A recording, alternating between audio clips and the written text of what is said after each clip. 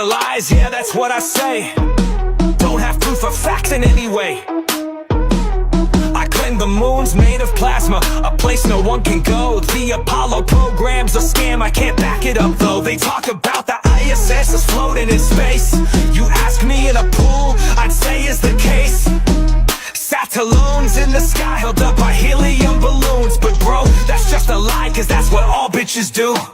NASA lies is something I'll never prove.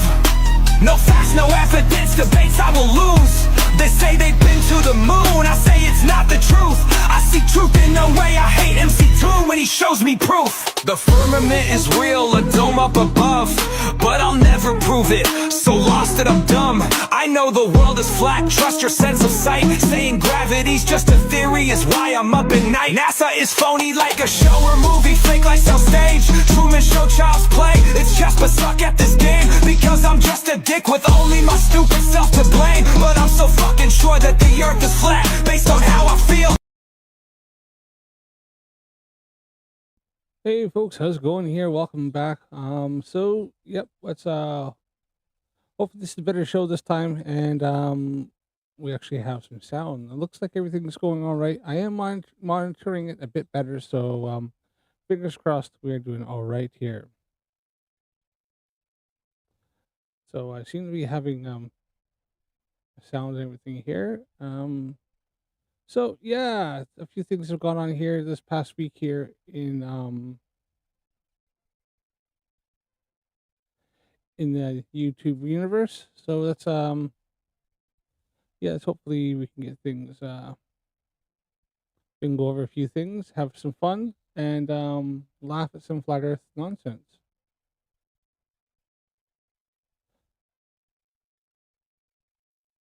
So the first thing I'm gonna do here is I want to go over a bit that my last stream in which I had no sound, and that is the Will Duffy versus Flatzoid and Steve from the UK. I'm the fellow who thought that Will Duffy should call him when Steve thought Will should call him instead of when when it's actually promised, because Steve is got really bad main character syndrome, and he's got a bit of a I think he's got a bit of narcissistic personality disorder, but hey, I'm not a psychologist. I don't know. So we will see here. I'm just going to see if we can get this to get the. Hope I can get that show up on there. And then I look at number 2.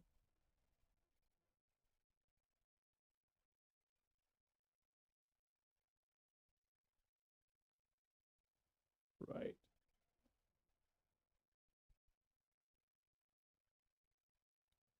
Just bear with me for a second here. There was something I forgot to do. I'm just trying to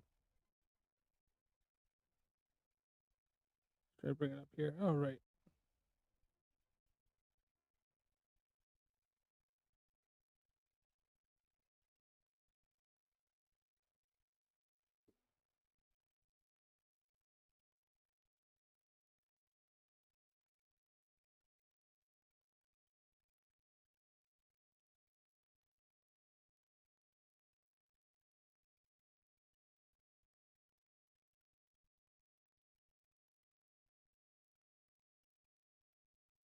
Okay. All right. Yeah, just 2 seconds here. Just almost have it.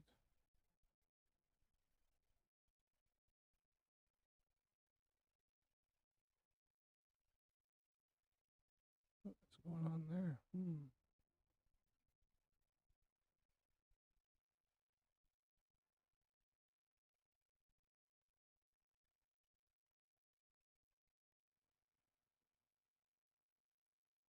That is not what I wanted.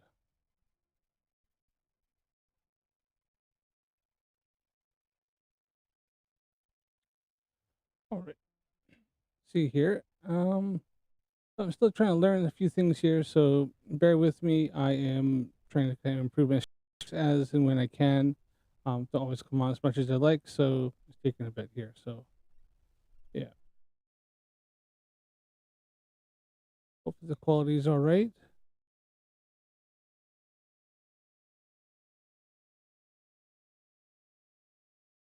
I'm not sure what's going on there, but we'll see.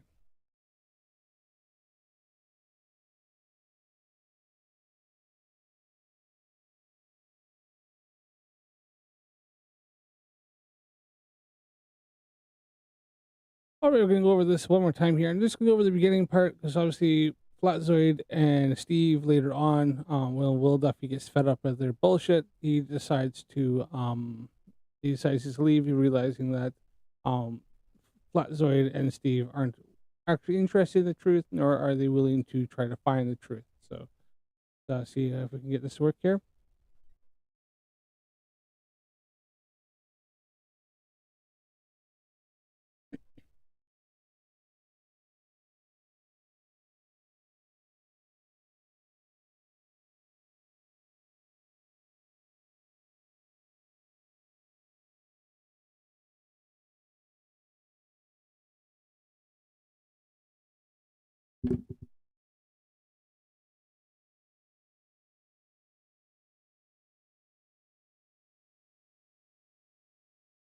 All right, so it seems to be having some problems getting some audio through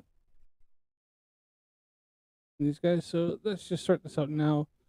So I'm trying to be a bit more proactive and watch and see what's going on here. So I'm not sure why that is not going through there. Here.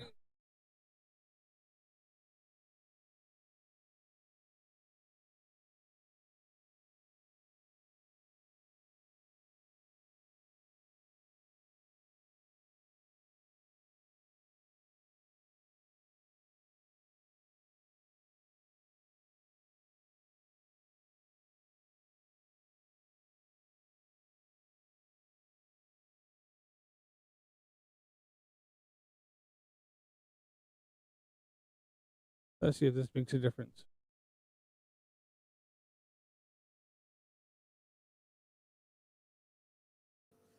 Yeah, but that's all I was trying to explain. Because you guys make answer, or is it? And I'm just There's only a ceremonial South Pole because it's a pole that they've placed at an arbitrary position. So I'm we very don't really- aware of the flat Earth position. I'm just saying that ceremonial South Pole that you're claiming is arbitrary. Where is it? in Antarctica. But where in Antarctica? Because you guys make answer.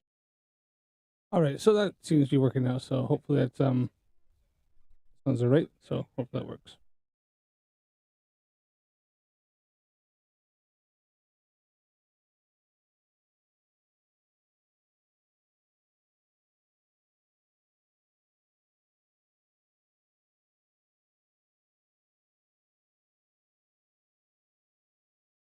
Antarctica so big. Yeah, but that's all I was trying to explain to you with when you're trying to use the Gleason's map, or when you we can do the Mercator map, it does the same thing because it stretches it out.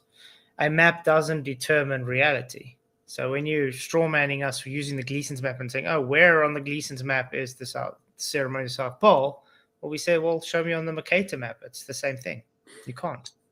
Okay, so what is 90 degrees south on a flat Earth? Just before I go to that thing, I think this is where Flatzoid isn't getting this whole idea, right? The Gleason's map is a projection of the globe, right? It is, in a way, it's a kind of a way of taking a spherical object, like my globe here, and we're going to open it up. This is like this. I'm going to unsole here. I'm going to pull it out, and I'm going to take all the stuffing on, and I'm going to flatten it down onto my table.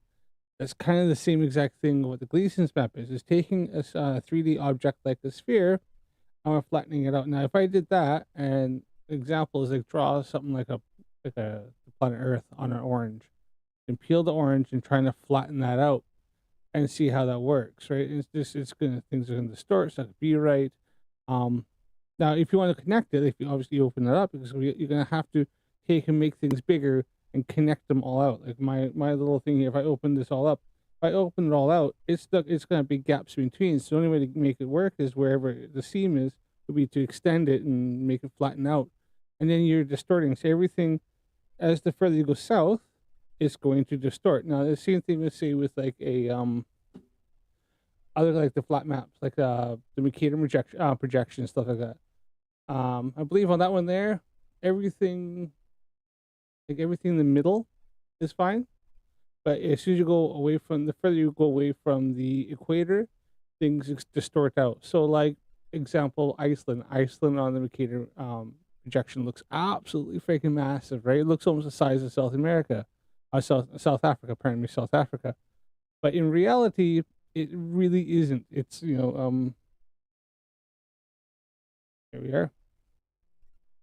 So this isn't for even the scale, but up here, okay, so you kind of got Iceland there, on Greenland there, so it's not even that very big. But on the McKinnon projection, it makes this look really massive there, right? And here's Africa here, but if you see it, it makes this landmass here look nearly the size of all of this over here, which doesn't work in reality, right? This is probably maybe a bit closer. This definitely is. It's a toy. It's not the scale. It's even Iceland's probably even right, but it gives you an idea of a 3D projection map. You know, something my wife got me to mess around with and play with, throw around. So, and a dog likes to chew on it sometimes. But, so that's where we're going with that. And that's the whole point that Flatzoid isn't getting, is that the flat Earth map, which is essentially the Gleason's map, Gleason's globe projection. Flat Earthers, on general, claim that is how our Earth looks, is the Gleason's map, mainly down to Robotham. Robotham, a few hundred years ago, 160 years ago or so, decided to come up with use the Gleason's map, which if you look into the when they filed for the filed it in the trademark, whatever, like office, you put on their globe projection, right? And that it's just a time chart, right? It's essentially just a fancy kind of clock that helps. It was designed to show children how time zones work, and around the globe, around the Earth. That was all it's for, right? It's a cool clock. Works well as a clock. But that was it. Now Robotham came along. He decided that, oh, this looks well, and instead of the Earth doing the sun going around on a flat map. Oh yeah. So originally, ancient civilizations knew that the sun did something like this. So let's say this is the Earth, that the sun did this, and some thought it went underneath, went like through a portal, went through tunnels, went underneath, come up, and that the whole Earth was dark, and come up, and then the sun rises up again, right? That's originally what the ancient civilizations thought. Flat Earthers like to refer to that, but that's just because mainly you had, like, you know, even when I lived in the UK, you get a lot of people here that you get local dialects, and people that never really leave the areas. So you gotta think, like, I go 20 minutes from my house, in the city, completely different accent, right? And even kind of they have even had different little ways of doing things, right? And even different kind of food. And that's because people kind of stayed in their areas, right? They only stayed within a few miles. So this is what they've seen. And before that, their parents seen it, grandparents seen it. They had generation after generation. They stayed in the same area, working a farm or living in the area, and we formed local dialects and stuff like that. And so this is what they seen. So they just knew they could see, you know, maybe 5 miles radius, and you can see the sun doing this, and they just went locally. Okay, you know, Earth must be sort of kind of flat. This before they knew about the Americas. They knew before they knew all about that stuff like that, and this is just kind of what they came up with, right? So they thought, you know, we're talking like back when, like, the Celtics and the Picts and stuff like that, and when they had like Vikings taking over and stuff like that. So that's just kind of what they had thought. Now we know better now, but when Robotham came around, the globe, the heliocentric globe, was already mainstream science. It had been proven demonstrably, empirically. You had Copernicus, then you had other scientists leading up, then you had James Bradley actually proved the heliocentric model. He also proved the speed of light, measured the speed of light, and he also was able to demonstrate and show the axial tilt of the Earth, and this was in the 1700s. And he was a astronomer in England. Now he kind of did it because the church wanted evidence. They knew Copernicus had come up with this, and they'd seen everything, and they knew the Earth orbited the sun. but they wanted, and they kind of had come up with that with demonstrations, but they wanted more proof. James Bradley was able to provide that proof using the aberration of stars. I have a video on this. Check my channel. That being said, these proof they knew this. Now Roth Bothman came along, and he went, no, the Earth is flat because blah blah blah. I put something down on this waterway, and I could see it, not accounting for atmospheric refraction, stuff like that. But he claimed that the Earth, instead of the sun doing this, going underneath, he claimed it was spun around above the top, right? So that's kind of where it all came about. And what Flat Earth is getting, and I know I'm kind of waffling on a bit, is the fact is that all those flat maps, including the one that Flat Earthers claim, don't work because the Earth is a sphere, and so you're always going to have things that you're always going to have distortions in some way. All right, let's move on. Away from north. It's, remember, the degrees south latitudes are just a grid system. Correct. And so 90 degrees south is very far from the North Pole, correct? Agreed. So it's very large. Mm-hmm. So you should have like an approximate longitude where that ceremonial South Pole is at 90 degrees south. Well, like I said, I'd say the closest from it would be South America. If you would like to travel to the ceremonial South Pole, it would be closer. Okay. So when people travel, I'm curious. I'm saying curious why the Flat Earth said it because he's from South Africa. I think, did he see South Africa or South America? Let's just check here. to the ceremonial South Pole would be closer. South America. If you would like to travel to the ceremonial South Pole, it would be closer. Okay. So when people travel to the ceremonial South Pole from All right, so he said South America and not South Africa. I think he said South Africa for some reason. Technically true. Not saying this is the scale, but obviously South America comes onto here. Africa's there. You have Australia, New Zealand. So obviously, I think it's the Magellan Strait is the closest part. So you got like Argentina, and this is where the final experiment, where Will Duffy is the one who funded it. This is where they took off from. They took off from here, and they flew down and just inland. They weren't on the coast. They were actually about 100 and so miles inland at about 80 degrees south latitude. So, they weren't quite at the pole, but pretty damn close. So at a place called Union Glacier, look it up if you want. Look up the final experiment. Quite interesting. Earthers and some Glovers went down there, and witnessed things that falsified the flat Earth and validated the globe. But all the flat Earthers, including Flat Earth, they're going nah, but they can't actually prove any of their claims. from your country, South Africa, how do they get there so quickly? Because they get there pretty quick. I'm not sure. Okay. But I know they go to Troll Station first. Okay. Well, it does refute flat Earth, by the way. Not really. But okay, anyway. Yes, it does. It completely does. So why it does that is because if you're traveling, use my little globe here again. If you're traveling from here, or here, how does that work? And anyway, let's say the flat Earth is right. South America is closest to this South Pole, right? The geological South Pole. Now, technically, it kind of is because the point comes down here, right? So, yeah. But how come they can travel from here, travel all the way down?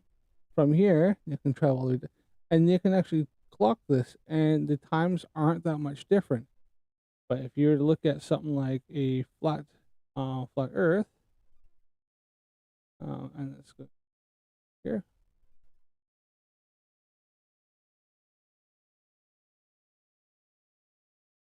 Take that over.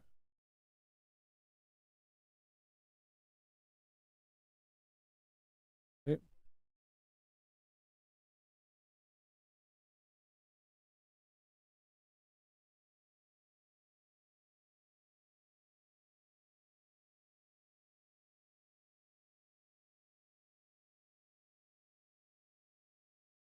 And I showed this last time, but I'm gonna show it again here. Because I'm kind of redoing this part of the stream. Actually, making it a bit longer. I do apologize if I am. So let's just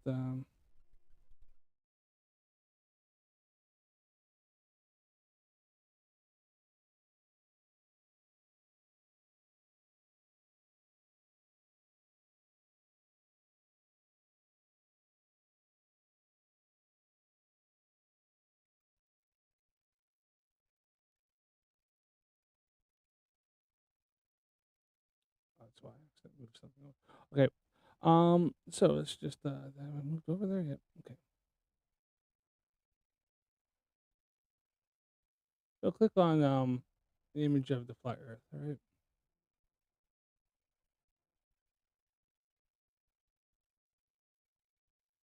So like as Will Duffy was pointing out, right? You have over here you got South Africa, South America, into Argentina and down into here, right? Chile, all that down the bottom there. You have Australia over here. You got New Zealand here. Now, let's just say something like Flatzoid's right. Just move something here so I can see my screen.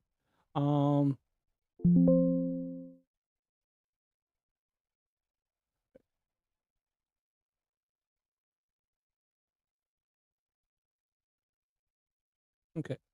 Let's just get back to that. Okay, there we are. So Flatzoid said that South America down here is closest to the South Pole, right? So that's going to be in this area here where my mouse is, right? So my mouse is right there.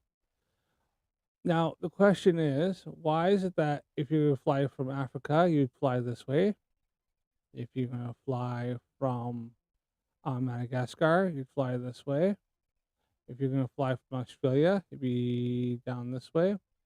From New Zealand, you'd fly that way.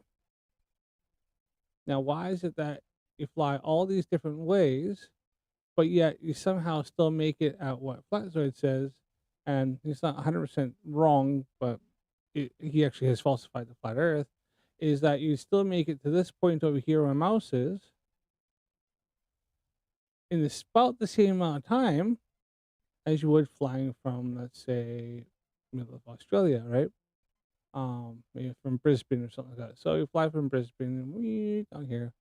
You fly this way to go down to this the South Pole, and there is something the Scott Station is down there. In the beginning of it, but and there is a ceremonial South Pole, which is slightly off of the geographic South Pole, and that's because the ceremonial South Pole, because of how the ice shifts and the ice moves a little bit, it does move a tiny bit, so it's not always quite on, but it's very very close. And we can look that up, but it's not hard. Now, see, even from New Zealand, you can fly takes a little less time to get to the South Pole than it does from Australia. But he's flying this way. So how is it can fly that way? It takes less time to fly from Australia. And it's about the same amount of time as it takes to fly from South America. And it takes the same amount of time as it is to fly from South Africa. Now, Flatzoid claims it doesn't falsify a flat Earth, because he's too stupid to realize it 100% fucking does. He's an idiot. This is what happens, people, when you get your information from a body shop painter. And, you know, his job is to mix paint and go, tss, tss, tss, tss. How do I know? Because I worked in a body shop for a while, and I worked on the prep. I prepped and did everything right, took all the bits off of a vehicle, getting it ready for the painter. The painter couldn't, the painter I worked for is actually half decent. He knew his stuff pretty well. But even then, I was hired because I have a licensed mechanic. And I was going up in the ranks and needed a job. And my job is because I knew how to take the vehicles apart and I could put them back together and know the bits, right? That was my job. He was good at going and mixing some paint. that was his job. This he did it very well. And really, it's not that hard of a job. You do that, paint all over, make sure to get it right, nice even coat, right? It's a repetitive job. Throw the freaking thing on. It's in a big, massive oven, essentially. Go take off, go have a smoke, go chill out for a bit, set your timer, go back, turn it off. It is quite a hot environment, right? It's not the best, mask, all that stuff like that.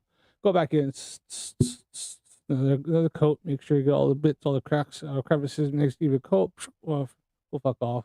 Stick the oven on, go back for a bit. Okay, yeah, okay, cool. Right. Stick it back to the prepper. The guy puts all the stuff back together, kicks it out, right? All good, right? Not a freaking overly complicated job, right? Body shopmen, they do a good job. They know the shit. Some are really, really good. Where I live, we got guys that actually can do all that plus more, and they are paid very well. North America, I don't know about South Africa. North America, body shop is body shop. They're, yeah. I'm not going to diss them, right? They can do things they can do. I can weld. That's part of the training in North America, where I'm from, where I first trained, but as a mechanic, not where I live now. But I digress. But yeah, he's a painter. So that's what he does. And as far as I know, he's out of a job right now. So not only is he a body shop painter, a car painter and paints cars, thinks he knows more about science, but he's an unemployed one. Perhaps you need to think about that for a bit. All right.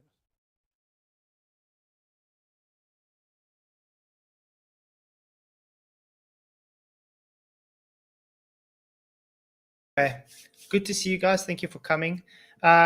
Duffy, is it okay if we ask you to open up this in prayer? Because we're not here to attack or anything. We just want to ask some questions and hopefully, do this on the right way, if that's okay. Dear, I need to hurry this up. Okay, you know what I'm going to do? Just real quick here. I know Duffy's going to do this like this. I'm going to speed this up just a tiny bit because I don't want to be here all bloody night. So we're going to... And Steve, he talks so slow. So we'll try this. See 1.5, see how well it works.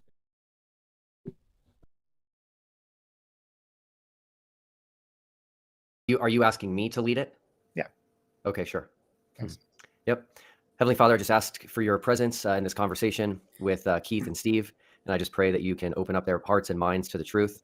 I don't know exactly why they are so closed off to the truth of your creation and reality, but I just pray that you can work on them and work on those around them so that they can see the truth and move on in their lives. We pray this all in Jesus' name. Amen. Amen. I was a bit savage of Will Duffy, but it's a good prayer. I think it's a good prayer, right? It really is. It sounds kind of heartfelt to me. And you just want to open their minds because he realizes that they have been indoctrinated by a cult that believes that tries to discredit and turns back on all the advancements and science and everything we've done as a species, human species, for the last 2,000 years.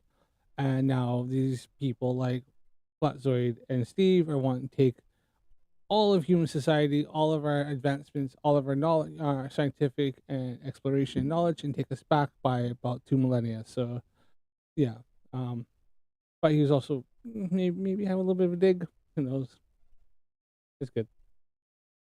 Thank you. Okay, so I think the way to start is that Steve's also got first. He's going to ask you a few things and show it off, and then if you want to answer, it'd be great, and then we'll move on from there. Sure. Hi, Will. Long time no speak. Good to see you. Yeah. Okay, buddy. Well, I got to hear about 15 minutes before because just wanted to sort of have a chat with Flats, and if you'd been here, that would have been fine. What I thought would be to have, because I've got a couple of fundamental questions to ask you and TFE, and maybe Flats has as well, and maybe you've got some questions to ask us. But I thought maybe we could start off, say like I have 5 minutes to put why I'm here, and then you can come back and have 5 minutes or whatever, and then we can get into a discussion. Does that sound reasonable? Yes. Okay.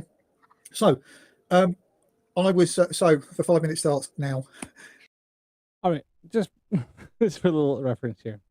Now this is 5 minutes starts now, and like you just note the time says 4 minutes and 1 second to the bottom here. Note this now. He says 5 minutes. This is Steve to a freaking T. Main character syndrome and narcissism to the freaking extreme. Watch and you'll see what I mean. So I was happy in my Flat Earth retirement until TFE came along, and Will Duffy sat before me now, put out a call to say if any flat earthers Don't got anything forget, they I want got this to at 1.5. bring to the table that I haven't heard before, says Will.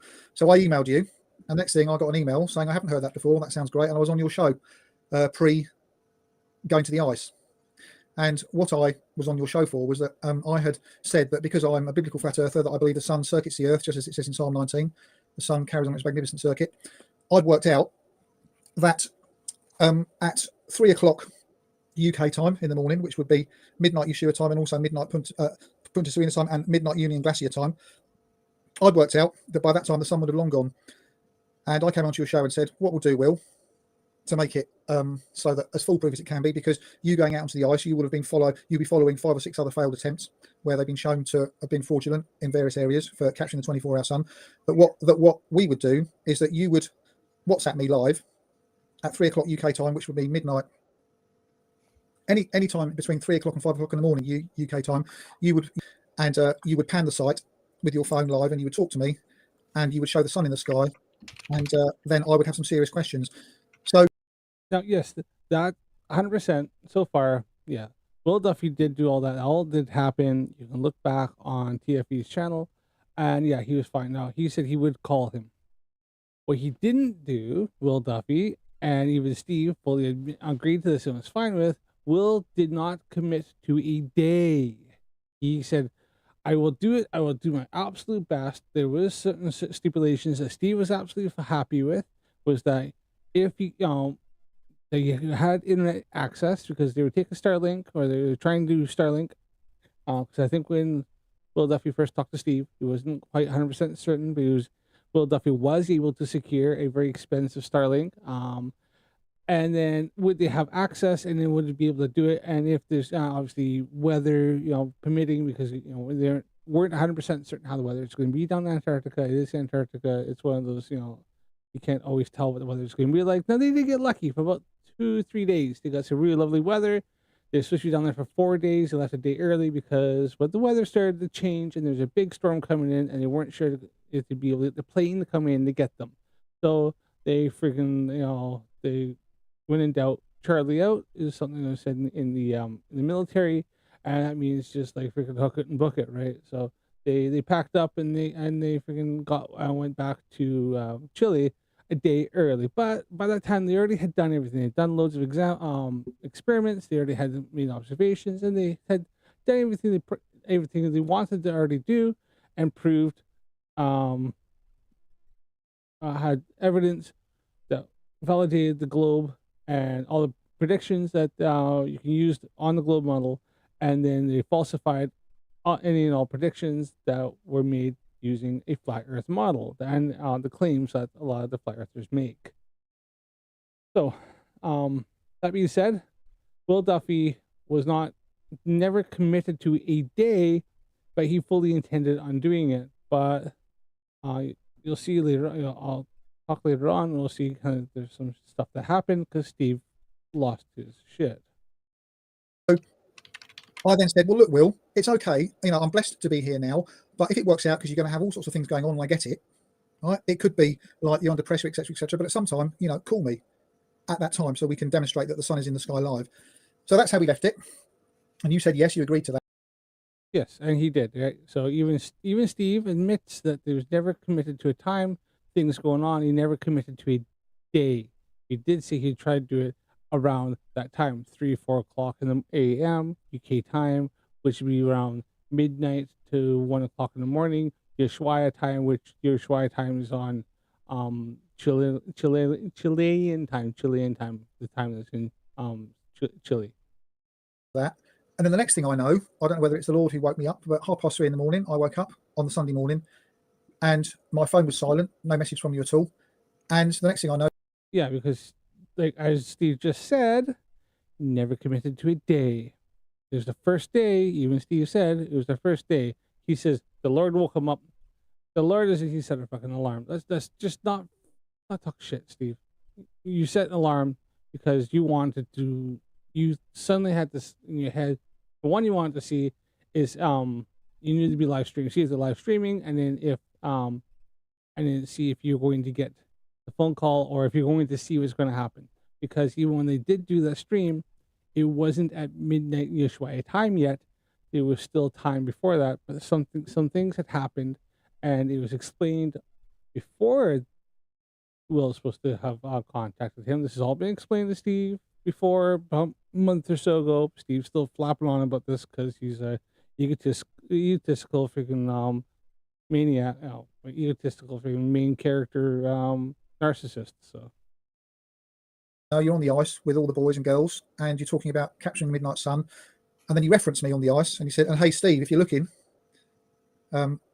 Steve had this thing about time zones, but we're here now, and look, we've captured the midnight sun." And my issue was never about time zones per se. My issue was about knowing that if the sun circuits the Earth, that if you were to phone me at that time live, we would be able to see whether or not the sun was live in the sky. So anyway, so you did.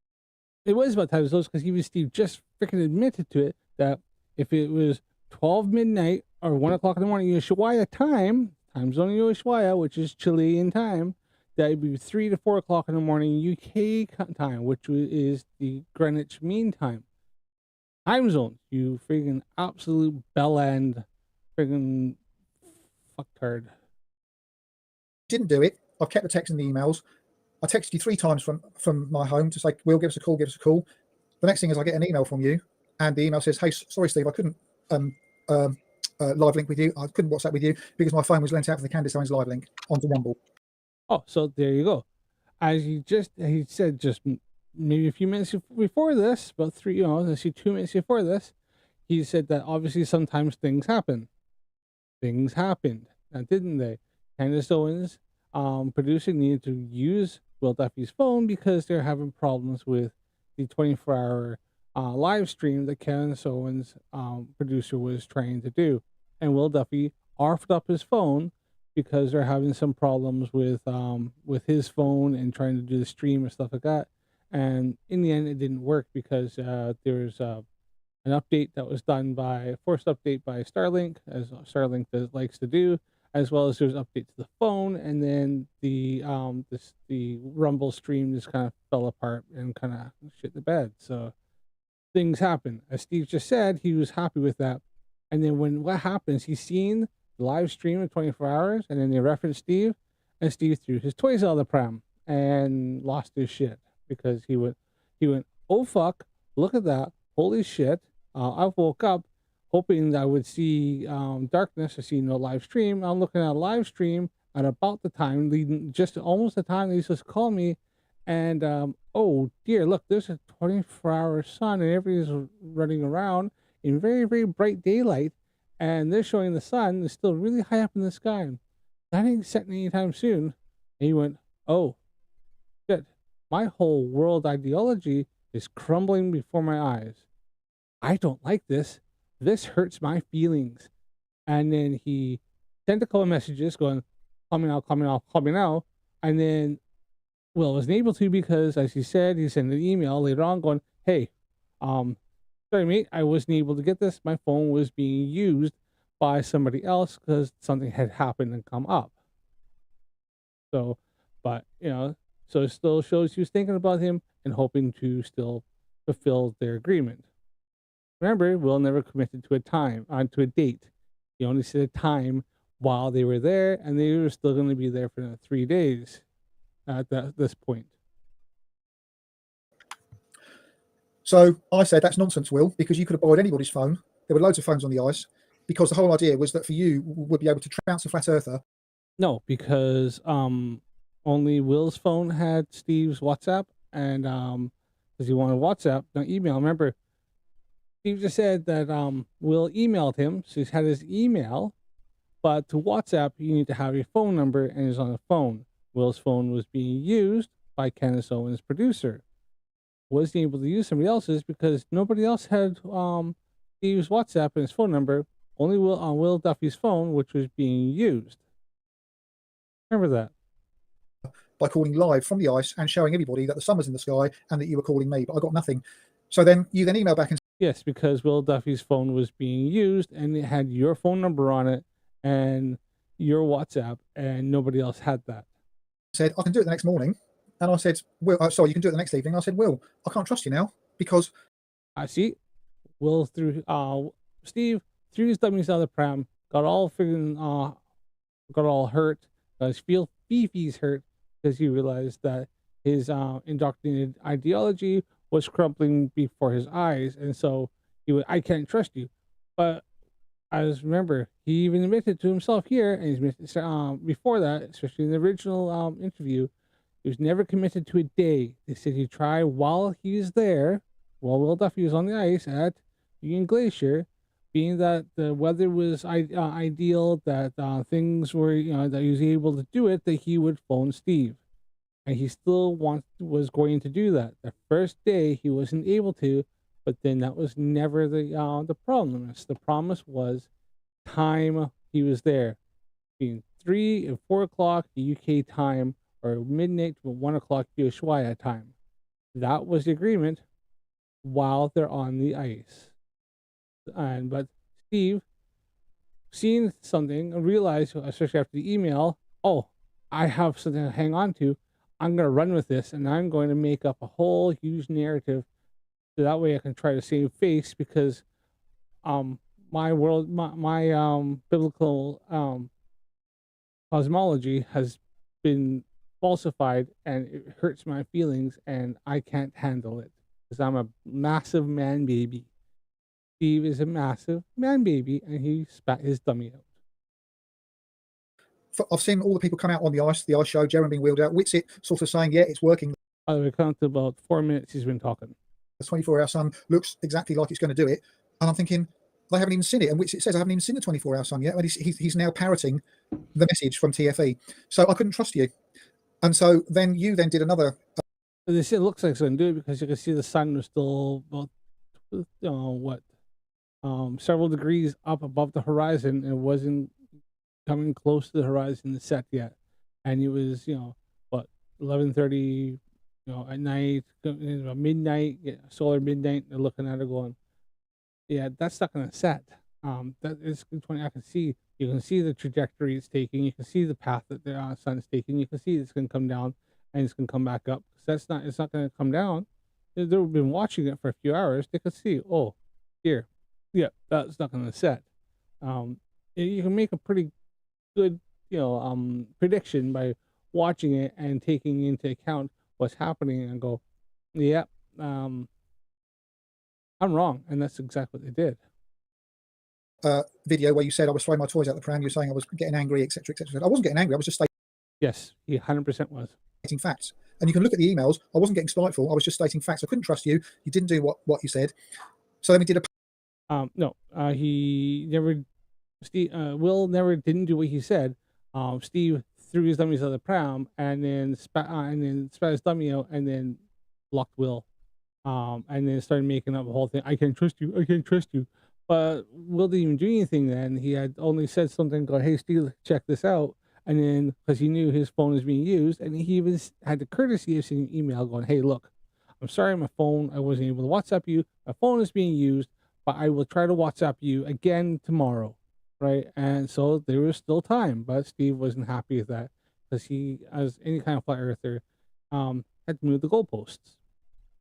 Post, you then got back. We then did a post video, and in the post video I raised some issues that suddenly brought all six boys of TFE into the room. It was 6 against 1 at one point, 7 against 1 at one point, which I found pretty daunting, but that's okay.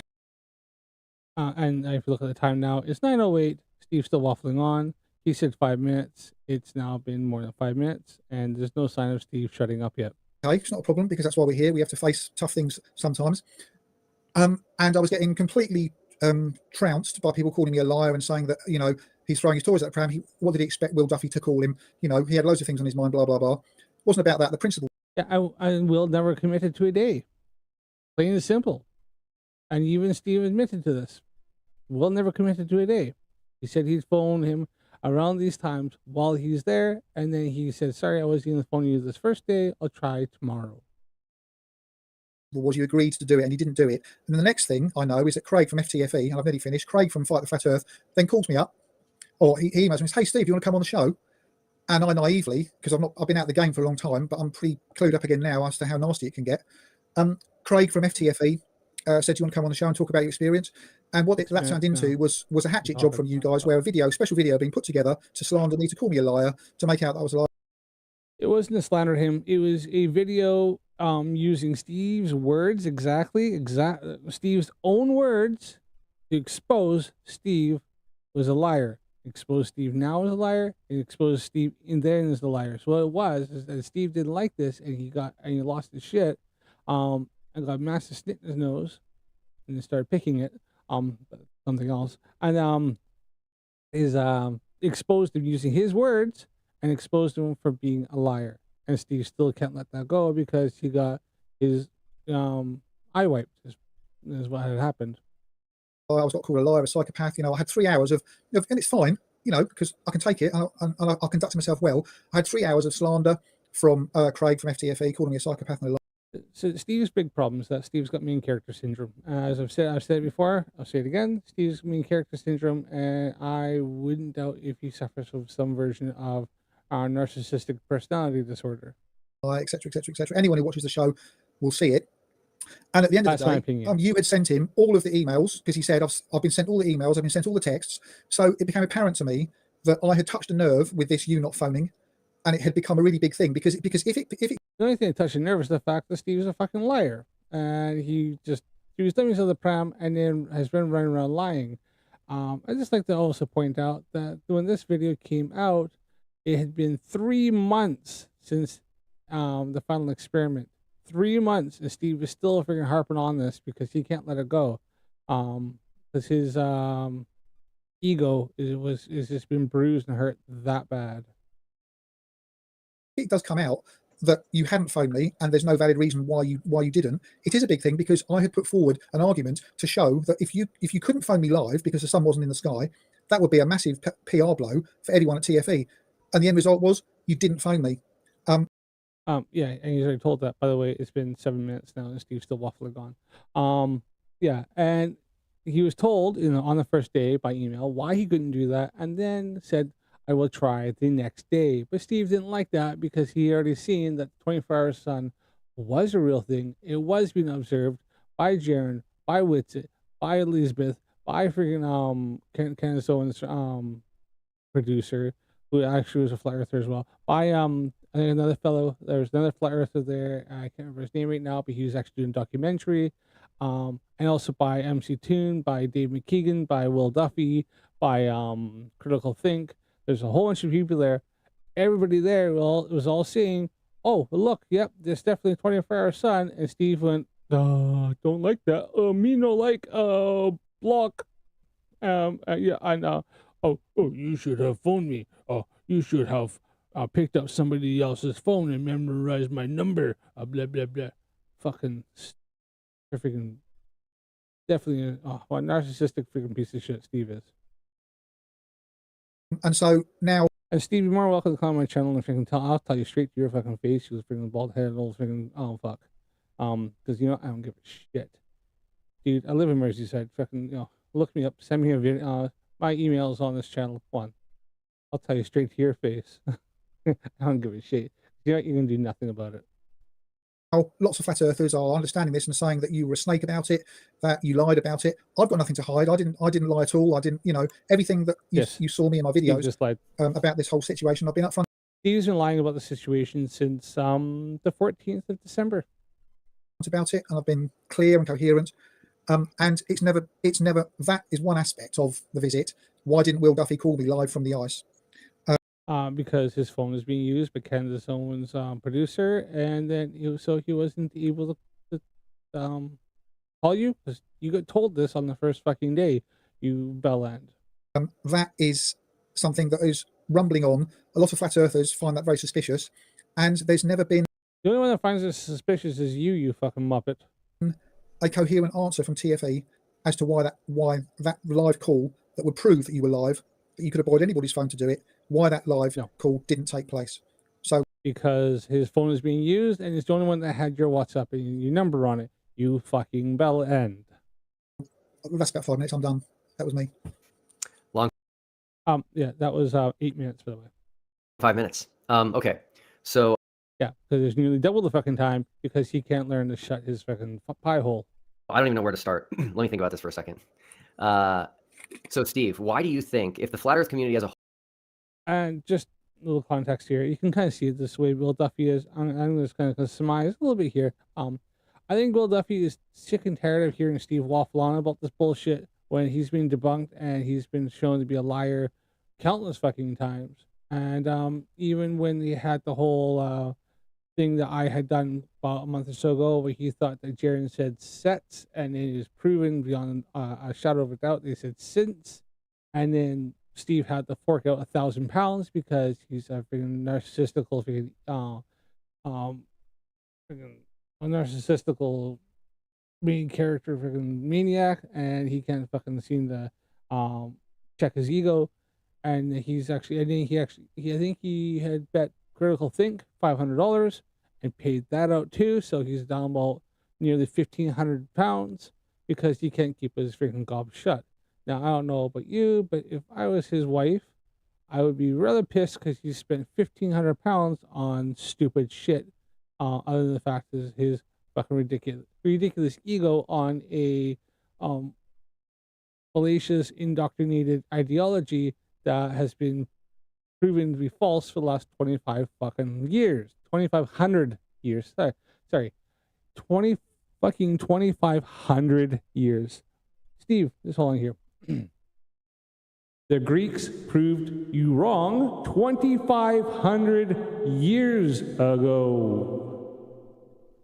And since then, everything that Flat Earthers say has been proven wrong over and over and over and over and over again.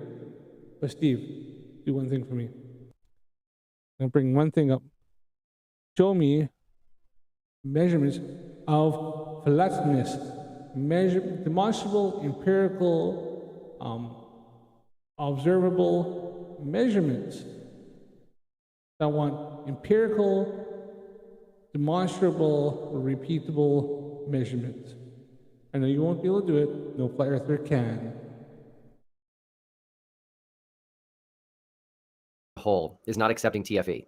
Why would they, and we live streamed multiple times, why would they accept a call to you, some guy they don't know? Why would they accept a call to you as valid? Therefore, TFE is good and fine and right, but they don't accept the live streaming and the interaction we did with hundreds of other people. Explain that.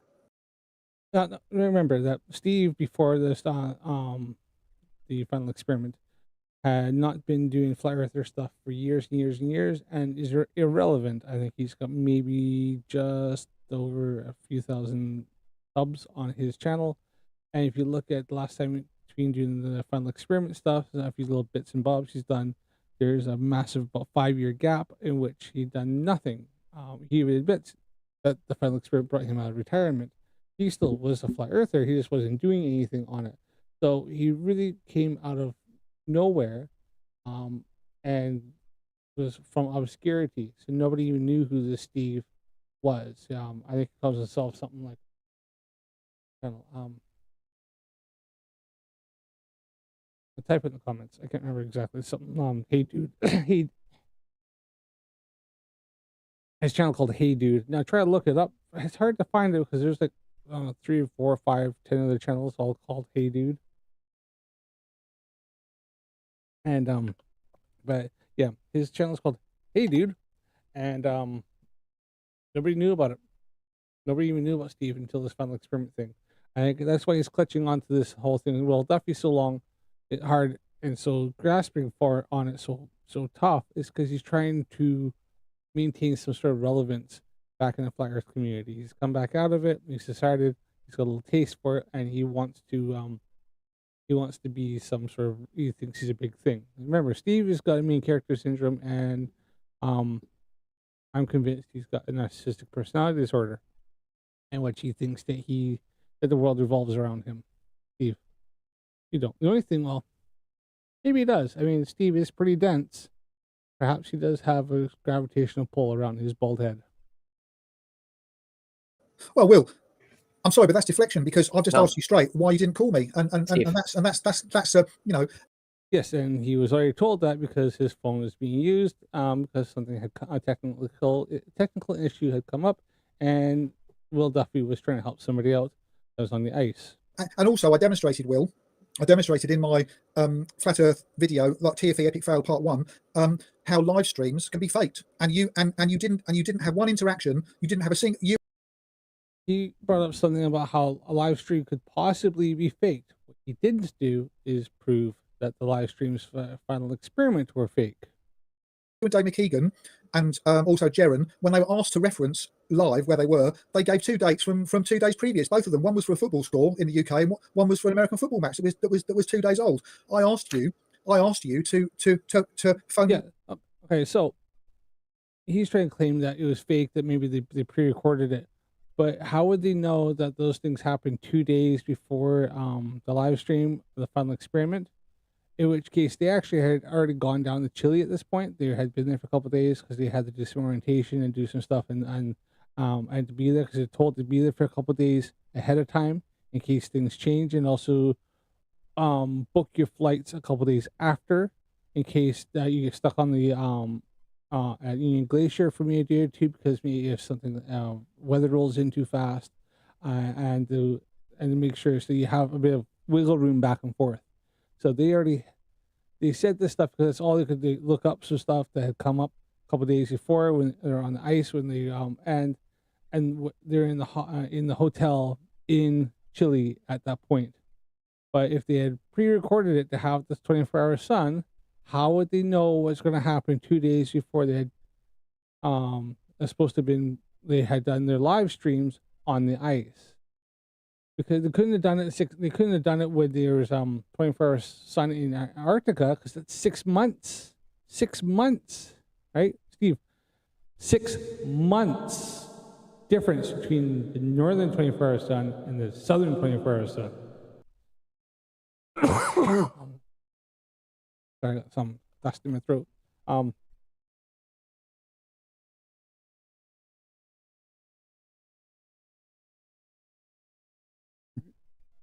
So, how would they have known those scores only 2 days before they're supposed to be on the ice if they had somehow pre-recorded this and they think faked live streams 6 months before they went down?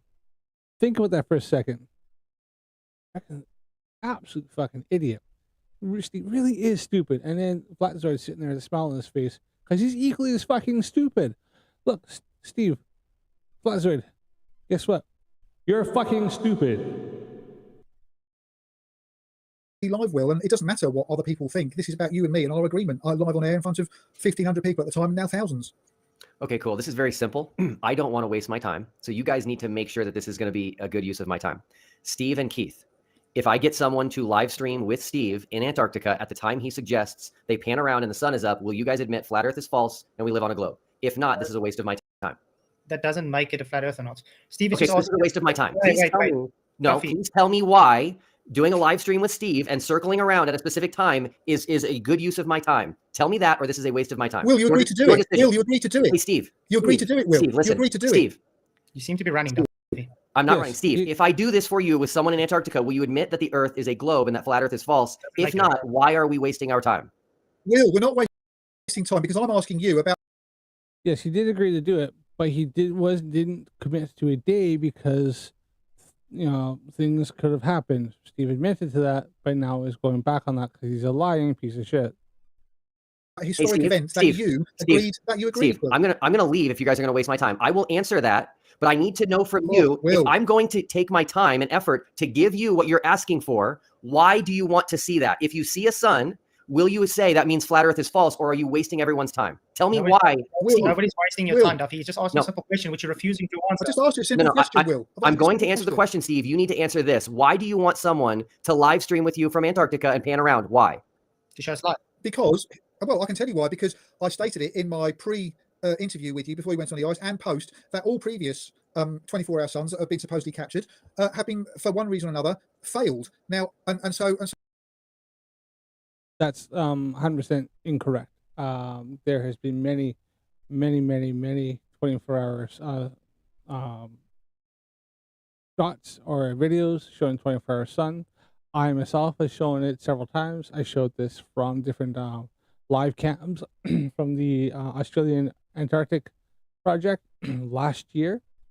I showed it live stream cameras. They do like time lapse over like the 3 days. I showed this a month before the final experiment because I showed it from stuff that was done in November. Live stream videos of different stations from that anybody can look it up. And then I actually showed it closer to the final experiment at different stations that the Australian government has in Antarctica. They have live streams. You can watch the live stream going on. It updates every 10 minutes or so. And then they also have a time lapse for previous 3 days. And you can see the shadows doing 20 circles around. And you can also watch the sun going past. And there's actually a few different things like that. So not a single flat earther has ever been able to falsify any of those videos I've put up, as well as there are other ones. I can even show you something.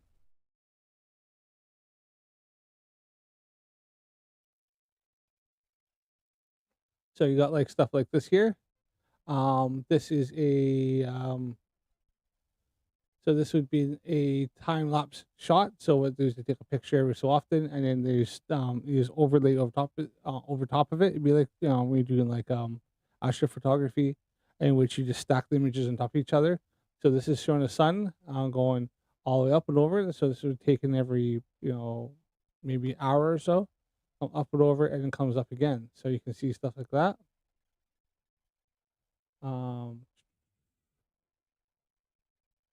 There's that shot there. There's no one here. We got ESA 24 hours in Antarctica, right? So that's the European Space Agency. I know flat earthers don't like that, but guess what? It exists and they do show stuff. Corey, why does 24-hour sun? 24-hour sun is a video here, time lapse. When was this one done? This was done February 23rd, 2025. Right, Matty Jordan. We can do India Today, Daily Mail. There's even there's New York Post talking about it there. That's actually a final experiment. You can do, there's ones that were done in 2015 by a fella. I have on my TikTok.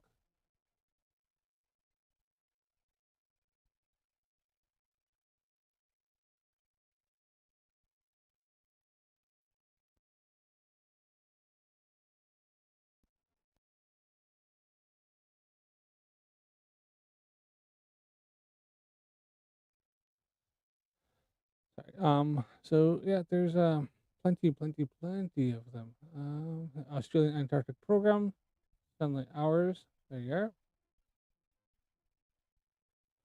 You can look up this. They have a web page. This is what I've used several times. I won't show it right now, but going when 24 suns in Antarctica, you can 100% see it.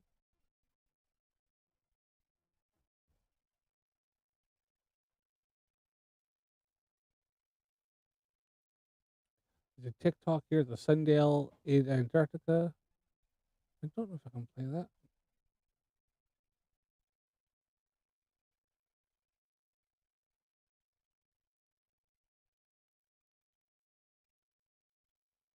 Give me a minute here.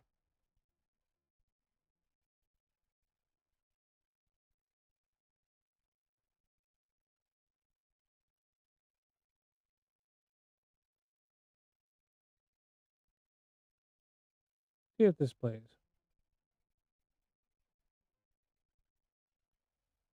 So it's 1954. It's pretty accurate. Thanks to Antarctic sun. It's pretty easy to tell the time. Now this what happens. This is 24 on. This is the obviously a solar. So that yeah, the year I don't know. It's gonna go back up. Nope, not work. Okay. So if you're looking at that, let's get off this. I don't have stuff like on me. So sundial, and what this will do, and this only happens at the North Pole and South Pole, is that this will just fly around here, and that's why it's like that. It's very easy to use this in the Arctic and Antarctica. You can lay these flat down.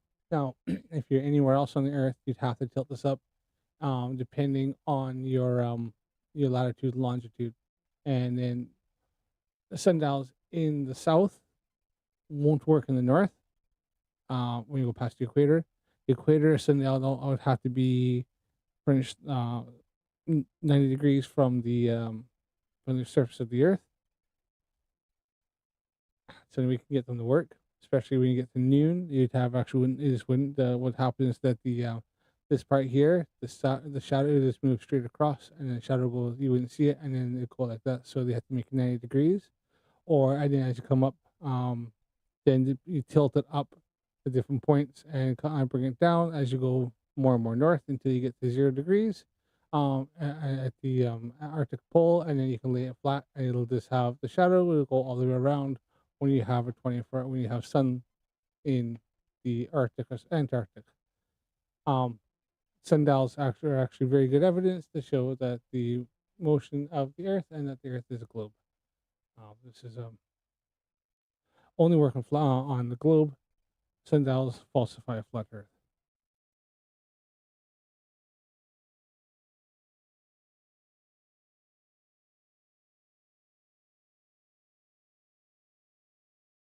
So it was agreed, and you've said throughout your... Steve, you're not answering. and Steve, also why Dave- do you want someone to No, live no, stream with you? Will, I am answering. Dave McKeegan said in one of his live streams, he said, or in one of his videos, never before have we had to pay so much attention to make sure that what we're carrying out is not fraudulent. Now, he said that in one of his streams, and that was because so many people are watching this because it's got such a lot of broken glass Steve, history. So TFE went out there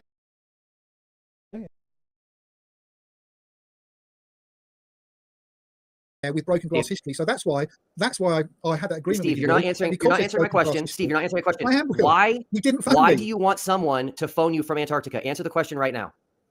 Okay, I want someone to phone me from Antarctica. I wanted you to phone me from Antarctica, Will, because I'd worked out that because the sun circuits the Earth, that the sun would have long gone from Union Glacier when you were supposed to call me, and you didn't call me, and that's because the sun had long gone. As far as Now, what you're trying to do is pin him down to say, why did you want to call? Because to see would he accept the evidence. What's the point in, even if Will Duffy had called him, if Steve was just going to hand wave away the fact that the 24 hours that the sun is still above him at 1 o'clock in the morning and not even close to setting? And if, what's the point if that he was just going to gish gallop a walk and run away from it and just not and just continue on, right? It sounds like, because Will Duffy knows somebody who's at Antarctica right now at the southern pole, and could probably get somebody to live stream. But if Steve's not going to accept it as any kind of evidence, and he's just going to move the goalpost or hand wave it away, then what's the point in going through all that effort if Steve's not going to accept it anyways? He's just going to stay in his little cognitive dissonance and keep his little keep his mind shut and keep his indoctrination. And so, what's the point? Steve, okay, so why do you, so you want someone to live stream with you because you believe there'll be no sun visible in the sky. Is that correct? No. Will, Keith, stop. Hold on. Steve, is that why you want someone to live stream with you, is to show that there's no sun in the sky? No, Duffy. Will, I've asked you, why didn't you Hey, live Steve, stream? you're not answering my question. You're not Why answering him. do you want someone to live stream with you from Antarctica? Why? What someone you? Because it would demonstrate that. He's already explained to him several fucking times why he couldn't do it. Steve just doesn't want to accept the answers because it hurts his feelings. There was a sun in the sky, and it was also demonstrate there was no jiggery pokery, because I asked you specifically to get your mobile, Will, and pan right around the site. Okay. And so instead of doing that, you then referenced me on the ice. Hey, Steve, So you stop, obviously had stop me in talking mind about the when you were past. talking. But Will, this is Steve, about the Steve, past. what matters? This is about what What happened. matters is actions. Okay, I am right now committing to do something for you. If it's not a waste of my time, I will get someone in Antarctica to live stream with you if you tell me what it will prove if the sun is in the sky. What will that prove, Steve? Well, Will, Answer the question, Steve. first of all, Answer the question, Steve. If someone live streams with you in Antarctica at the time you suggest, what will that prove to you? Tell me right now. that would have proved that the sun would have been in the sky. Or it Okay, wouldn't and have been, why as far is as that I'm concerned, important in this whole debate over the shape of the Earth? Why is that important, Steve? Because Will, the Bible specifically says that the sun circuits the Okay, earth. perfect. And therefore what? Therefore, because the sun circuits the whole earth and doesn't circuit what you call the fake continent of Antarctica. That's a very good point there. Just had up on the super chat. It said that Will, you wasting your time because Steve's not gonna fucking listen to him anyways. They're not interested in the truth. They're not interested in actually seeing evidence. They just want to stay in their own little echo chambers and stay with their indoctrinated ideologies. and run around going la la la la la, no, flat Earth, Earth flat, Earth flat. Because Steve wants to still be the main character and wants to keep his narcissistic ideologies going.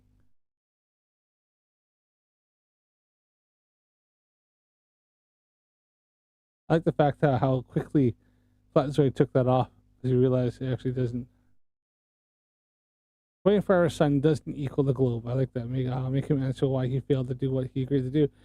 He didn't actually fail. He failed because Steve blocked him and blocked his number, and that was already proven when MC Toon showed seen it and actually showed the screenshot from the thing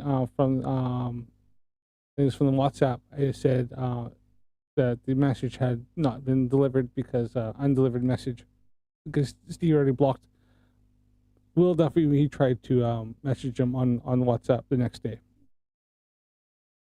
I'd worked out that the sun would have long gone, and there would be the albedo effect, which is the absence of sun, but there is light because of residual light, and also because of the glare of the ice. But there would be no sun Perfect. in the sky, and I'd worked that out, and that's why I contacted Okay, great. you. So Steve, when someone does what you're asking, which I can arrange, and the sun is in the sky, will you admit you're wrong? Right, Will. Right, you're asking this. This is we're talking about historically why you behave the way you behave. So listen, Steve, this is very important. You are asking for something specifically. If I give it to you in the future, will you admit you're wrong about the shape of the Earth? Well, you've already asked me that question. Yes or no, you? Steve? You asked me that live Steve, yes or no? twice. And now Will's trying to pin Steve down because he wants to say, look, I can get you what you want, but is it going to make a difference? Are you going to admit you're wrong? Or are you just going to keep going what you're doing? Because if he's going to keep doing what he's going to do, then what's the fucking point in trying to give Steve what he wants? What he's showing is doesn't actually want it. He doesn't want to see the evidence. He doesn't want to see the 24-hour sun. He doesn't want to see it when he says, oh, show it to me on, I don't know, show it to me on November 29th, 2025. I want at 3 o'clock UK time. I want somebody to phone me. Right? He doesn't want that because he knows that he's already seen it. He's already seen that if he sees that, it's going to falsify his worldview, his indoctrinated his ideologies. He knows it's already going to falsify. He's seen it's going to be falsified. It's already been falsified. He doesn't want to be pinned down to say, if somebody gives me exactly what I want and personally phones me and shows me the thing that I already know that happens that will falsify my worldview, then I'm gonna have to admit that my worldview is wrong. And Steve doesn't want that. So he's already seen it. He knows it's there. It's already there. It's been proven to him. Proven. Just that he's trying to grasp onto the fact is that he didn't get a phone call when he wanted it, when he thinks he should have had it, even though it was never promised to him in any way, shape, or form. He was only said that I could phone you at some point at this time, one of the days when we're down there. And now Steve changed it, moved the goalpost while Will was actually down in Antarctica without Will's knowledge. What? Hang on, Will. Can I interject? Because the thing is, Steve is not under cross-examination. Steve asked you a question, which you're refusing to answer him, and now you're trying to. Now you're talking me. Can you just wait 2 seconds so I can make my statement? Yeah, go ahead. The thing is, Steve asked you a very simple question, okay?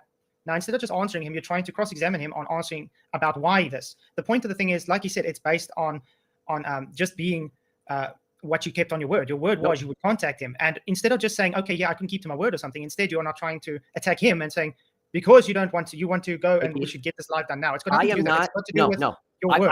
I will talk about the past. I have a theory, Keith, that you guys do not care about proving the shape of the Earth. You don't care. You guys 100% spot on. Will's already gone to them. They don't care. They don't want to know the truth. They don't want to have the proof. They don't want it. They want to stay in their own little fantasy world. That's what they want. Unwilling. No, you guys are unwilling. You guys are unwilling to do anything that would prove the Earth is flat. You're unwilling to do anything. The only thing you guys are willing to do. Duffy. Yeah, no, it isn't. And neither one of these guys have done anything to prove the Earth is flat. There's not a single one. Have I ever seen that Flatzoid or Steve from UK has done anything to prove the flat Earth? They've not a single experiment, not a single observation, not a single measurement, nothing. I've only been in this game for 2 years, and I've done far more than either one of these. Steve, I think Flat's always been doing this for, I don't know, 8 or 9 years. Steve was doing it for a while, and I think Steve actually was retired and was out of Flat Earth longer than I've been in it, and I've done more work than Steve has. The only thing you guys are willing to do is sit in your houses and live stream with other flat earthers. That's it. Go back and look in history. No, stop. This is 100%. That's all that Flatzoid likes to do, and then Steve likes to come on here and then pretend like he's the main character. important. Keith and Steve, do you guys want me to help you do something that you think will prove flat Earth and disprove the globe? Yes or no? The Earth is already proven flat. Yes or no? We just want you to. The Earth is not proven flat. There's not a single scrap of evidence. Anytime any flat earther has ever done any kind of legitimate or half thought out experiment, they've falsified the flat Earth and validated the globe. Thanks, Bob. Answer questions because I'm going to answer them. Very dishonest. No, That's no. why we ask. Why do you think Jaren's no longer a flat earther? When he did the whole beyond the curve thing and his experiment, you know, the whole like, hold the light above your head. Oh, we can't see it. Hold it up. And, you know, because at 14 feet, you should see it. The Earth is flat. Oh, can't see it. Hold it up. 17 feet. Oh, and that'll prove the curvature. And then see it. And then Bob Nadell, when he said we're going to get the string laser gyroscope for $20,000 and show the Earth doesn't rotate, and then they got it and showed the Earth rotated and didn't like the results, so they put it in a zero Gauss chamber because they thought somehow the sky influenced the device, and then still proves that the Earth was, and then it still got 15 degrees per hour drift, so they're going to put it in something else, and it still detected 15 degrees per hour drift, and then I think they tried to take it to the top of a mountain, and then never showed the results, but proved it changed somehow, but never actually proved it because they still got 15 degrees per hour drift. So yeah, anytime anybody's done that, all they've ever done is proven the globe. So and that's been done countless times. Flat earthers go to, like, they claim the Chicago skyline proves the Earth is flat, except for they don't take into account that the guy who took that picture was 160 feet in altitude up, and you could only see half of the tallest buildings in Chicago and couldn't see all the lower buildings. So yeah, which conforms to the curvature of the globe and atmospheric refraction, because, you know, we do have an atmosphere. Asking these questions live Keith because we and want Steve, you to I'm just going be to honest answer. for No. once and just answer the question. The Earth is All right. flat. I'm out. I'm out. Last chance. Do you guys want me to help you show the world that the flat is true and the globe is false? Do you want me to do that or not? If you want to, it's already been shown flat, but go ahead. How are you going to do this? So that you're proving my point. You don't want me to. See, I just this said, go whole ahead, thing- but how are you going to do this? It's already done. I'm going to give Steve the live stream that he asked for. Let's stop worrying about the past and let's do what you guys are saying right now would prove something to you, because guess what? I can arrange it. So are we going to? Yeah, Roger Ledwell says he's I like this little comment here. I've been following a little bit of this. Roger Ledwell says, I'm going this year, Duffy. We don't need you. Roger Ledwell has raised $140. He needs $30,000. So Roger thinks he's going this year, but he's got what? He's got 1/300th of what he needs. So Roger, you stay all you like, buddy, but fucking lad, you're well off even getting close to that. 140 some dollars in your GoFundMe, and you need at least $30,000, and that's not including all the equipment you need to go buy yourself. Like, you know, you need to make sure you have, you know, the different clothing, different there's like a list of different items you need to have to make sure you can go there, or else they won't even let you go because it's just safety concerns, right? As well as make sure your passport and everything's in order, because, well, you don't need so much a passport to go from Chile to Union Glacier, because that's still kind of part of Chile in a way, like Chilean territory. But you do kind of need one to get to Chile, right? You still need a passport. I know flat earthers go the whole thing, and you need some sort of documentation to go to Antarctica. Not so much, but you certainly need documentation to leave your country and go into any other country. I know they try to think that because you might need some sort of something depending what country you're from to go into Antarctica, and that proves Antarctica isn't real. But for anybody to leave your country and go into any country around the world, you need visas or documentation, like travel visa, depending on what country you're going to, right? If I wanted to go to, I don't know, Russia and go see the Kremlin, I would probably sometimes not only use my passport, but actually I'd have to apply for a sort of like a visa to say where I'm going, how long am I going to be there, what do I intend to do, when do I intend to leave, and then and you have to show that just to enter the country, or else they go, nope, go back, and they throw you in a plane and they send you back to where you came from. Depending on the country, some countries aren't like that, some countries are. Do your research. I know flat earthers are hurts to hear this, but you actually need to do real proper research. Going to focus on the past, or are we going to focus on giving you guys what you want? Steve, do you want someone to live stream with you in Antarctica? Yeah, Roger Ledwell, you're not going to Antarctica, mate. No, nobody believes you, so just stop lying. Antarctica, yes or no? Will, we are live streaming Steve, now. do you want someone to live stream with you from Antarctica, yes or no? Steve, do you want someone to live stream with you from Antarctica, yes or no?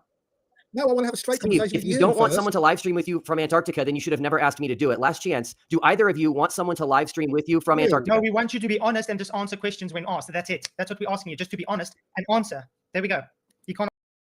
And that's about it. See, what it is that Will Duffy was sick and tired of Steve for the last 3 months. He's been yapping on about this thing, and when he gets exposed, he just gnaws it, has a Flerf reset, and then he just kind of, waffles on, and then he keeps bringing this up because he doesn't want the truth. Steve isn't interested in the truth at all. He doesn't want it because he knows he's already seen that his whole perspective of the earth is wrong. It's been falsified, and he's tried to ignore it. So he's trying to make up anything he can to change in his mind to convince himself that this is fake, that it has to be fake. It has to be fake because God and the Bible and his interpretation of the Bible, his interpretation of the Goat Herder's Guide to the Galaxy has to be right. Even though there are many other scholars who would think that Steve's wrong, he thinks he has to be right because he's somehow come to this delusional fantasy thing that the earth has to be some sort of dirt pizza covered by a salad bowl, and that's what makes him feel special. See, like I said, Steve he's a main character syndrome with a narcissistic personality disorder, and he needs to be fed this thing where he feels like he's the most important person in the universe, and that's what makes Steve happy, which is fine. I don't give a shit, right? If that's what freaking helps him, freaking floats his boat and gets him off at night, have at it. What I don't like is him running around trying to claim that everybody else is wrong when he's empirically been proven wrong so many times. I've lost count. I don't care to count. One answer, guys. Wow. That shows.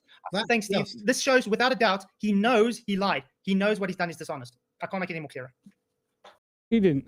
Both these guys, Flat proven liar. Steve, proven liar. They've both been exposed so many times by so many people that it's just ridiculous for them to even sit here and do this. So, but let's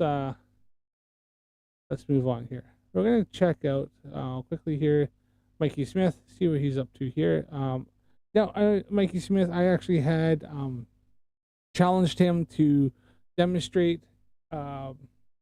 his observations of certain planets. And these are, I did a video where I showed observations I had done.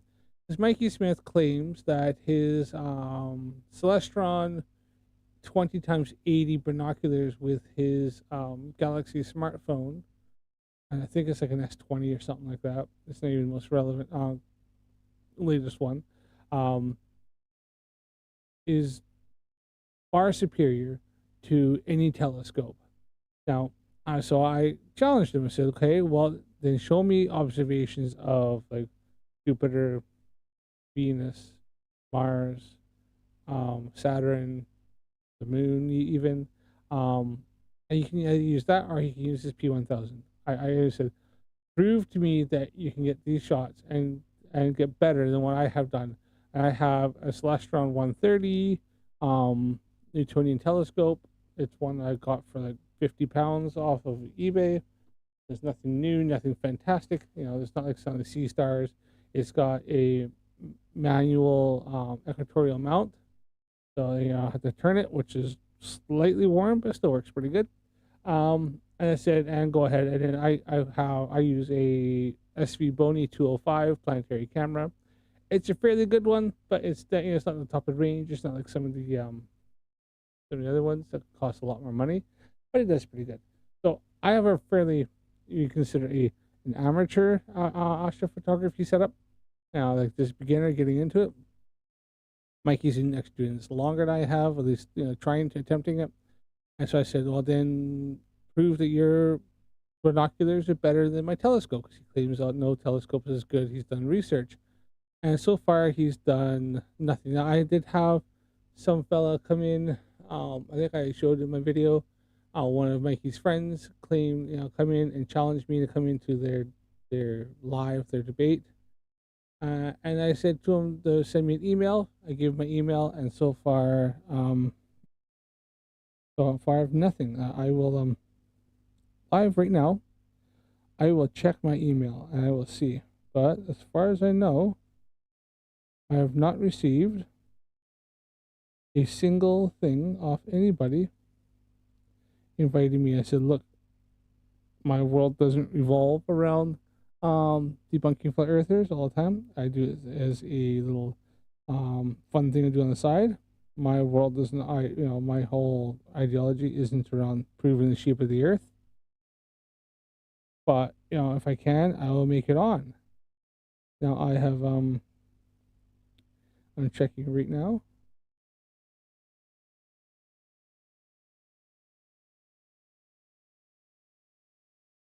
A few emails here I need to kind of check. I just noticed one there.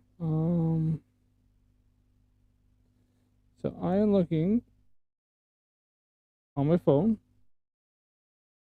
I'm looking for anything off anybody.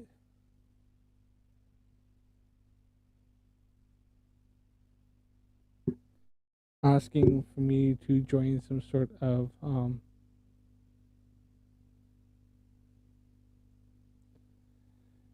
I don't see anything. I see stuff off.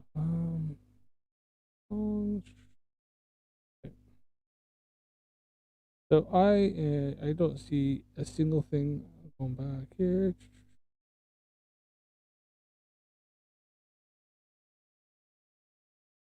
Yeah, I don't see. No.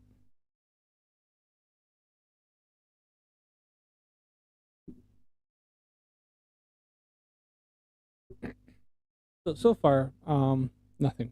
They have not sent. No email has been received. I do check it on a nearly daily basis, and I'll even be nice. I'll check my spam folder, and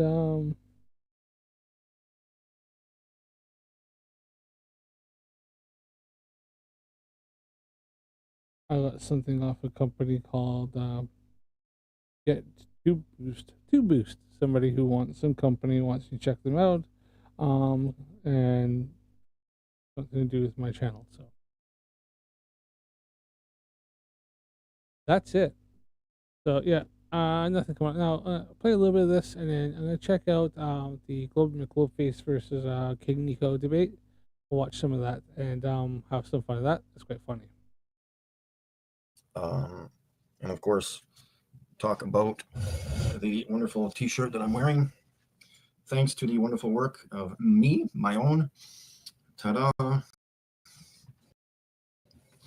And so, yeah, it turned out good. I would just wish the bottom part here came in a little brighter. I might have. Yeah, I've already kind of debunked this this whole video, his whole thing. He thinks SSR serious. It's, if it is, it's very bad. I'm not even a word of a lie. I'm not even joking here. I did I put this through the Gemini through which is like Google's AI, and I had to actually really work and convince Gemini that that was a Star Sirius. Gemini, just looking at it, I'll just put it in, was convinced that it's an LED light of maybe a drone or something else. It when that I even said to him straight out, goes, that is not serious. That look at the colors, look at how they like that. This because that is definitely not serious. And what I did is I put my own image of Sirius that I did with my telescope and my camera, and instantly without any prompts and nothing. All I did is I closed out that, put it in. I put the image in, and instantly, oh look, that's Sirius. That's a pretty good shot. That's exactly what it said, right? And then I put it through Gronk, which is like the one that's done through X, and X was like it kind of, and I had to give it a prompt to say, I put in both images. I said these are both images of Sirius, like the star Sirius, so that. And Gronk went, oh, so okay, well you say that's Sirius, I'll have to believe you. For Mikey's image, and he goes, all right, well that's and kind of broke it down and said how it's like obviously it's got aberration, it's got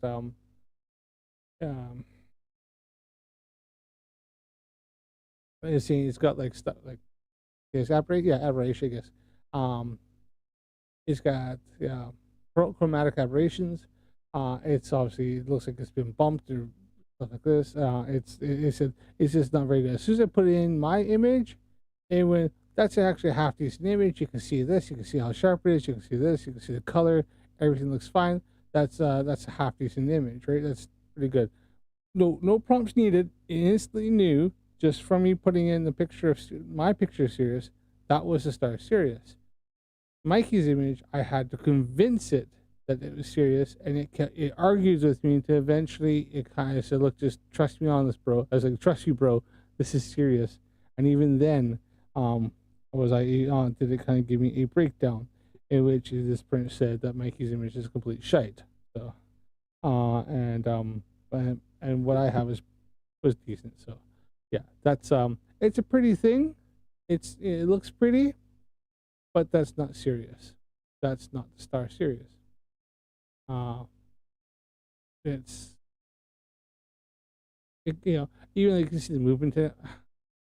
I kind of said that and said it could be like a drone. You get like these these little drones flying around with the LED lights, and I kind of went, you know what, that makes more sense than actually being a star. But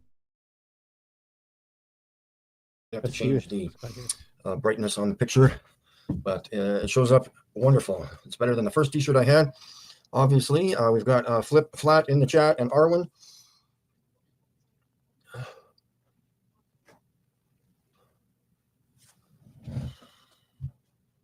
Now this look, I looked at another video before this one here, and I think Mikey's getting some proper shit off a lot of Flat Earth. Do I have this sped up because he's slow? Yeah, this is a playback 1.5 times. So. Come here, Rikia.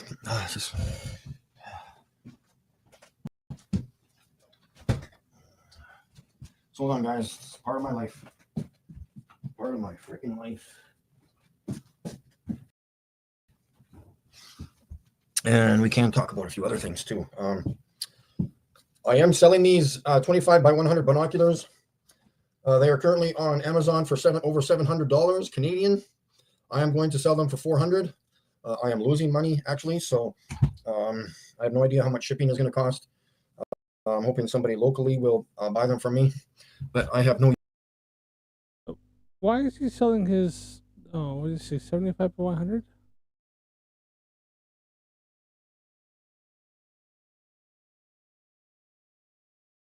How much shipping is going to cost? Amazon for over $700. Okay, hold on. These 25 by 100 binoculars. They are currently on Amazon for over $700. 25 by 100. Hey, that's what I looked it up because I've seen his 20 by 80s.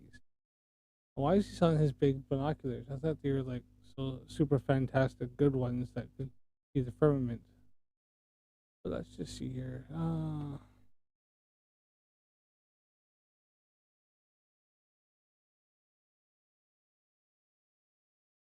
I mean, I do a conversion here because I was thinking UK. So, but let's see here. Celestron.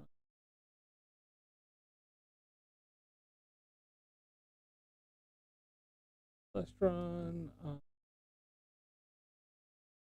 25, the 2500 binoculars. How much you say they were? I'm really not taking the picture. Let's just see how. I want to go back and see how much you say they were. Canadian. They are currently on, I am selling these 25 by 100 binoculars. They are currently on Amazon for over $700 Canadian. I am going to sell them for 400. I am losing money actually, so Right. Is you sure? Okay, you know, it's okay. Amazon, right?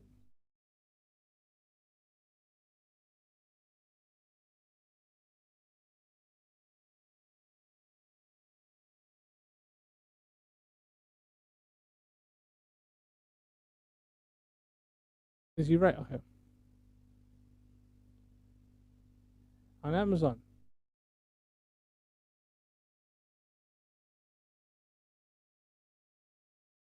Now,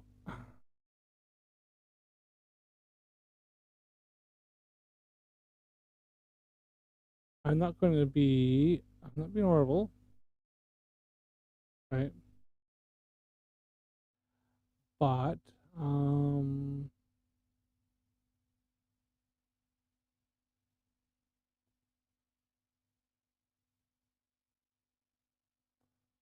25 by 100 Celestron. 77 Skymaster. 25 by 100 binoculars, multi-coated. Blah blah blah. On Amazon, 289 pounds. Okay, now it's 289 pounds UK. Okay, let's just see what's that Canadian. Let's convert. 289. Okay, all right, let's just see here. Google.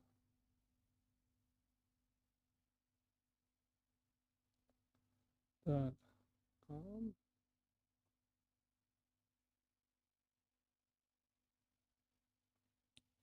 British, British pounds. Two.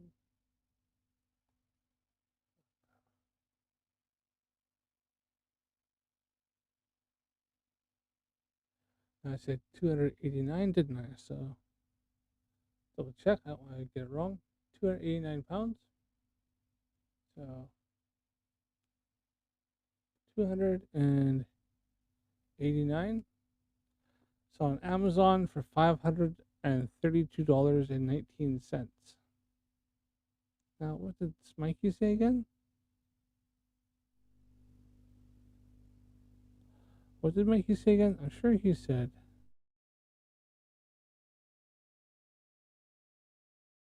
Say again.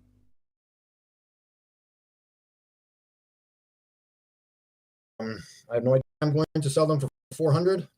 I am losing money actually, so I have no idea how I'm going to sell them for 400 on Amazon for over $700 Canadian. I am going to sell them for 400. I am losing money actually, so I have no idea how much shipping is going to cost. Right. So he's claiming that they're $700 Canadian. I just found it on Amazon for $500 Canadian. Now you still have 400, so still a bit of a deal. It's reused though. Okay. Now so these guys are brand new.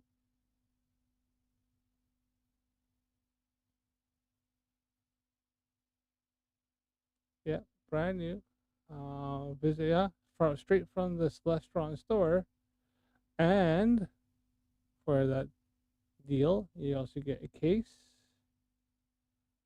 You get lens covers, 15 with a tripod. Unless you use a tripod because they're pretty big. Powerful 25 times magnification, so not even all that strong. They're okay. 100mm lens. This is a nice big lens. It's good field of view. Back prism, yeah. Multi-coated optics. This guy here, yep. Look at that. But you get the case and everything with it. Hey, it's pretty. Yeah, it looks nice, eh?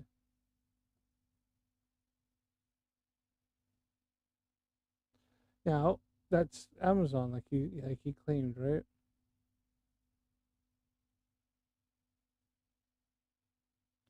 But you can buy well, you can buy it pretty much now. Yeah, so you can buy that's 25 by 70. That's 99. So not quite as big. But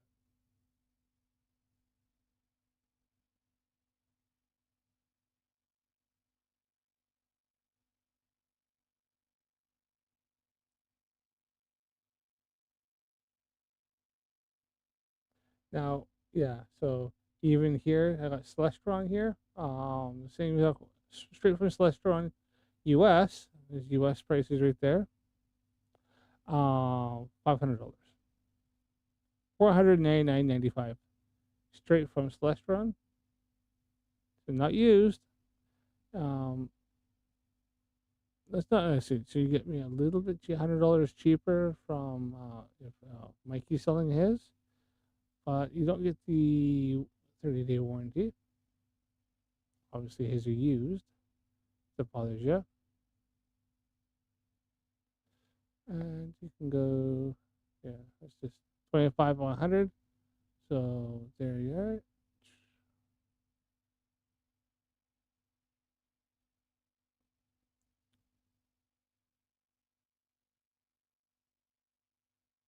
This is from the US, so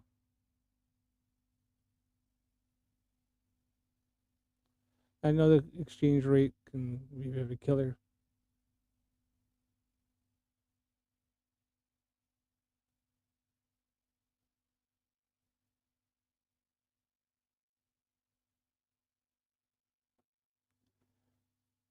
I don't know the shipping is on that, but come on. There we are. Okay. So I don't even know what the shipping was. He didn't know the shipping was. It sounds like Mikey's still gonna charge you for shipping. So Amazon, what was the shipping? I think there's free shipping on that.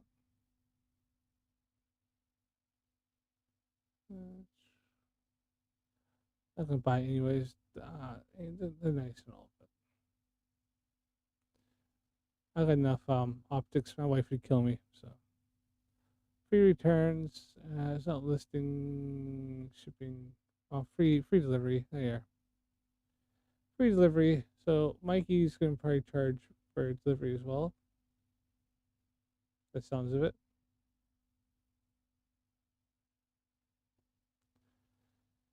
There you are. So Mikey thought they're $700. Maybe they were. Maybe he bought them. I don't know. Somebody told him that.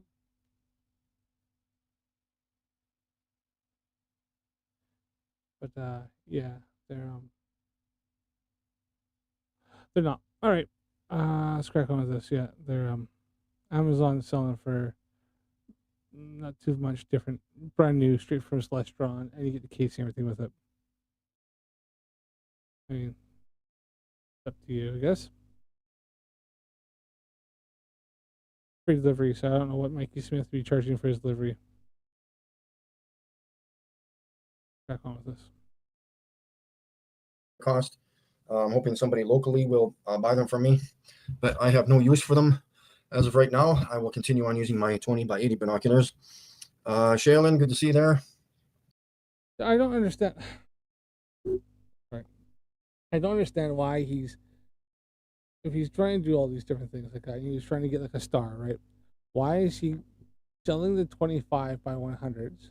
Those 25 times zoom and a larger lens or I should focal length, sorry.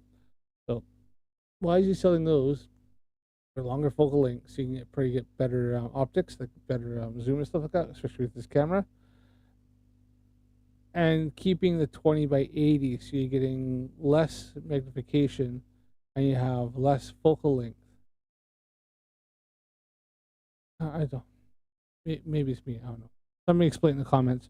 Why would he want to sell the 25 by 100 binoculars and keep the less powerful, shorter focal length binoculars? Why wouldn't you sell the 20 by 80s? You won't get quite as much money for them, unless that's what it is. Is that he's got that like $300 some freaking phone bill because he went down to California, went down to Las Vegas, and didn't get your roaming plan, like, for his time being down there. So that's what it is. Maybe he's just desperate for cash.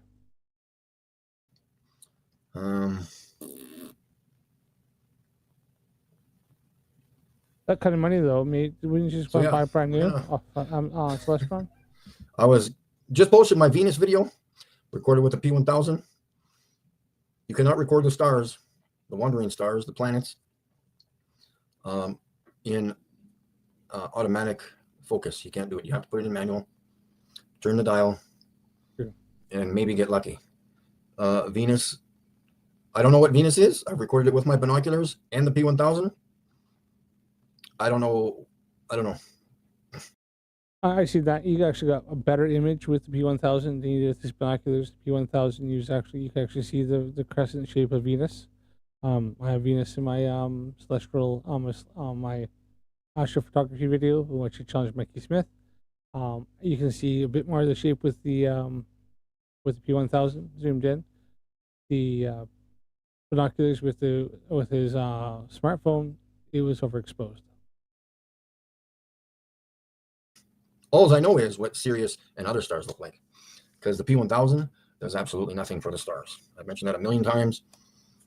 Yeah, the P1000. Now, I've done a video on this. I compared it with a camera I bought for my wife. I bought her an old Sony A380, and then I actually had got like a bit of a lens, like a 300mm lens. And with that, I got better shots, because I did a little bit of research and figured out how to use the camera and the settings on it than most people with P1000s do. Now, one thing is P1000, the automatic zoom and all that stuff doesn't work with star stuff, small points of light. It's not designed for it. As well as the P1000. Its sensor size is smaller, and that while it has it has more megapixels than my A380, which is an older camera. It's about 8 years older than the P900 or P1000. Because it's got the smaller pixels, and the chip size is smaller, so you're not getting as much light gathered, and the pixels aren't able to gather as much light. So it's actually a detriment, even with all the fun stuff. And the P1000 is a half decent camera for like a regular person, for your family. Take out, you want to do maybe some photography of like birds, animals, landscapes, family, stuff like that. Freaking a great little camera, right? Astrophotography, not so good.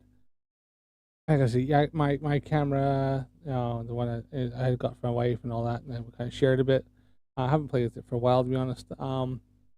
It cost me 1/10 the price as a P1000, and the shots I was getting with it were just as good, if not better, than the P1000.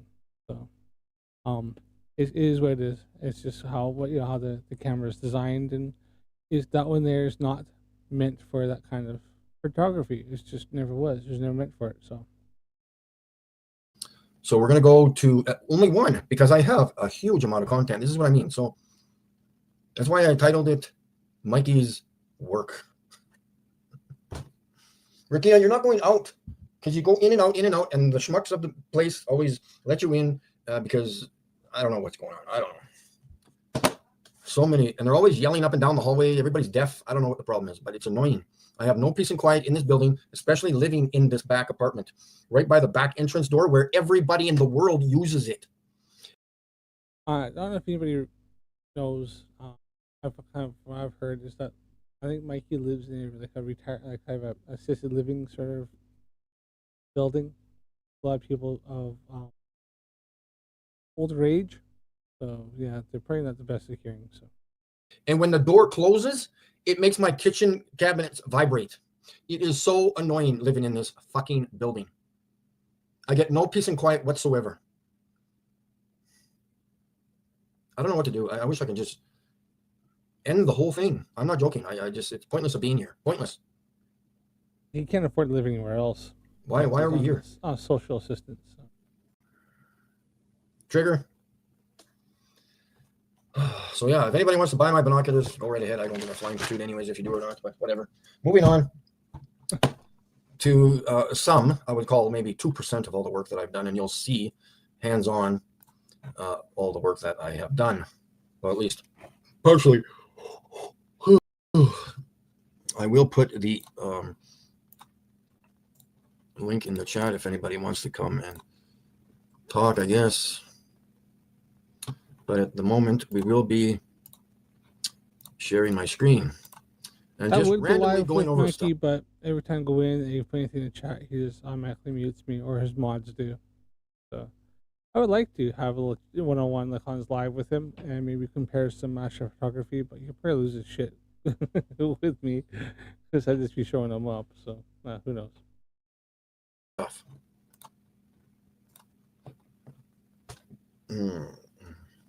Plant Peterson's still live? Crap, eh? So we've got, I guess we can talk about these random pictures that I've taken with the P1000, where you can see or pretend that we were on the so-called planet Mars. This is just a random picture taken with a filter on the camera. This is what NASA does. So yes, I was on the planet Mars. There are people living there, and there are buildings and cars and trees on the planet Mars. You put a red filter over it. As you can see, this is exactly what NASA does. All they do is change the background to red. Really? Isn't this? That's an interesting claim. Let's check it and see. All right. Images from Mars. Let's see. NASA. You claim NASA. Mars rover. Check that.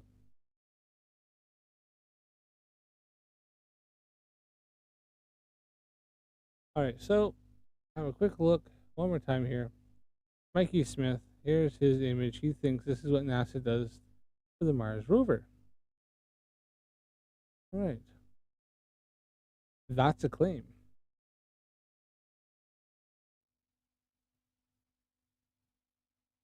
Now, let's see. NASA rover. Oh, let's see. Renditions here. Pictures. Images. Oh, real pictures.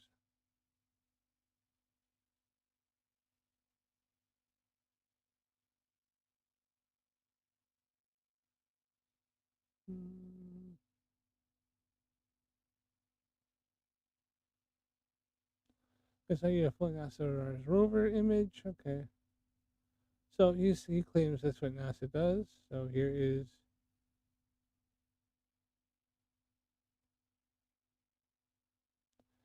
Let's go straight from NASA. Let's see if we can get actual NASA images.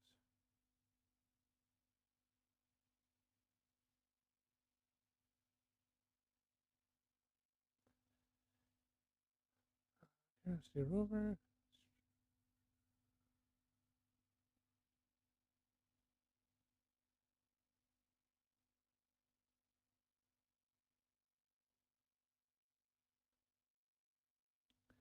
Right, space science.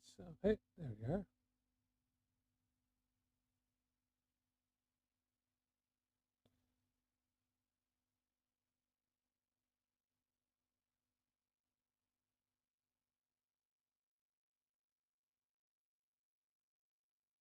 We should have an image library here. Let's see here. Get down to it. There we are. Oh, where did my mouse go? I think having two screens is my mouse likes to take off sometimes. Oh, there it is. There, got that.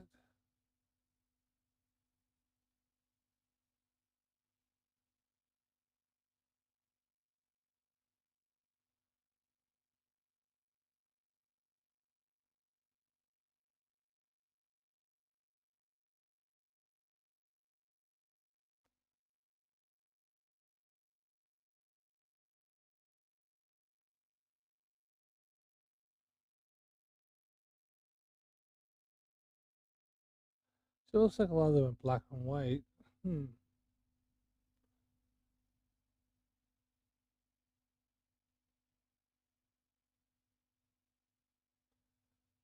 Total 60 images for Soul. Okay. So we got 547 new images. It's a lot.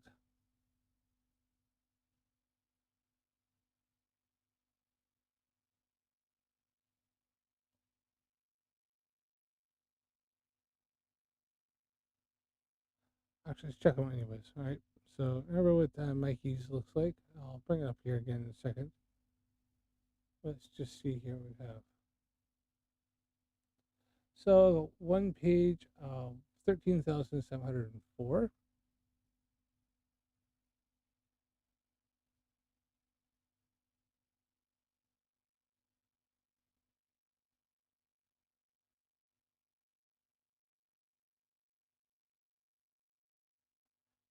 See if any ones are in color. Huh?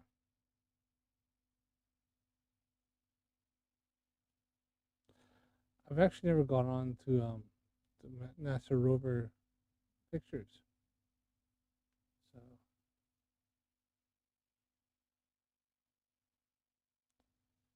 now, Mikey says that apparently NASA puts the red tinge over, and it's just not pictures of oh,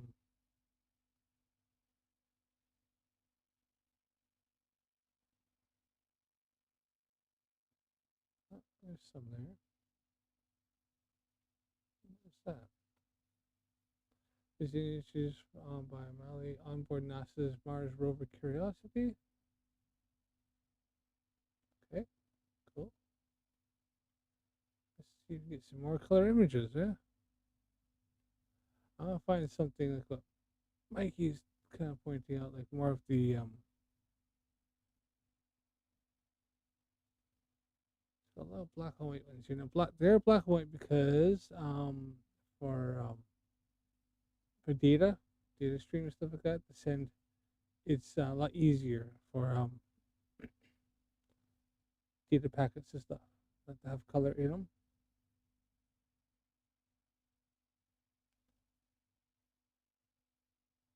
So what we end up seeing is a lot of ones there. They look pretty, but they are not as much for pretty detail. We know what color Mars is. We can see it. I got images of it. You can see the storms. You can see stuff like that. We know what the terrain looks like, color-wise. Right. This isn't a hard thing to see. I said I've got images of the planet with a telescope.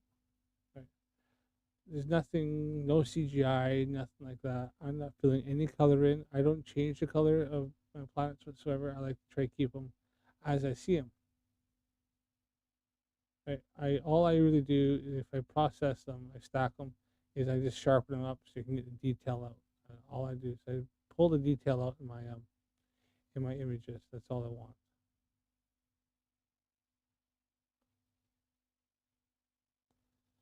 Now what are we seeing here though? Is we're seeing a lot of you see black and white there, and then we're seeing the terrain. Now you can download these if you like. Anybody can download the full thing. I'm not going to download them as my hard drive gets full enough as it is just doing my own astrophotography. In fact, I had to put some up in the video, part of I put in the video, because my hard drive was nearly full. I had nearly a terabyte worth of data on there. So, well, I still got some. I'm still working on processing when I have time.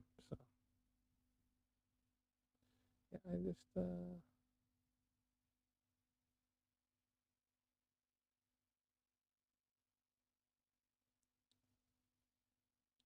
I mean, here you can see quite easily. Here's the dust on here. Now this isn't all red. It's not red.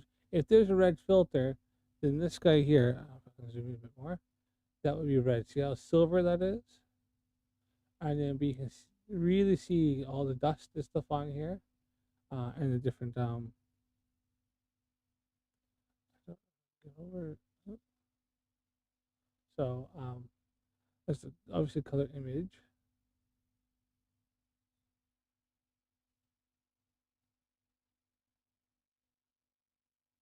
Once again, if there's a filter over this, you would see these would be obviously really red and stuff like that. That wouldn't be gray like that, but you can clearly see the dust and stuff. What it do is this something? I don't know. What is it supposed to be? Is that a master cam? It is taken by Master Wright on board NASA's rover Curiosity. But it's yeah, it's a fairly cool image. It's I mean, these are not like what Mikey Smith has shown, right? So I'm trying to see if I can get some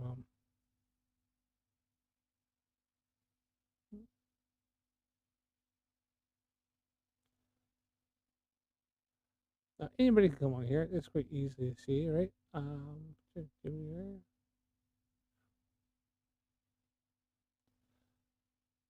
All public information.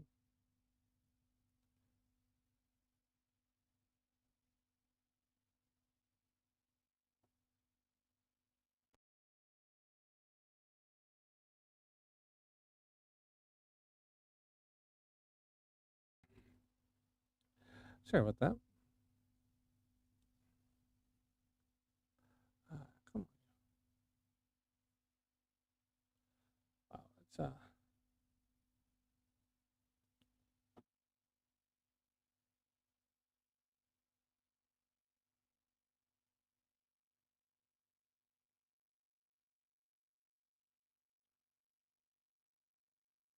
I don't know if I can get one.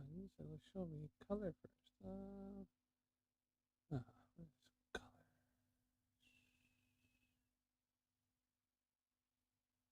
There's a filter on here.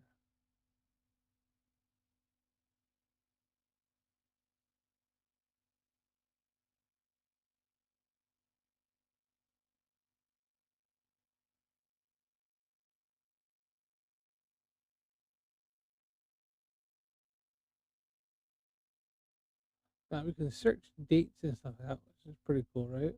I like that. Might use this a bit more.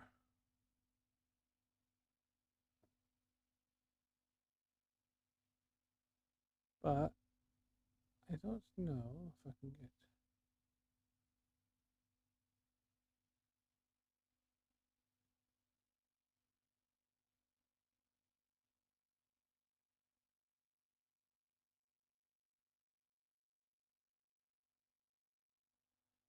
Yeah, so I mean, Mikey's claim is a bit BS. I know he's saying that. He's saying that because he's parroting what other people have told him, right?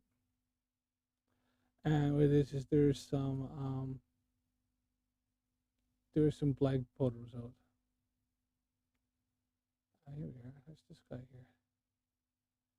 That's left. The other one.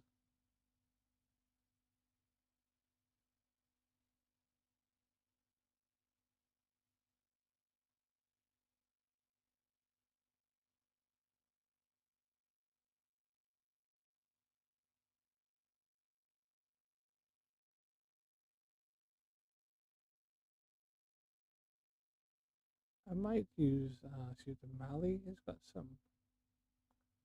So I'd have to use in camera. I don't know these cameras, so.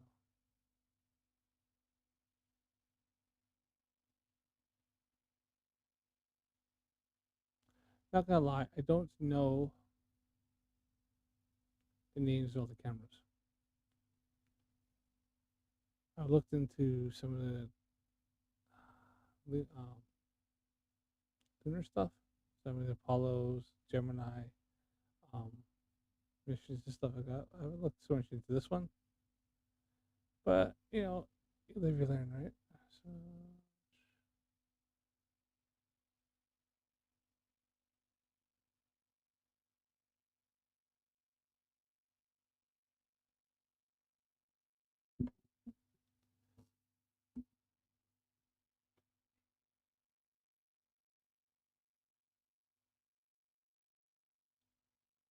All right, let's see here. We got lots of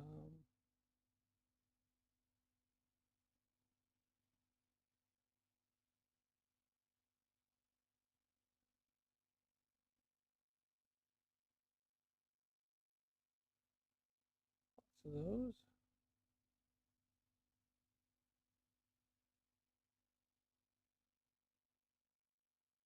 Descent imager.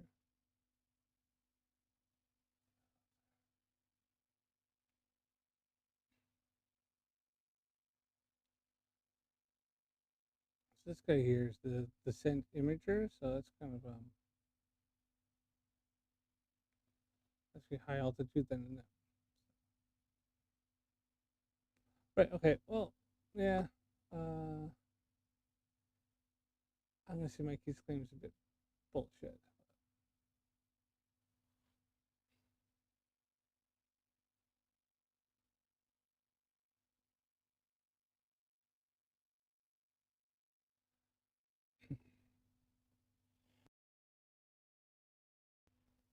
What is Mikey's like making claims? Best photo of Mars. Best photos of Mars. What is this? This here seems to have a few different colors in it. So let's just have a quick look. CNN US. Best photos of Mars.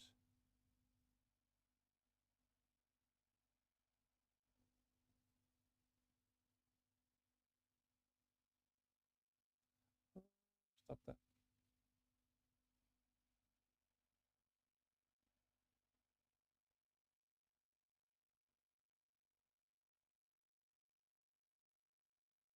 This lander.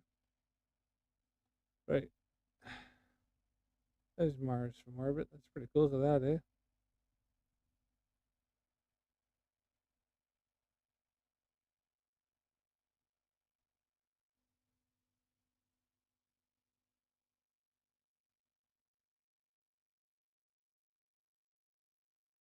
It's not really a lot of these things. See, it's not. There's no filter applied over top, right? It's just that's the color, and it has to do with just how the okay, you see the poles there as well. It's pretty cool. Eh? Funny enough, I said really what I see some images. You can see now this obviously is like really clear. But even the ones I take, you can see these dark images here and stuff like that. So that's what I'm seeing now. There's times I see this, and what is it's the planet orbiting. That's what it is. So different points. Mars is known to have planet circling dust storms. These 2001 images of Mars, that's Mars global surveyor orbiter, shows a dramatic change in the planet's appearance when the haze raised by dust storms. Activity in the south became globally disturbed. So, all right, so this is when you have the go look at that. So that's dust storm. So one on the left is without dust storm. One on the right is when dust storm's kicking off. I have seen very close images, and my images look. You can see these dark spots with these lighter parts and stuff like that. And that's when I've had Mars in my telescope. Once again, Mikey, I have challenged you to show me images that can show even something like that. I can get detail with my telescope, and you with your binoculars. I would bet not. Now, it's black and white. Here's one again. No filter applied. You can see how it's white, and then there's grays in there. That's black and white. This one here. Oh, look at that, huh? Definitely no filter. That is cool. That's pretty. Is that there? Let's see here. Curiosity rover captures high-resolution panorama of the Mars surface late 2019. This includes more than 1,000 images and 1.8 billion pixels. And that's what it is because it's panoramic, so it's kind of it's missing some of the data where it's that son of it out, but it's doing all this. So and it stitched it all together. So pretty cool. Oh, look at that, eh?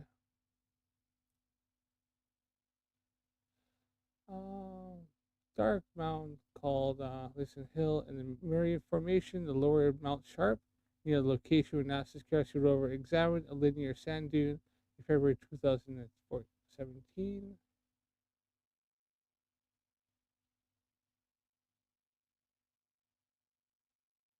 Yeah. So there you go. Yeah. Mikey needs to stop parroting shit. Start actually doing some research. Because Mikey claims that this is what NASA makes their images look like, and that is demonstrably empirically wrong.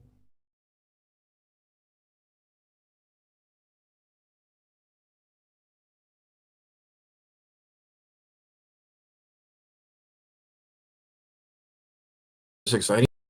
So yes, I have been to Mars, if anybody asks. Okay, this is my evidence that I've been to Mars. Now, if I was in a rocky, hilly terrain and just did this exact same thing, that's what NASA does. So moving forward. Nope. Proven wrong. Mikey, And they have cell phone coverage on the planet Mars. You can see the cell phone tower there in the distance. So if you ever want to call me when I go back to Mars, go right ahead.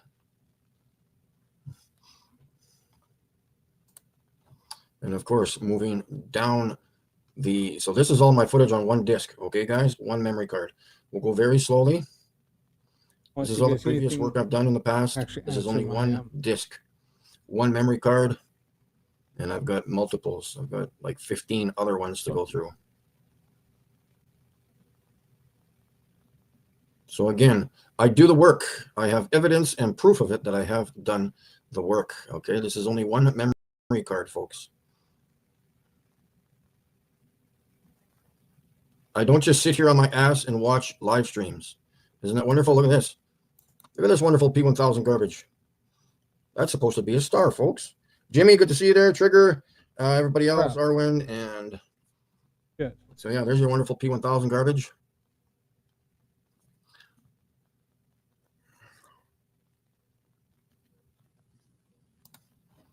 Moving forward to another piece of garbage.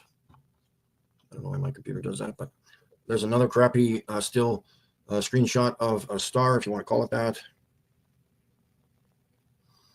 How do you get to Mars? You just get there. I transported myself. And I don't even know what I've been recording so many things. Let's just move on up here. So let's go to, what do we got here? We got a nice picture here of the sunset, or going further away and having a reflection off the cloud there, single piece. That falsifies a flat Earth. Good job, Mikey. That proves a globe right there, because the sun couldn't do that on the flat Earth. The sun would have to stay up here and get smaller and shrink into a little tiny point, kind of like this. See, picture like this is the sun, right? Flat Earth. This is how the sun had. This is how the sun had to be. Yeah, turn left at the moon and head straight. So this image falsifies the flat Earth. So Mikey, unfortunately, he's not the sharpest tool in the shed. That's just we all admit it. Oh, sorry about that. And he doesn't realize he's actually got some nice little flat Earth falsification and globe verification right here.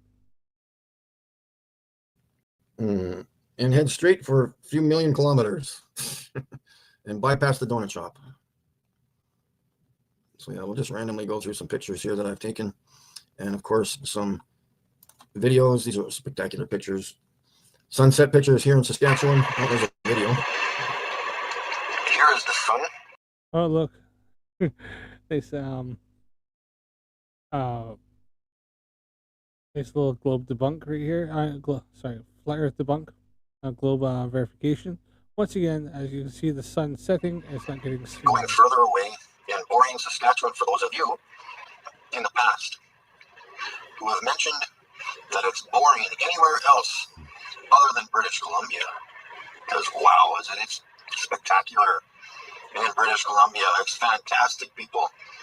You should all write home about it. I've been to Beg to British differ. Columbia.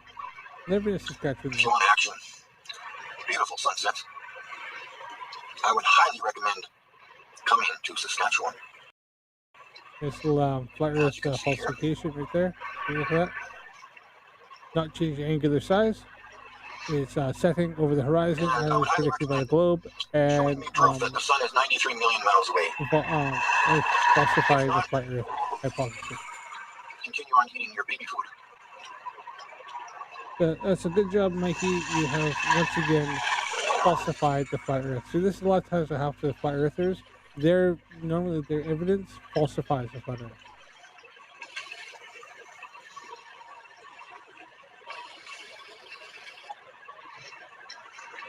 Really. Hope you are all having a fantastic weekend. At least for the normal people on the subs. If you enjoy it. Just showing you random stuff here, guys. See what this Random is. stuff This is another picture. Let's falsifying bring these that up. ideologies. Sun going further away.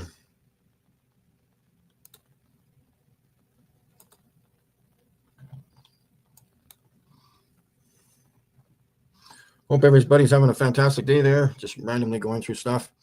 We'll be showing my shirt again. I finally got my star t-shirt. And yeah, just...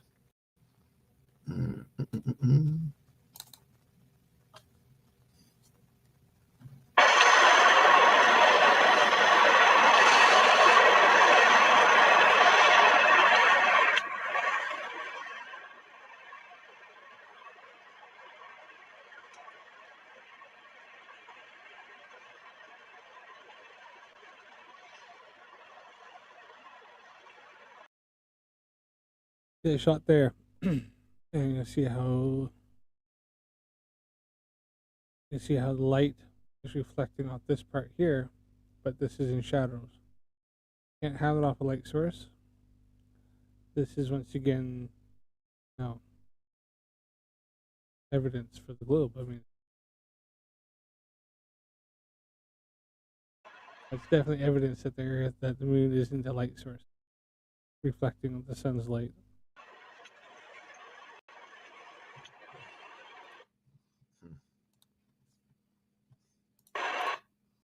And right there, well, shadow like that, it falsifies the claim that the light, the moon is some sort of like plasma light thing.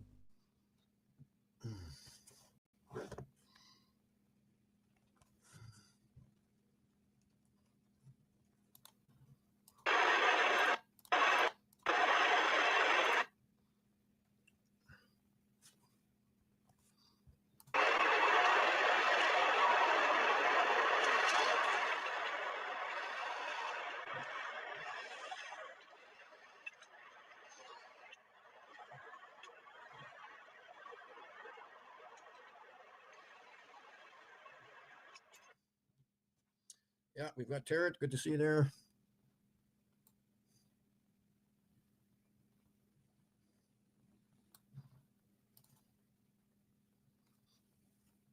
Just showing people the random work, the random pictures and videos that I've done in the past. This one's kind of interesting.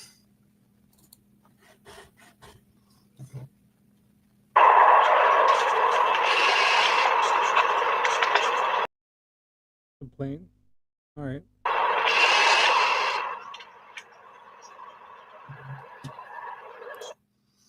I'm not sure what these two lights were. The lights on the wings of a plane. You can obviously tell that there's nothing between them. There is. It's easy. They're lights on the wing of a plane. So yeah.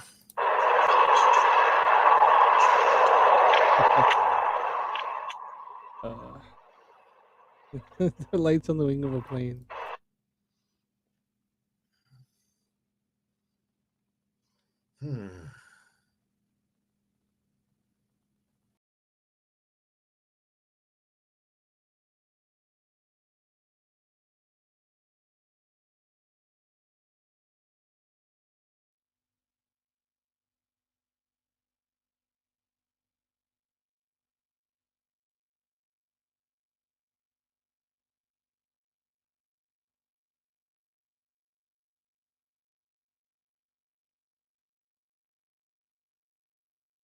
Right, by the way, that's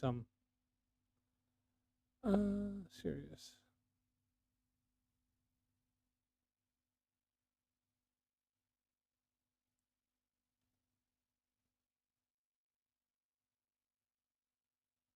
This is an amateur image of Sirius.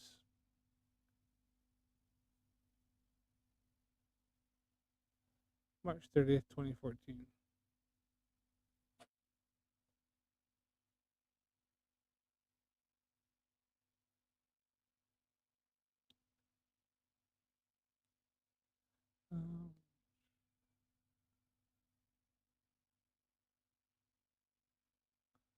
Commercial.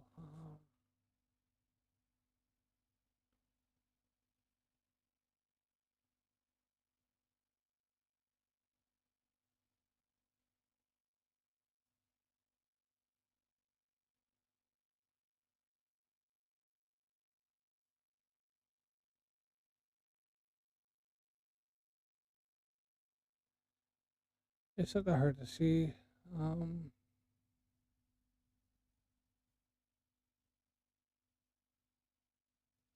What he was seeing. They're not always different colors, but he's just seeing these two guys blinking.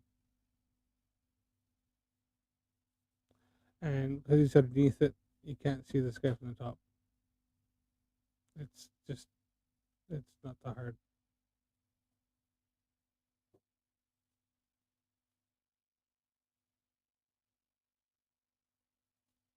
Up in the air, they don't have landing lights on. You just see these two guys on each end. You don't always see the top one, and obviously these lights here are landing lights. You don't see them on.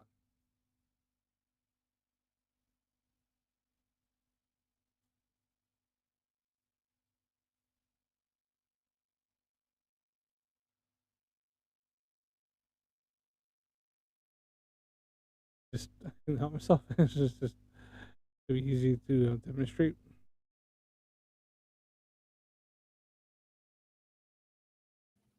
If it's clear out, don't know. Yeah, okay. Says, hey, anyone capturing the lunar eclipse tonight? Just recording some, I don't know if it's like a tiny plane, but this is a city. I've seen these two blinking lights. Again, there's nothing in between here. And I think I have a screenshot of that. We can zoom in and still tell that there's nothing there. This was from probably 4 years, 5 years, maybe 5 years ago at least.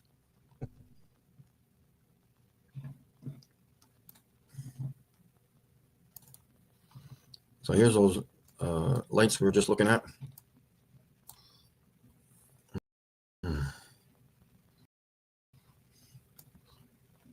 Again, there's nothing here.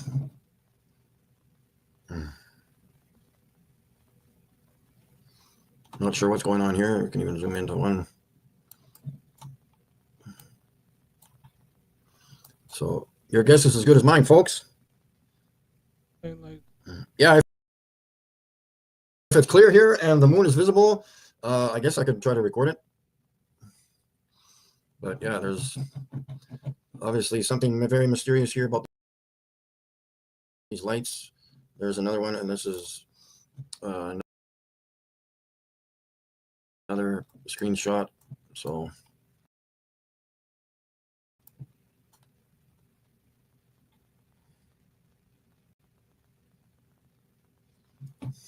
if it was a plane, where's the plane? that's my question, folks. If this is a plane, where is the plane? In between his lights. They'll end. This is the same screenshot, just different seconds apart from each other. So again, where's the structure or the airplane or whatever is supposed to be connected to these lights? It's not there. It is. You just gotta see it because it's nighttime.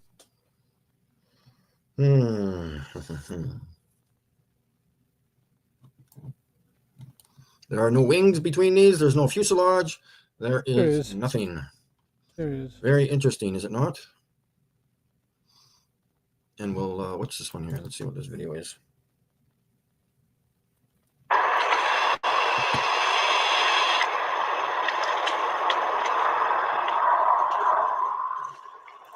garbage because I was probably zooming in on a stupid star with the P1000, blah, blah, blah.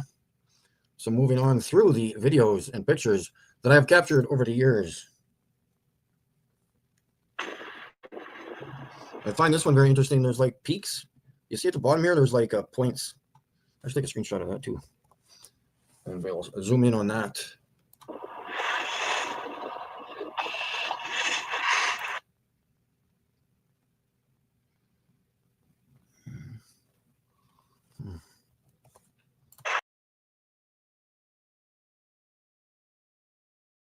Now, if Mikey Smith is interested at all and wants to happens to see my videos,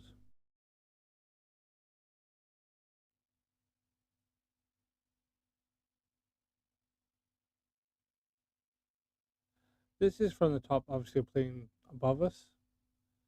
Now, that's why you can see this, because it's the ground is a bit more lit, and you're seeing it from the top. And all we can see here barely is you can see the light there and the light there, but you can't see any of this, right?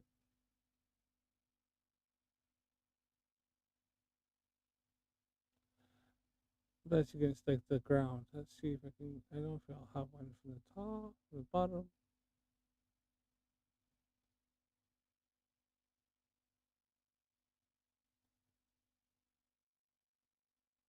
Once again, this is from the top. The ground's being like lit up by earth glow. All you can see is just those wing lights.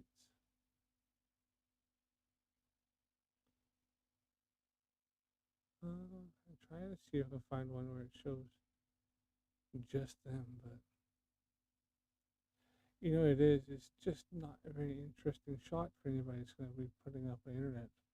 Not being funny here, but it's not really something that's quite common that people want to see.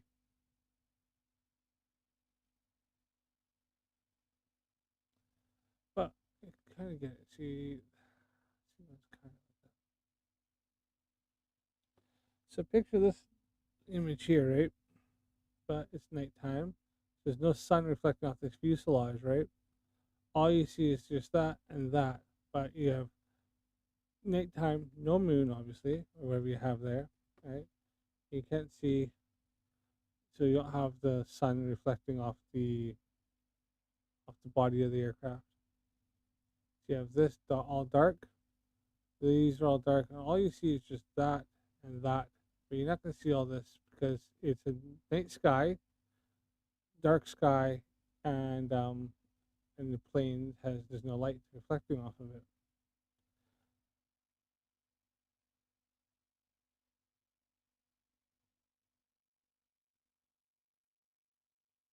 I can't take my phone, I can't take my camera out there outside and show right now that I've got planes flying on top right now. My house, most likely. I live in a very high air traffic area. And so I see this all the time.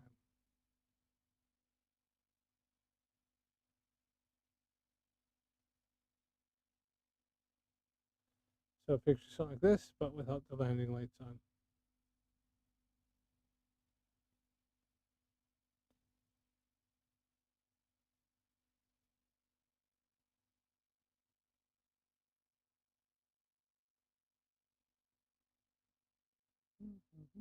Oh,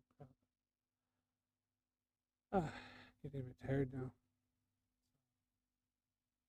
Oh, don't do that. Trying to reflect, trying to select all this stuff.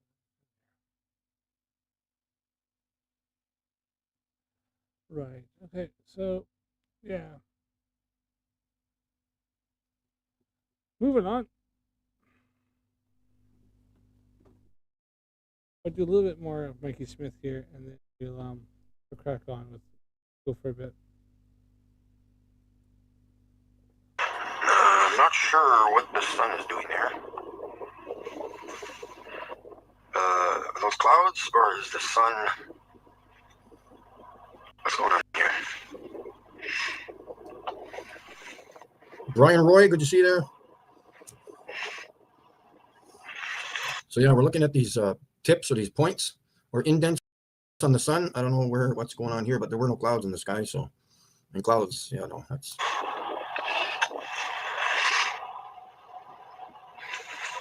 Motorboat. Is he using? Yeah, just a little close up on the sun here. It looks like it's kind of like.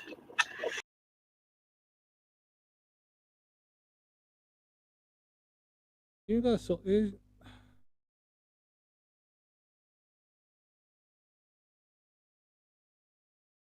I think he's using a solar filter to look at this.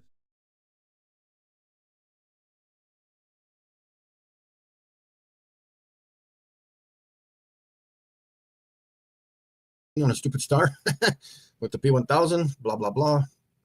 So moving on through the videos and pictures that I've captured over the years.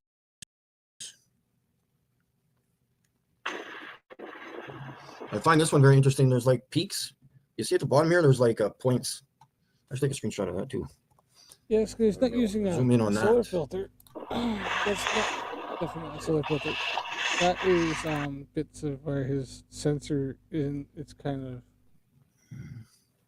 I think he's roasting it, to be honest. I'm not gonna lie. I'm not sure what the sun is doing there. He zoomed in on the sun, and the sensors are doing Those this clouds, all or is very the well. sun?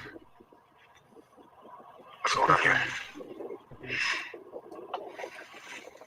Brian Roy, good to see you there. So yeah, we're looking at these tips or these points or indents on the sun. I don't know what's going on here, but there were no clouds in the sky. So, and clouds, yeah, no, that's.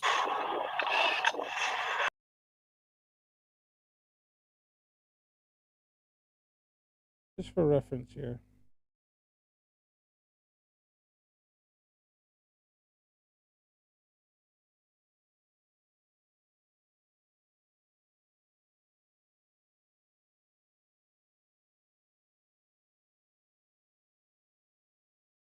I have images I've done with my telescope and a solar filter. I've got somewhere I've done.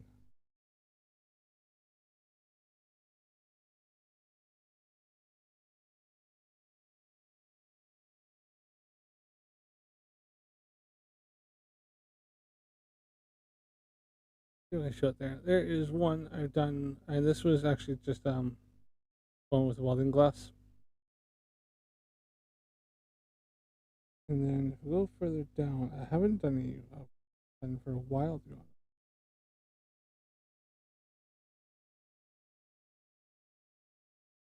You see how Mikey's is different, right?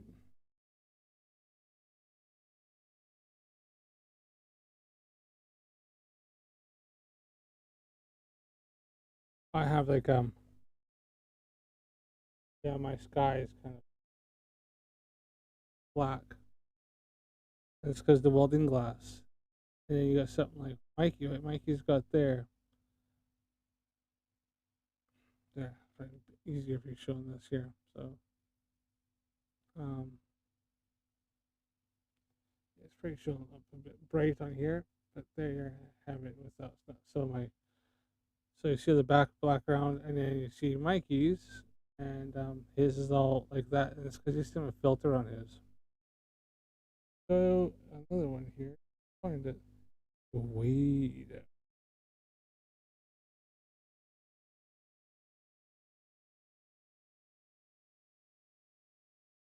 Did I do the?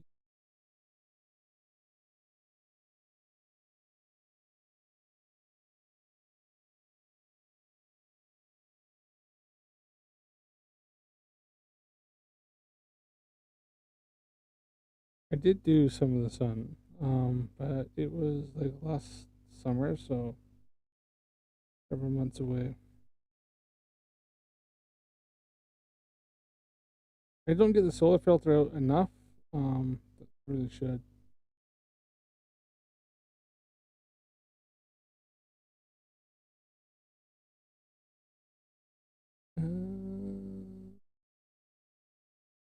Image of the sun. I have my video. That video.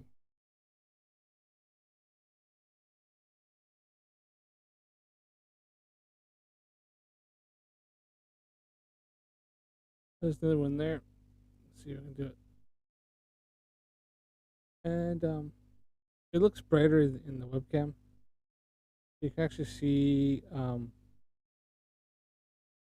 sun spots and stuff on that. There you are.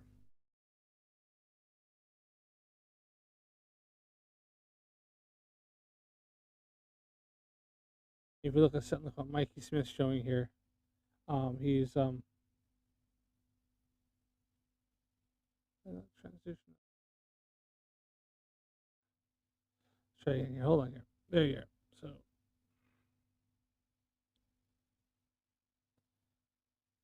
you see the sun spots on that, and the black background, and then you got Mikey Smith's, which is really, really bright.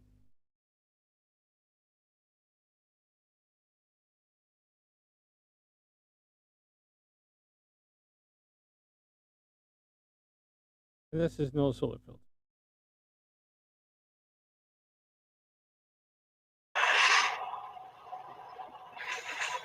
Motorboat.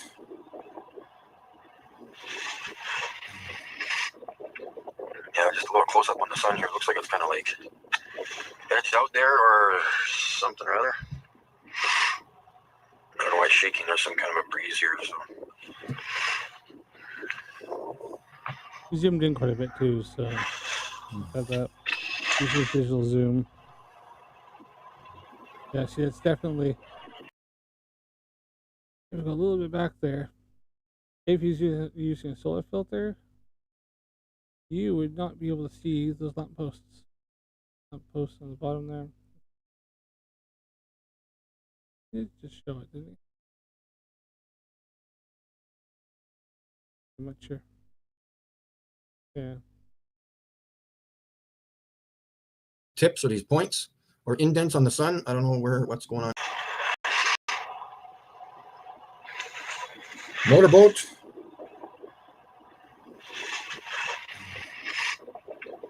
Yeah, just a little close up on the sun here. Looks like it's kind of like edged out there or something or other. I don't know why it's shaking. There's some kind of a breeze here, so. It's definitely he uses digital zoom. Like has no filter on there. He doesn't know enough to have a right there. As you can see, all these here, that there's and you can tell this by the image anyways. But that's like there's zero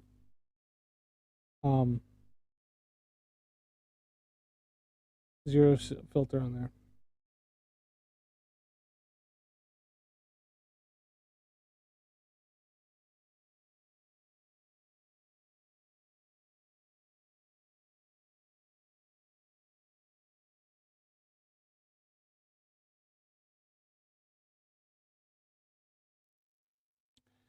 Once again, here is a video of a solar eclipse that was done like last year and with the solar filter.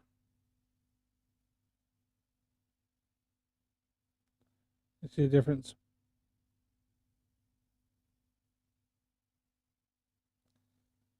And this is a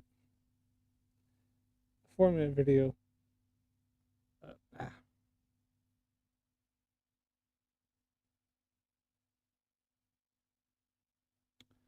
All right, continue on Mikey Smith here. I think we'll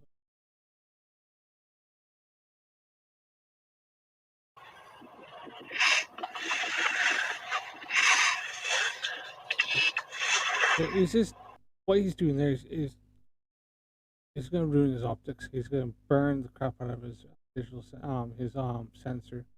Whatever camera he's using and stuff, he's absolutely cooking that he's overheating cook that sensor. Good job, Mikey.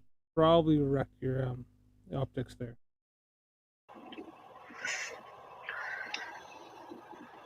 That sensor's going to get freaking hot, as well as you're going to start burning your pixels up. As you see again, we have another spectacular sunset here in Regina, Saskatchewan. And still not changing angular size, Mikey. So good job. Once in a while, you're once again falsifying the flat Earth ideology of how the sun orbits above the Earth and rotates and flies above, but nobody can tell you how high, how fast. How he even does it. And I will correct myself on that. It is not actually a sunset. The sun is actually going further away. That's why it Yeah, appears it's to not be going changing down. angular size. No. The sun was not there an hour ago. It was up and to the left. Not straight up. It was up, just like the JF Kennedy assassination. Back and to the left. Which falsifies the Back flat Earth. and to the left. Say it with me again. Back and to the left. At least.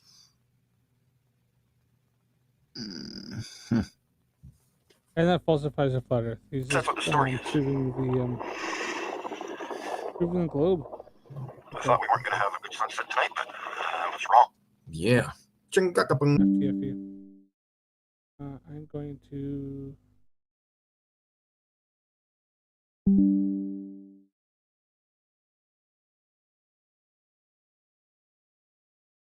Connection there. OBS. Go down a little bit here. Try 1.5. See how that works.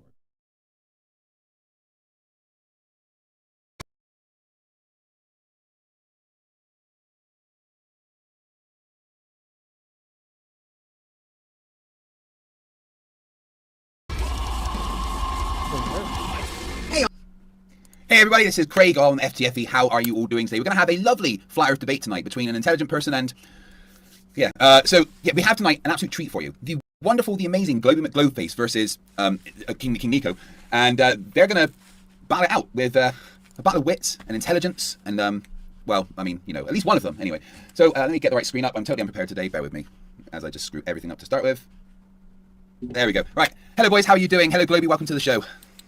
Thank you. It's good to be here. I don't think I've ever been here. So yeah, welcome. I appreciate you coming. Thank you. And thank you for contacting me to set this up. Always happy to host a dumpster fire. And Nico, welcome back to the channel. How are you?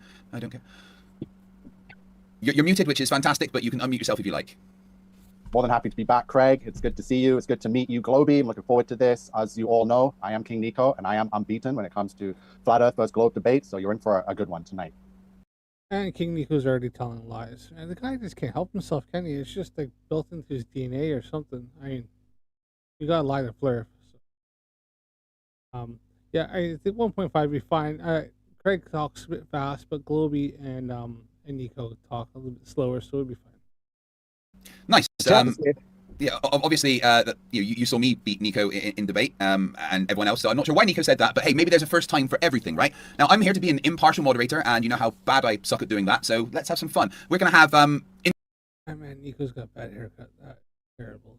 Hope he didn't pay money for that. Introductions. I think 10 minutes each, starting with the Flat Earther, King Nico, and then Globey will get his 10 minutes, and then we'll just go into an open discussion from there. And after that, we will have some Q&A from the audience. So please get your super chats and questions in, and let's have some fun. So let's get the show on the road. Nico, over to you for your 10-minute introduction. Welcome. Yeah, I'm ready. We've got it open here. I'm looking forward to this, as I said. So tonight, going to prove beyond a shadow of a doubt that Earth is flat, it is enclosed, and exactly as the Bible describes. So the globe... Nico's never proved a single thing. He just makes those empty claims and then gives scallops around. Model is built on deception. I just lost all audio. Can you hear me? We hear you fine. Okay, relying on theoretical physics rather than observable science, a real-world test. This proves... Nico, one sec. Globey seems having difficulties. Yeah, we hear you. Yes, when it comes to all the facts, all of a sudden no one can hear anything, huh? Yes. Yeah, we can hear you, okay? Oh, still waiting for the facts, Nico. Unfortunately, just get nothing. It's just you not getting us. Can you hear us, Globey? Testing. King Nico to Globey. Globey has a quick little issue with his headphones here, but he starts up. We hear you. Drop out, then in. Oh, get him out of here. I did not mean to type that. Can you hear us, Globey? That's a negative response there. All right, we're good. Right, you hear us, okay? I got you now. Yeah, okay. I disconnected myself. Sorry, go ahead. No worries. Right, yeah. Sorry, Nico. You might want to just start over. I'll restart your time.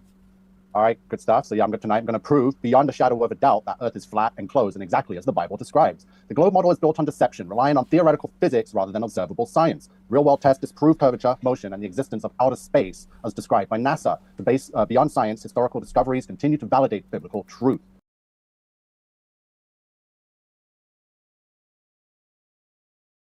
Exposing the lies of modern space agencies. So recent astronaut missions have only raised more suspicion. The discovery beneath the Great Pyramids aligns with biblical events, and the rise of the Tartaria theory challenges the fabricated history we've been taught.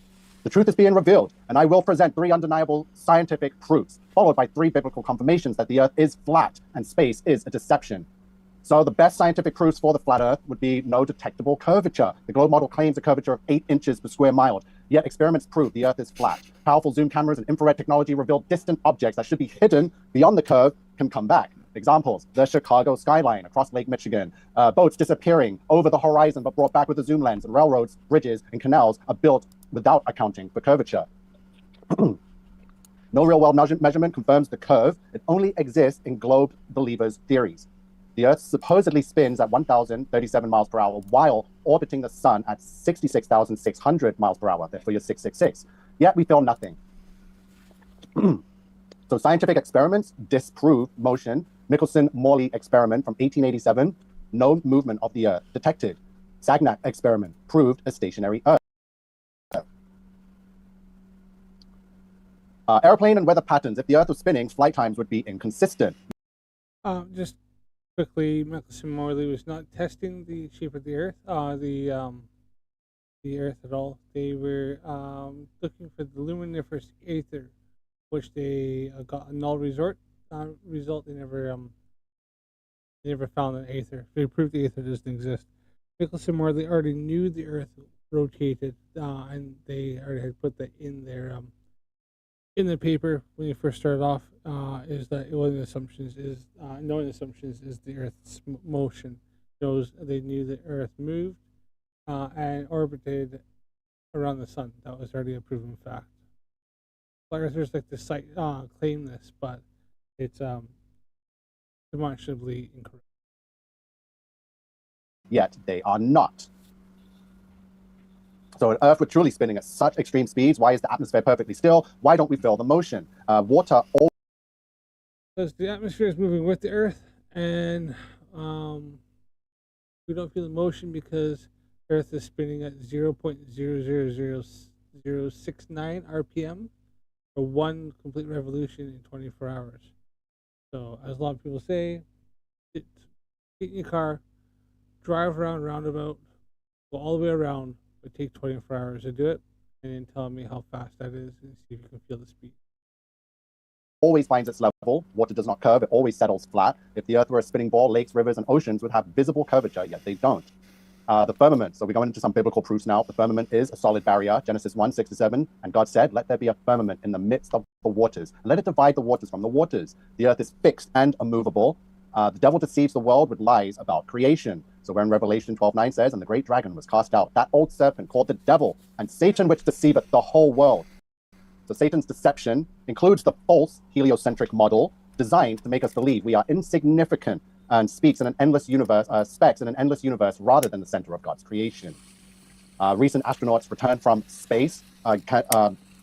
People buying this fish story. The latest crew that returned from space, they just, ridiculous stuff. We can look at the CGI footage of them splashing down into the ocean, where everything that NASA does splashes down into the ocean. Discovery beneath the Great Pyramid, a hidden chamber beneath the Great Pyramid was discovered. There was live footage showing the it was Dragon capsule returning the Boeing Starliner crew back to Earth after the Starliner failed. So I'm just trying to look.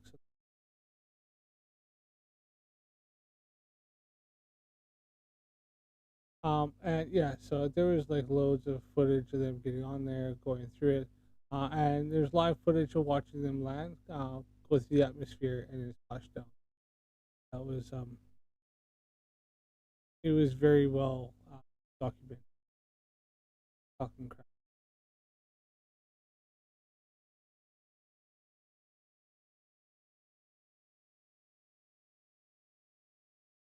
Some believe it may be connected to biblical events. The Nephilim, fallen angels, and pre-flood civilizations align with the Bible's account of history. An ancient advanced technology suggests a lost biblical age of giants and great knowledge.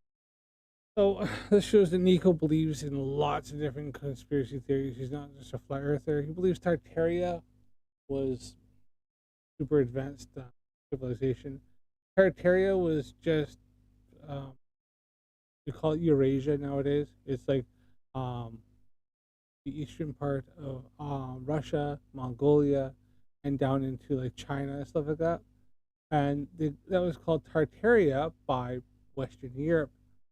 Didn't know much about them back in the day. We're talking like Korean area, and they're trading with them, and they thought they just called the whole area Tartaria, and gave it a name. And this was only kind of more the Western Europeans that gave it that name, since they knew very little about it, and came up with this name. That's it. So it wasn't a super advanced civilization. It was just a misunderstanding of what Europeans talking about East Asia and in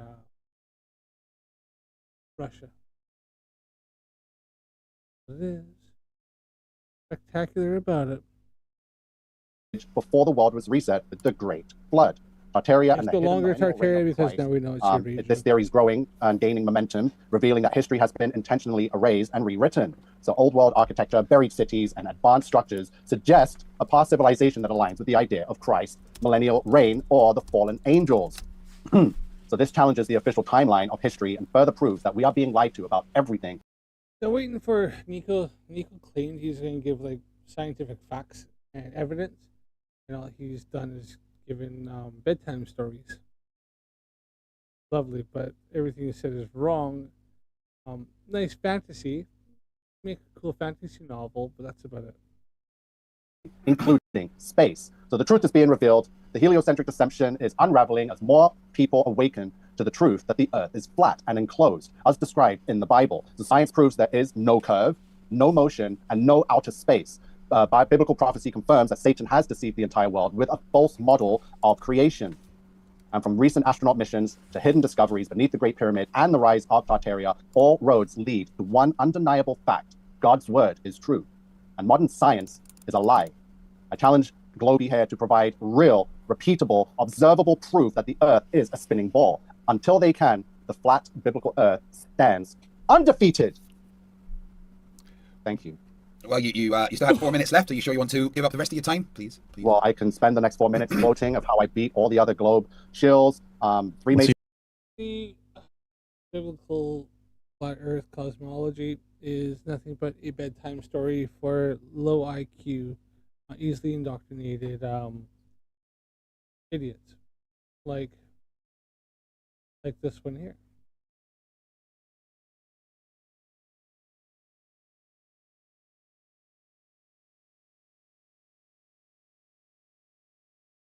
This is the face of somebody who believes in these little bedtime stories. See your trophies. So, yeah. I like that picture better.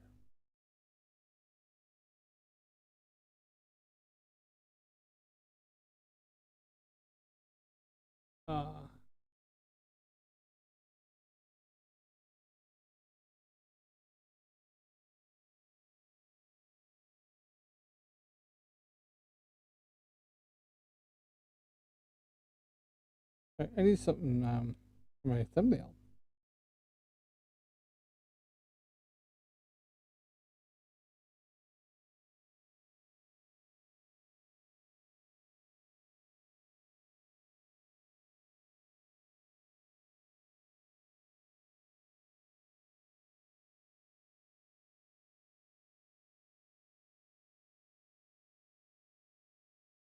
I just need something for a thumbnail. So yeah, that's the face of somebody who believes in these stupid little bedtime stories. He thinks that they're real. The Great Flood, Tartaria and the hidden millennial reign of Christ. This theory is growing. Texture, buried reign proves that we are being lied to about everything. People awaken to the truth. No motion and no of Tartaria. All is a lie. Earth is a spinning. Thank you. Well, you still have 4 minutes left. Are you sure you want to give up the rest of your time, please? Well, I can spend the next 4 minutes quoting of how I beat all the other globe shills. Three major trophies. sodomites. So yeah, medals of honor, badges. I'll be making and reviewing all the debates, including this one afterwards. So yeah, unbeaten. I'll keep getting challenged as I rise to the top of this, whatever you want to call it. So. Yeah, cool story, bro. Yeah, so thank you very much for that. Something. No, that's fine. You don't need to bring up any images. I'm sure we're all traumatized enough. Thank you very much for that, Nico. That was wonderful. I enjoyed all of the flat Earth proof. Let me just check my notes. Huh. Anyway, Globey, over to you. You have 10 minutes to convince us the opposite of what he said.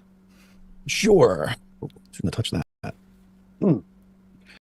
So Globey owns TikTok, where he started years ago. Doing this for a long time on TikTok. TikTok's full of some really, really vile, freaking delusional, and quite horrible flat earthers. So, yeah, and actually Nico can be an absolute bellend, but he's gotten a lot better. I think he's kind of realized to kind of keep his temper and everything in check, so he does better in these. But that's yeah. So it's quite easy. This was actually an easy one for Globey. Globey's he's engineer, aeronautics engineer. So yeah, this should be fun. Nico's high school dropout. And guys, quickly before you do that, Globey, if you aren't subscribed to GlobeyMcGlobe Face, please go and do that right now, or I will, in fact, send Daniel Pratt directly to your house. And I am King Nico on YouTube Nobody also. cares. Thank you, guys. Looking forward to the new subscribers. Oh boy, I sent the share request. I guess Yes, you have to go approve ahead. it. Yes, Thank you. There we go. All right. Now, what There you'll we notice go. here, though, Winning. is that Flat Earth is winning. what you'll see here is that Globey's going to show evidence and not just make some empty freaking BS claims that Nico did. Watch the difference. This is the difference between having evidence and proof and backing up your stance, and what Nico did, which was just tell stupid stories. Right. Uh-huh. Let's share this bad boy. Love it. All right. So what I'm going to demonstrate for you today is that flat Earth is full of shit. Let's see if I get this in slideshow. There we go. Yep. All right. So as anybody watching this will have noticed, it's that Nico just had globe denial in all his quote-unquote proofs he showed us. Not one piece of evidence was presented. Only the globe doesn't have this. If it was spinning this fast, I would feel it. If the Bible said so, right? These are all feelings that people have. Great, you're welcome to your feelings. Not one shred of proof was presented. So I'm going to come up with a hypothesis here and try to get through it as quick as I can here. But if the Earth's a globe, we would expect symmetry, meaning there's two hemispheres, a north and a south. We would expect things that happen at, say, 20 degrees north. The same thing would happen at 20 degrees south, meaning we'd observe the same things. The distances would be the same, right? If the Earth was flat, let's demonstrate it here. If the Earth was flat, you see the lines of longitude get wider as it goes south, right? It gets wider. Everything gets wider. It spreads out, right? So if I'm here, this distance is shorter than this distance, right? Where on a globe, that distance is the same as that distance. The distance between those lines of longitude are the same, whereas they're not the same on a flat Earth. So you can't have symmetry on a flat Earth. You can have symmetry on a globe. Matter of fact, it's a requirement of the globe to have symmetry. So let's check some symmetrical things out here, Nico. We have American Airlines Flight 52 and Qantas Flight 64.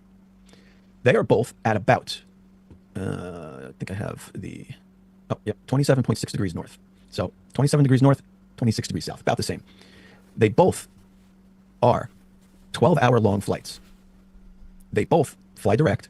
They both fly at about 560 miles per hour. And they both fly about 6,800 miles. So they fly the same distance over the Earth. They have the same flight time, they fly the same speed, and they're at the same latitudes, north and south. That, my friend, is symmetry.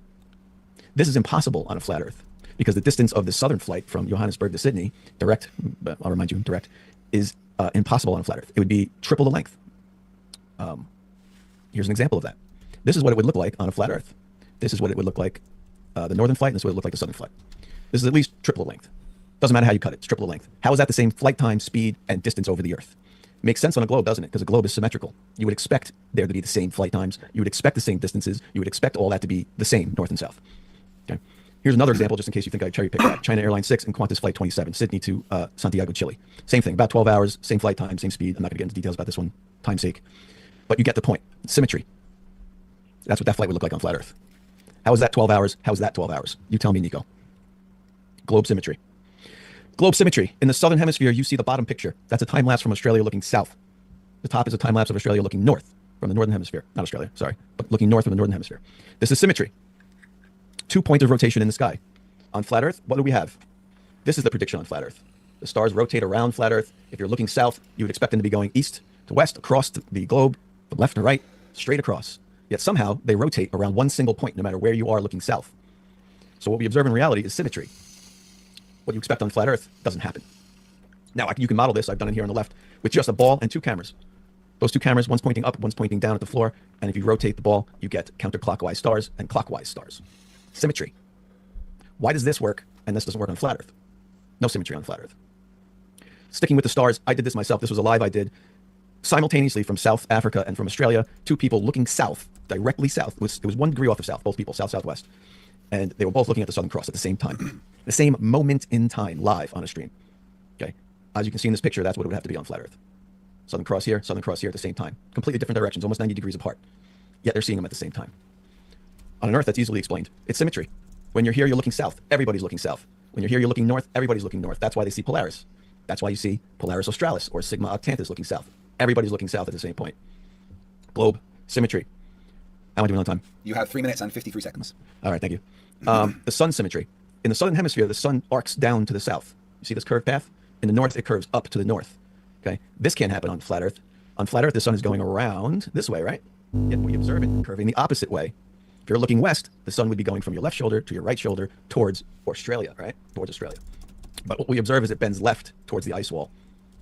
As you can see here, this is what it would look like on flat Earth. That's the prediction. It's going away from you to the right. That's not what we observe. What we observe is this. The sun sets from your right shoulder to your left shoulder, left or south, towards the ice wall. Oddly, that matches a globe. Oddly, you have globe symmetry. You have the vertical sunset at the equator, and you have a rightward sunset in the northern hemisphere and a leftward sunset in the southern hemisphere. You have a mirror image. Like I said, when Mikey Smith mentioned how the sun was setting, it's evidence to the globe, verification of the globe, and falsifies flat Earth.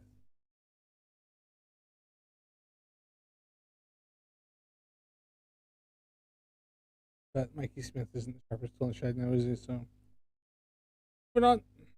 Symmetry. Same thing with the northern sun, the southern sun in Antarctica, and the North Pole. 24-hour sun in both locations at opposite times of the year. We all know about that. I'm going to breeze by it. And for my final example, we have the distances I mentioned earlier of longitude.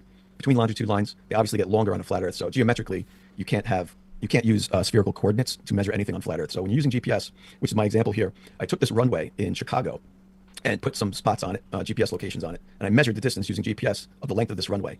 Now I use the Haversine formula, which is the distance over a great circle. So it calculates the distance over a curving surface using those coordinates. And I got 10,824 feet, which matches just about what it's stated to be. 10,801 feet is the length of this runway. This is in Chicago, northern hemisphere.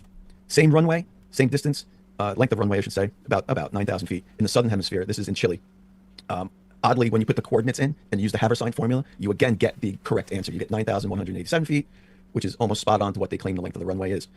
So how can the runway, using GPS coordinates, give you the same? Just so everybody knows that all that went straight over Nico's head. No, he didn't get not even a clue. That was just like, whoa, way over his head. Yeah, just he had no idea. Same length of the runway in both the north and the south on a flat Earth, when you know, based on that last picture, that the length gets wider as you go south. The length between those longitude lines gets wider as you go south. You would never be able to use GPS coordinates to get to anywhere on flat Earth. 50 seconds. Perfect. Summed it up right there. That's it. We can end it there. Oh, brilliant. Thank you very much. Excuse me. So you can...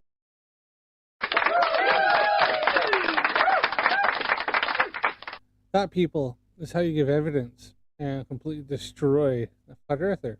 Right there. Like, just way over Nico's head. They didn't have a freaking clue what all that was. I was just like, wow, you can see his head spinning. Wow. I like Globey. He's a good guy. I guess just to conclude it, just 50 seconds, just to conclude it, the Earth is symmetrical. Everything that happens in the north happens in the south. That's why flat earthers ignore the southern hemisphere with all their might. They're scared shitless of the southern hemisphere for this exact reason. Okay, there's no symmetry on flat Earth at all. No observations of the sky or the ground will ever match reality in the southern hemisphere, and that's why Nico will avoid it for the rest of this conversation. Thank you. Brilliant. Thank you very much. Yep.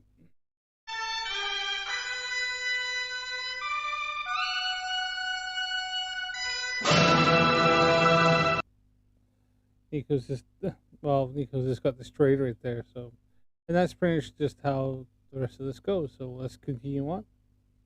Much, guys. I really appreciate it. Like, guys, thank you very much for being here watching this debate. We have for the Flat Earth, King Nico, and we have for the Globe Earth, the amazing GlobeyMcGlobe Face. You can find links to them in the descriptions once I remember to add them later on. And what we're going to do now is have, say, 45 minutes to an hour open discussion, see how it goes. It can go longer if it needs to. I'm in no rush. And after that, we will have some Q&A, so make sure you get your questions in, super chats, or tag me in the chat, or hit me up on Discord, or, I don't know, throw a brick from my window with a note attached to it or something. I'll get to it at some point. But over to you guys. I will only jump in to moderate if there is over-talking and constant interruptions. Name-calling is fine, as long as we don't go into realms that could get my channel, terminated. But, let's be as nice as possible. But, we don't mind a bit of passion. Let's just make it so that I don't need to moderate. That would be fantastic. Over to you guys. All right. I mean, since See, Craig suffers moderating because he just wants to jump in so bad. Kind of funny. Watch his face. It's an entertainment. you went first, you want to? I'll share my screen quickly. Can I share something? Mm-hmm. Yeah. Sure. So you brought up some stuff regarding the stars in the northern hemisphere and southern hemisphere regarding the globe. That's a nice little cartoon he's got going there. Model. So on the flat Earth, that can easily be explained. So let me just. Can you see? You'd be the first. Just Yep, I see it. a little visual, just a stock image, just to get a visual of what I'm about to describe. So on the flat Earth, the perception of stars from the north and south can be explained using a localized celestial dome or the firmament model, right? So where the stars move in distinct circular patterns above the Earth. So here's how it works: the dome and celestial rotation. So the stars are embedded in or projected onto the firmament dome above. The celestial bodies move in circular paths around a central point, typically the North Star, which is Polaris. The motion is similar to a planetarium projection, where the observers see different star patterns depending on their location. Excuse me. So this motion, it's similar to, so if you're in the north, you primarily see stars rotating around Polaris. Yep, north's not a problem, though. Let's get to the south. And as you move further south, Polaris becomes lower on the horizon until it eventually Which falsifies flat Earth. disappears. So in the far south, a different set of stars appears, including those around the so-called southern celestial point, which is not an actual fixed point, but rather an effect of the way light and perspective work under the dome. So everyone in the northern hemisphere looks north, and they see Polaris, and all the stars circle around it. Yeah. Right. Normal light, everything's normal. In the southern hemisphere, everyone sees the same exact thing, except they're looking south, and that is some effect of perspective and magical refracting light. So remember, Nico's invoking refraction here, but later on you'll hear him deny refraction. the claim, so in places like Australia, South America, South Africa, people see the same stars circling around a single point, and that's the south. Yep. This can be explained by atmospheric refraction and the way light bends under the dome. Okay. So It's not the same stars in the north, though. They're different constellations and different stars. There are different constellations down there, all full stop, as well as at certain points in the northern hemisphere, we see Orion. But later on in the year, like on up here, summertime here, we won't see Orion anymore until getting into the fall. And then you'll start to see Orion. But in the southern hemisphere, they'll be able to see the constellation Orion. This is due to the fact of our orbit around the sun, as well as our orbital tilt, 23.4 degrees. And once again, so the pole star in the south is Sigma Octantis, also known as Polaris Australis, and is called also the Southern Cross because Polaris Australis is really dim, hard to see unless you're out like in a really dark area and you can look and you got a clear night, you can see it. But Polaris that we see northern hemisphere is a much more brighter star, and as well as different constellations. We have the Big Dipper up here, Small Dipper down there. They have the Southern Cross and a bunch of other constellations we don't see up here. it's also possible that the firmament itself has a mirroring effect. So projection stars patterns can create the illusion of a continuous. We see the exact same. We see the exact same stars, but they would all the constellations would be flipped backwards. We don't see that. And rotation. You have some sort of proof for this claim? Well, That's a claim. I mean, that's a claim, right? Exactly, just as yours was a claim with your ball in the southern and your mirrored and your symmetry, which Yeah, so Yeah, I but hung he's two proved it. cameras from a ball and spun it right here on this fan, and I replicated what we see in reality: a northern hemisphere, a southern hemisphere, a northern celestial pole, a south celestial pole. Perfectly represented it with a simple ball spinning. I don't need to invoke some magic. Only when looking south, by the way, because you admitted looking north, everyone's just looking north and seeing the correct stars. But when we look south, everything's just magic all of a sudden. so because you were able to do this test in your home with the light and a ball without atmospheric refraction, without all of what the world has to go through and experience to see that, and the distances apart from the north. You notice that Nico is once again invoking atmospheric refraction to try to explain the southern star trails. But you'll watch later on, he will deny refraction. Polaris, where the stars are circling around it, and like you said, as I said, when you go further south, Polaris comes closer to the horizon. So where on this should I point to find So again, the that's south not pole? that's not an actual accurate model of the flat Earth, but it is somewhat used just as reference. And as you used it in your flight paths, you actually curved the planes around, and the planes actually fly in straight lines. They wouldn't fly around. So Well, they fly out. If you can look at the path, they fly. For example, Qantas Flight 67 flies out over the Pacific Ocean. They fly east, right? So on a flat Earth, that would have to be this curved line to fly east, right? If they're going straight, they're not flying east. Well, here, where was it?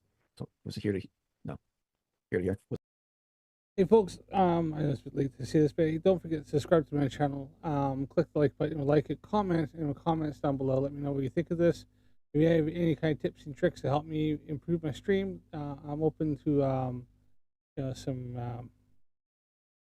what do you call it? Yeah, just like productive criticizations and stuff like that. Anything that's I'm open for suggestions, of course. Some of the stuff they're talking about here for the flight patterns, I did a video not too long ago. Check it out on my channel.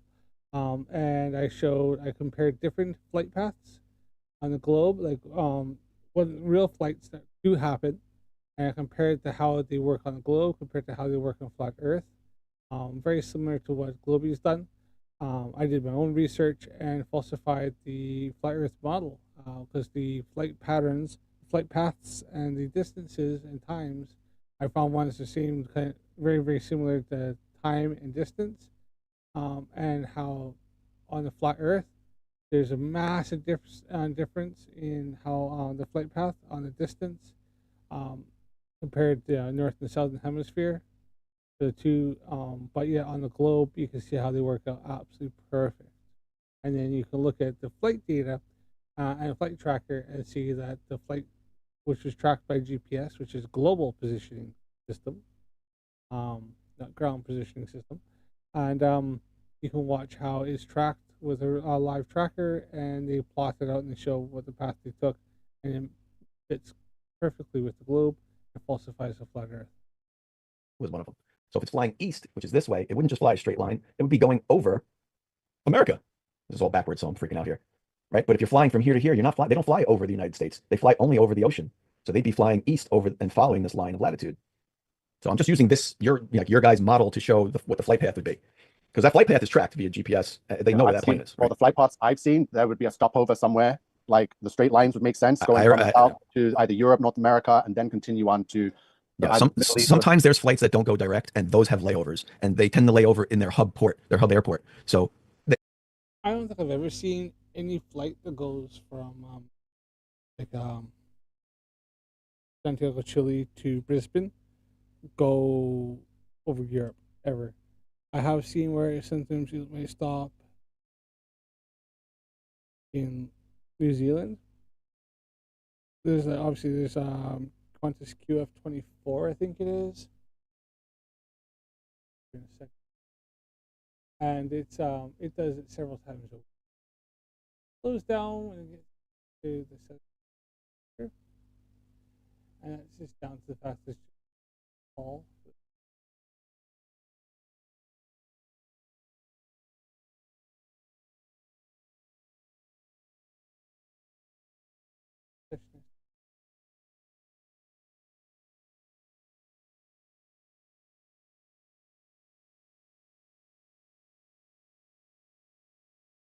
Use the free version.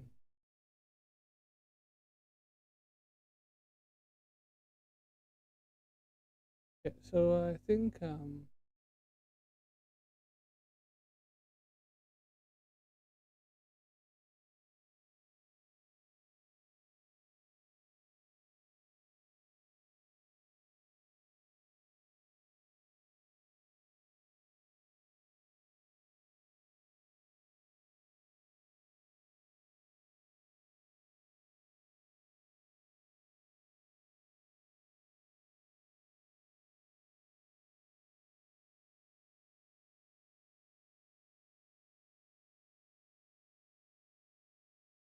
Let's see here if we have one in route rate this.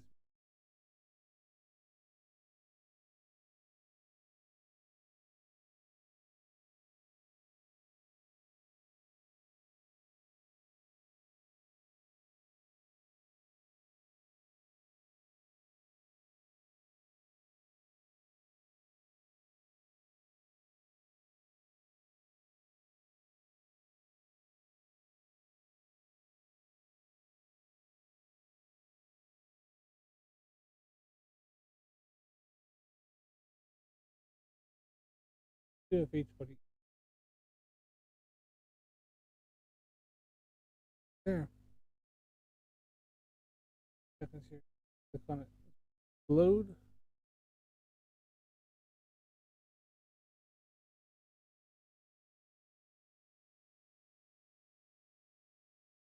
Loading. Santiago to Sydney.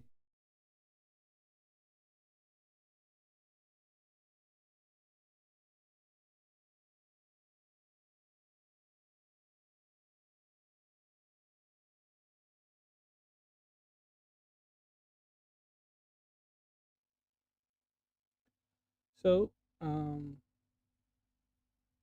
there's a flight right here. You can see my click my. Oh, there it is. Okay. So this is QFA 28 Qantas. It is in flight as we speak right this second.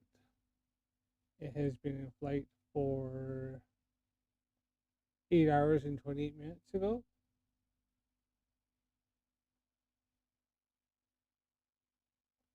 And I think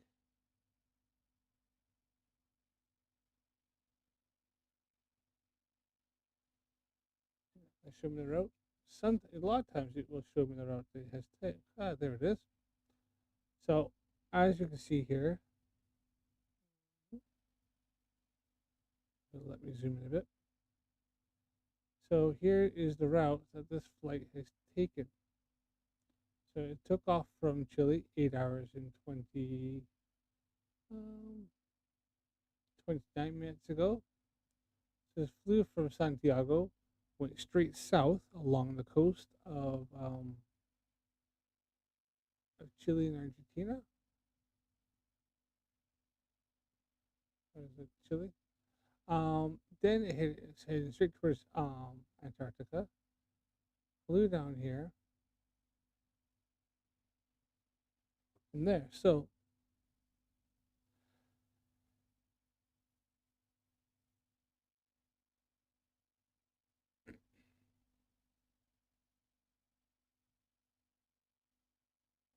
if you plot that out on a globe, right?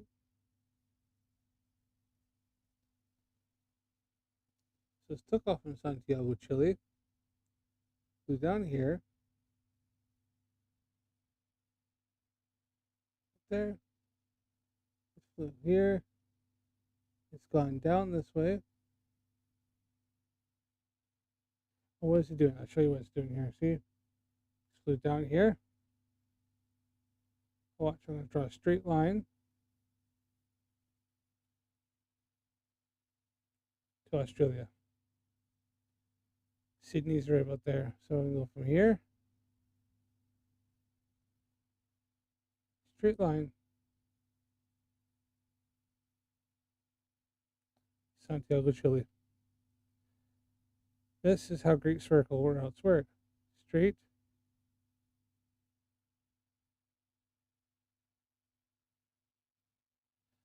And now, what's the route that our Qantas flight's taking?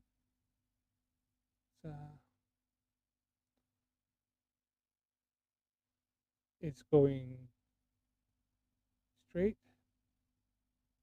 out here, and it's coming to come up in this area here, right? Just like I said, let's start there, flying down this coast. See if we can get it over here a bit.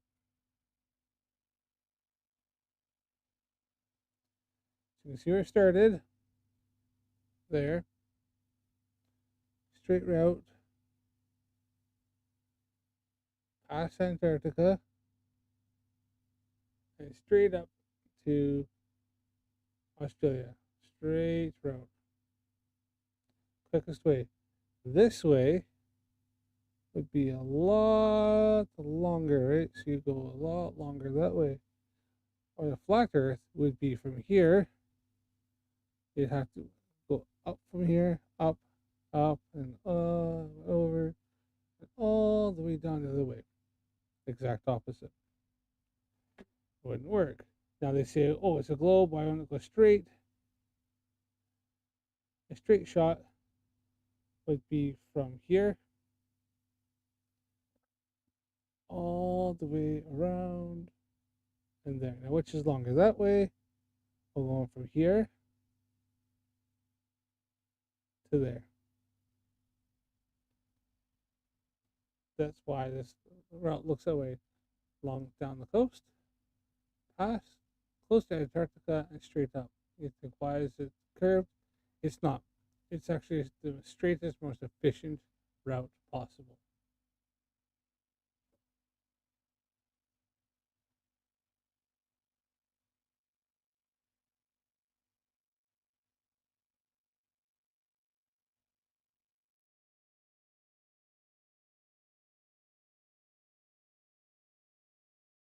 They might go a little bit out of the way to do a layover if they're going to the airline's hub location to make transfers, right? That's a whole different thing that is meaningless. And flat earthers use that to obfuscate the conversation. I showed you examples of direct flights. So we're not talking about anything with a layover. Qantas Flight 67, I'll go back to it. I think I was talking about 67. There's a few of them. 64, sorry. Qantas Flight 64 is direct from Johannesburg to Sydney, Australia. It flies 3 days a week. Okay. That flies out over the Pacific Ocean. It's mostly going east, right? Doesn't fly over the United States. It flies over the ocean the whole time. So that flight is the same exact.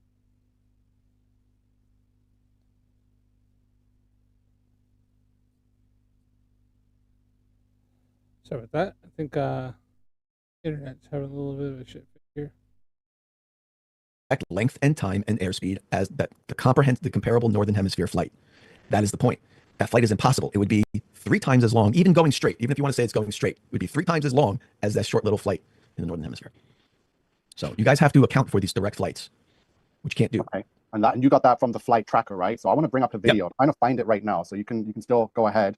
So I want to compare. If you want to try and find that flight path on the flight tracker, I got the flight path I'd like to bring up too, so we can go over them. So I just need to figure out how to find this quickly. Let me see if I can find it on my phone and bring it up. Funny, actually. Can I share it? Okay, here it is here. Yeah, I want to see. Then I want to. Oh, one just took off. Oh, that's live. You're watching it live too. Yeah, you can go back and look at historical ones, but this one's live. It's in the air. Just took off. So if I click on this is probably completed. Yeah, this was completed Sunday, the 23rd, yesterday. So you notice it doesn't go straight over anything. This is all over the ocean. You can see on a flat Earth, it would have to be going over India in a straight line, which doesn't happen.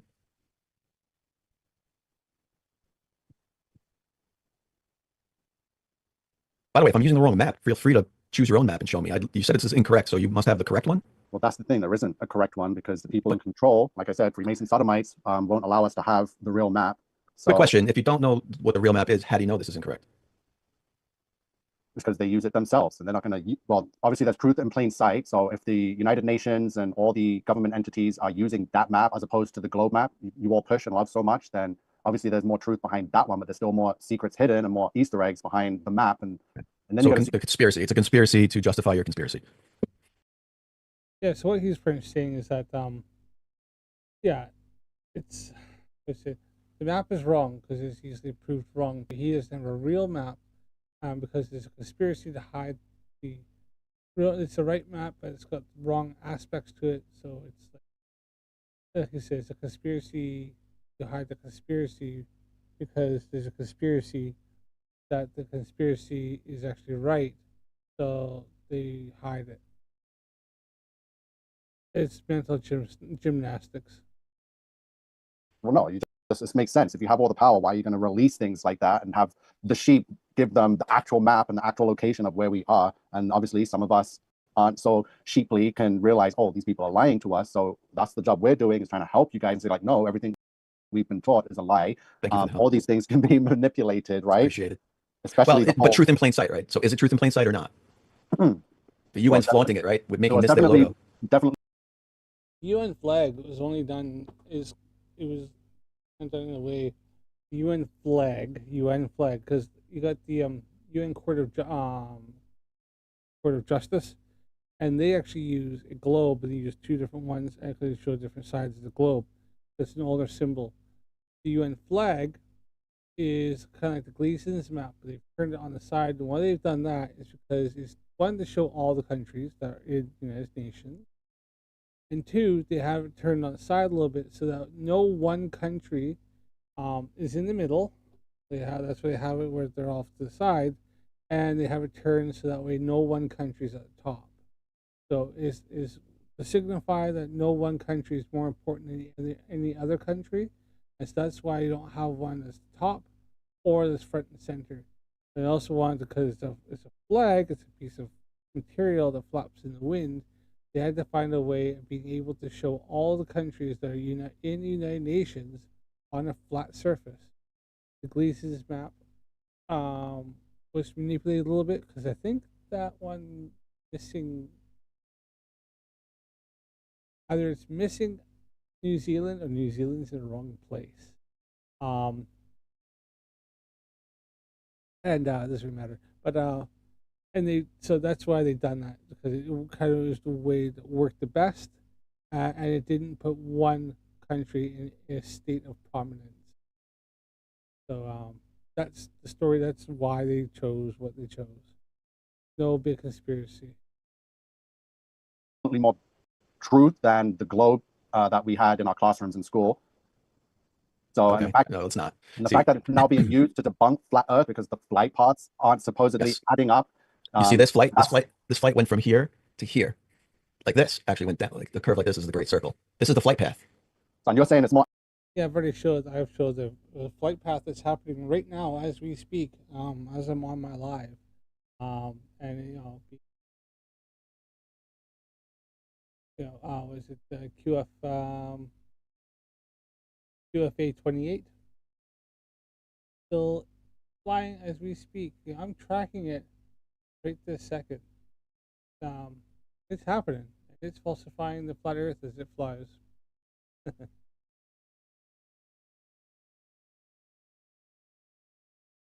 More accurate and works out on that model you're holding there. It only works on this model. that's a joke. So you're saying that the flight paths work on a kid's toy that you can pick up at Toys R Us rather than the actual map that the United Nations. Yes. I proved it. Use. Yeah. See, that's how we know. This is a globe. This is a globe, Nico. Yeah, projection, which is why. Okay. Yeah. They don't use this. They don't use this to fly. They use this as a logo because it's flat and easy to show. They don't use this to plan flight routes. You can't. They use a globe to plan flight routes. Speaking of flight routes, there was a flight route that I've seen. I'm trying to find the video, but it's regarding these two. I see you have a NASA shirt on, so you're probably familiar with who Sonny Williams and Butch Wilmore is. So they were stuck in space. I got some decodes here. National Aeronautics and Space Administration does equal 666. NASA actors, because I'm telling you they are, Freemason sodomites equals 666. Witchcraft, Galactic Federation, they were supposedly stuck on the International Space Station for 9.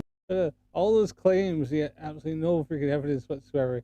Yeah, all he's done is put NASA actors in quotations and put equals 666. Proof? None. Galactic Federation equals 666. Evidence? None.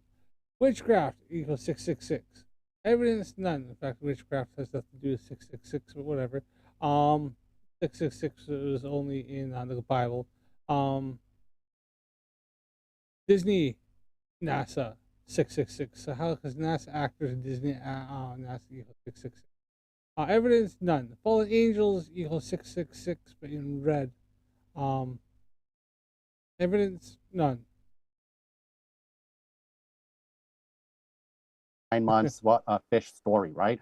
So there is a flight tracker going around with a plane leaving the base at NASA. It's taken off from the mainland. It goes out into the ocean, and that's where it drops them into the ocean and then flies back to the base. And that can be found on the flight tracker. So I don't have Really? that, but it's going around. I'm just trying to find it, but It's always so close to having it, but not. no, I'm sure you've seen it. And I've not seen it. I've not seen I'm that gonna fake bring it piece up. of information you just lied It's about. not fake. So if I show you, find that video now. Yeah, please do. I want to watch it. I love watching these things live. So you're telling me that you believe that these two characters were stuck in space for 9 months and just They weren't stuck, but yes, they were in space. Whew, okay, so Absolutely. flight tracker. Someone please send it to me. I'm trying And to your proof is there's a flight tracker that shows video of them being dropped in the water. They were. It was Wow. a Chinook helicopter that took off that capsule, flew, dropped it off in the sky, flew back to the NASA base. Chinook. Yeah, a Chinook. Okay. Okay, I want to see it. I love it. We got to see this. This is fantastic. So, but please try and bring up some more points quickly while I try and locate this video. It's Sure. Probably on the X. I just don't use X too much. But I'll Oh, find it sorry. on X. Hold on. I looked up NASA on the flight tracker. I looked up their go on the flight tracker. I'm on flight radar 24. You can type in NASA, and I typed in NASA airline. So the airline is NASA, and it says show fleet. So I showed fleet.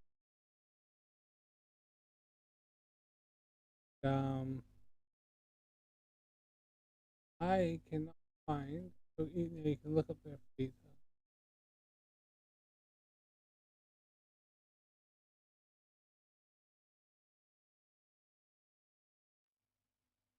Okay, so show fleet. So I'm on the flight radar 24. I'm on NASA fleet. Okay, now look up the aircraft. Right now it tells you the type. It's a B772, and I do apologize. My computer decided to be slow today. I might get getting an update. So there's a 58 in their fleet.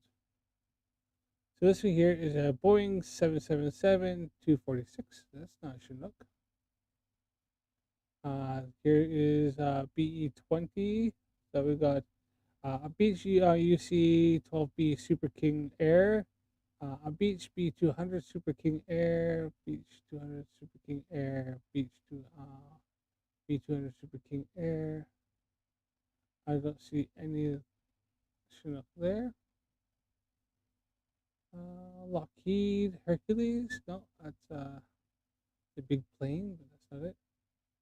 Land Carrier Columbia 300. No, not there. I don't know. Sierra Ship B. No. Airbus Helicopter H135. H135. I could be wrong here, but I don't see anything that says Chinook. They got McDonnell Douglas F-15B I-27 MC Eagle. No, that's a training plane. It's a fighter jet. Oh, what's this one here? A Hornet. No, that's definitely not a Chinook. I can tell you that. I know those ones. F-15, F-18, F-18H. Yeah. See, got the F-18B Hornet. No. We got a Dunset HG-25A Guardian. That's not Chinook. Gulfstream C-20A. No. Gulfstream C-20A. No. Gulfstream 3. Gulfstream 3. No. Those are planes for sure. Gulfstream 4. No. Gulfstream 5. No. Lockheed P-3B Orion. No. Aero Space Lines B377. No.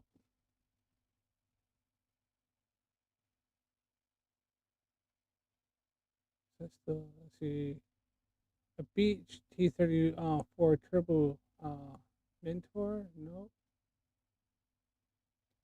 Sirius SR-22. No. Do we even have one? Spaceline. No. Let's try. This where it must be here. Maybe. Maybe this is where they got it. So we have 29 here. So Northrop T-38A Talon. No.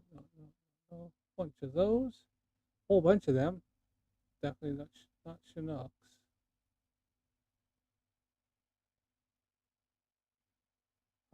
Two here, YouTube. Lockheed ER2, no, two of them. And we have a Martin WB57 Canberra. So I don't see anything here.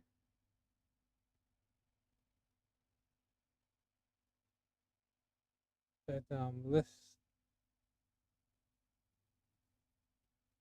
So let's just see something here.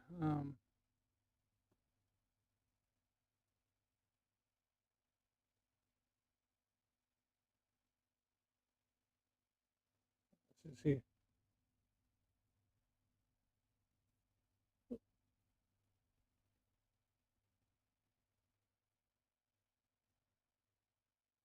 Chinook helicopter. This is a Boeing. Oh, a Boeing CH-47 Chinook. So maybe was I wrong on that? Let's see. This is Boeing CH-47. Maybe I was wrong. Maybe they do actually have one. I don't think NASA even has one. So BH-47 Boeing. No, that's a 777. No, that's definitely not one there. No, that's a Lockheed. Columbia 300. No. No. Nope. Let's see. Chinook would be considered a CH-47, Boeing CH-47. Double checking. It's kind of late here, so excuse me, our brain starts rotting a little bit.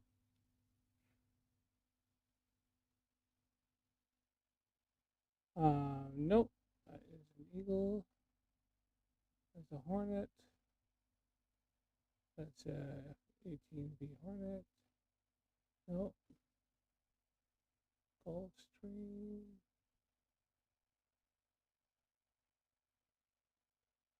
GLF4. Gulfstream. Nope. GLF5. Gulfstream. P3. Lockheed. Nope. It's not looking like they have one. It doesn't list they having a Chinook. And Chinook's like not even a new secret helicopter. They've been around. I see them fly around once in a while. So these are definitely not Chinooks. Lockheed ER2, no, that's definitely not it. And we have this guy here. Well, I don't even see a Chinook being listed in this fleet. This is a radar that tracks all flights going over the United States. There we are. So, unless somebody can provide me evidence to say that NASA has a Chinook, anybody has evidence that NASA owns a CH-47 Chinook? I don't see it.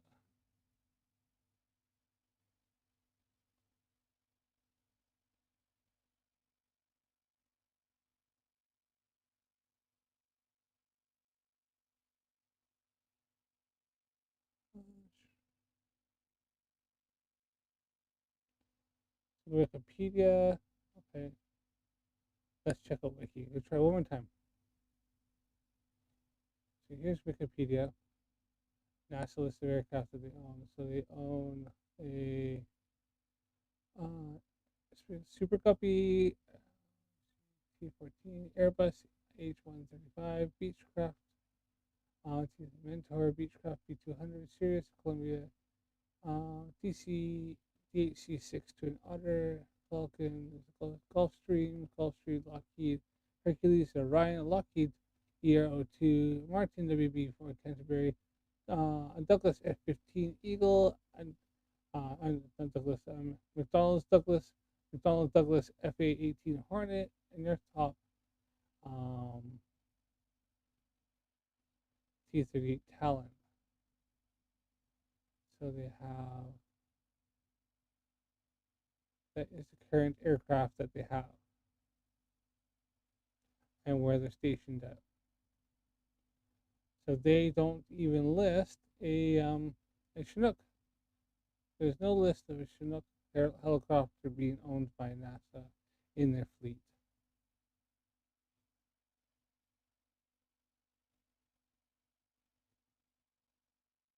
There's a Eurocopter. Now, just do us a favor, pay attention to this. This is a Eurocopter, right? So this is a new Airbus H135 T3 at the Kennedy Space Center, September 3rd, 2020. The second H135 helicopter also was delivered September 30th. And they have a third one that arrived early 2021. The three H135 helicopters replaced the Bell Huey 2 security aircraft in service now. So, replace some. Now look at the size of that. Okay. And I just want you to kind of keep that in mind. This will be relevant later on in the stream, not too far. Okay. Trust me on this. It will be relevant.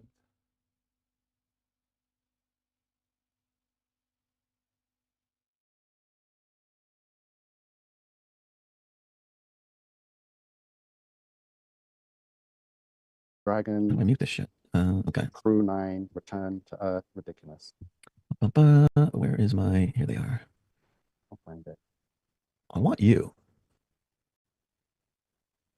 So quickly, Craig, all the people watching right now, how many viewers you got? And you're telling me that everyone is buying that fish story of those two astronauts that were dropped into the ocean after being stuck in space? Would you like me to put up Would you like me to put up a poll to see if everyone believes? It sounds like we need a poll. Yeah, I can bring up the video quickly. I had it ready. So I do have one video of it ready, so everyone knows in reference what we're watching. Where is the video? Oh, I got Horizon Lines to show. Did I share it? Right here. Can I you guys see this? Yes, we do see it. So what you guys are showing the world is your resilience. You see this TikTok short? Oh, hold on a second. I'm trying to find I think I'm only sharing my one screen. Yeah, I'm only sharing one screen. Hold on. Yeah, we're just seeing YouTube. Yeah, it's here. I'll just share my whole screen. All right, can you see any of my screen now? Sorry, I got it up. Oh, well, you told me to share something while you were looking. Right, we do have a poll up, everybody. Make sure you vote in the poll. Do you believe the astronauts were stuck in space? Yes or no? So, Nico, do you know what this is we're looking at? Sorry, okay, I'm going to pause something and stop my screen. You're sharing something? Okay, let me see what you got. Yes, Globey is currently sharing. You never shared, Nico. Oh, okay. I'm looking at that Twitter video. Go ahead. You know what we're looking at here? No, I don't see anything. You don't see anything? No. Does anybody else see anything? Yep, we all see it. Sharing. Yeah. Oh, okay. Only Nico doesn't see it, apparently. I don't see anything. I accidentally shared my screen at the same time, so I must have glitched it out or something. Can you stop sharing? Yeah, I did. I stopped a while ago. I'll reshare. Let's see. Does that work for you? Yeah, that works. This is a navigational computer, Nico. What's inside that little thing there? Yeah, a globe ball. Yeah, I see it. This is before they had computers, so that's why there's a physical globe inside of it. But this is what they're using to navigate. Isn't that cool? Guess what's not in there? A little flat, this spinning around. So no, we don't use this to navigate. We don't use this to flight plan. Silly talk. Anyway, you're looking for that video. I don't want to distract you. Yeah, I've heard many pilots say they don't use that and fly by a flat map. So I need this video. I think it's a sin to lie, Nico. Just saying. No lies here. NASA flight tracker. Where is it? Is this the video? No pilot says they. You need to talk. This is a flight tracker, and as you yeah, I found it. The NASA helicopter approach. Okay, so how am I going to play this on my screen quickly? Can't share. It's on your computer. Let me just copy the link. To be clear with the poll, everyone, I don't mean do you believe that they were stuck in space, like technically, but just do you believe that whole thing happened? You know, do you believe space is real? Do you believe the astronauts were up there and then came down?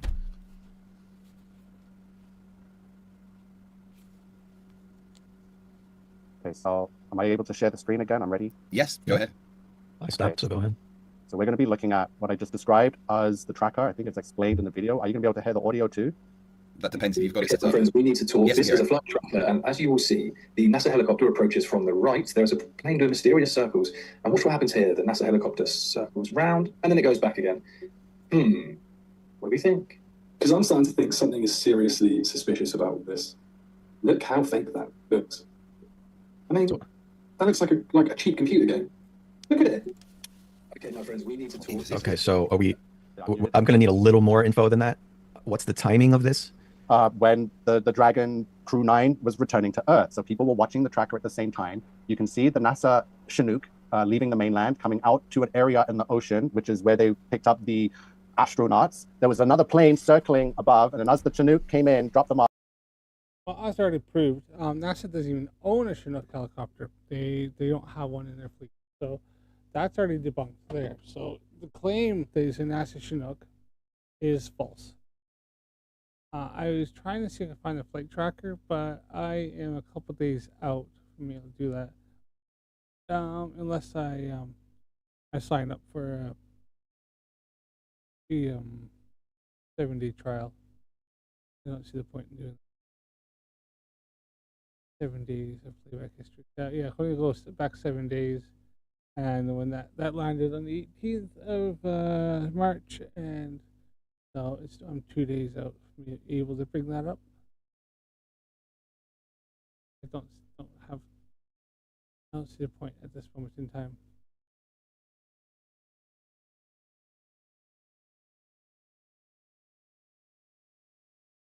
Went back, then that plane, just FYI, a little foreshadowing, Globey debunks all this.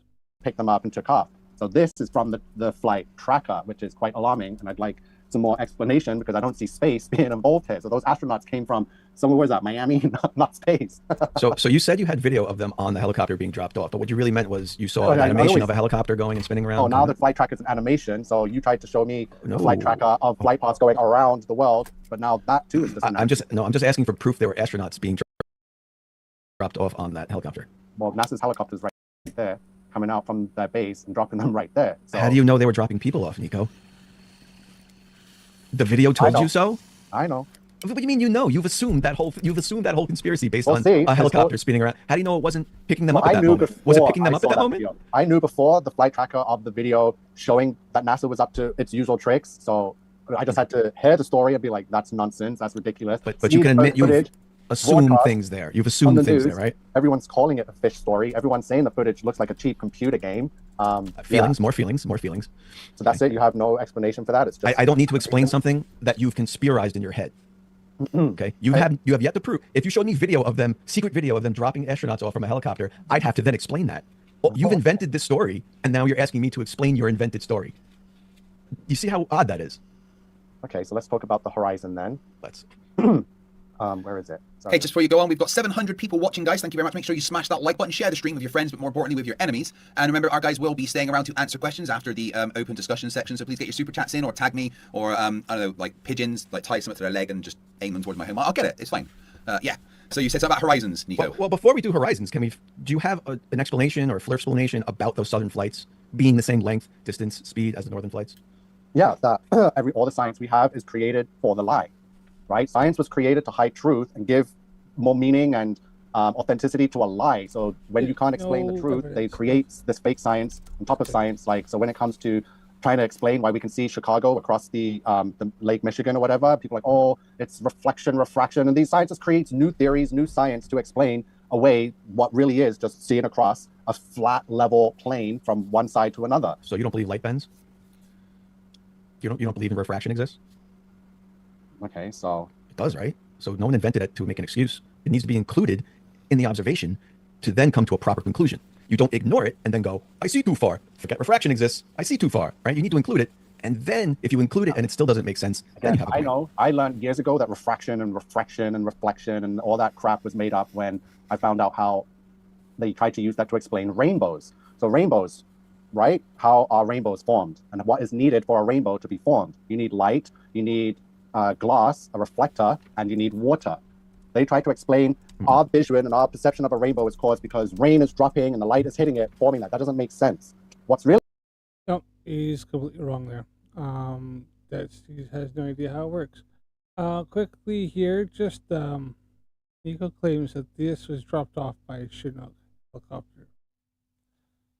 So what we have here is NASA's SpaceX Crew 9 reentry. This was done on the 8 days ago, so like I said, it's a couple days out from the flight tracker.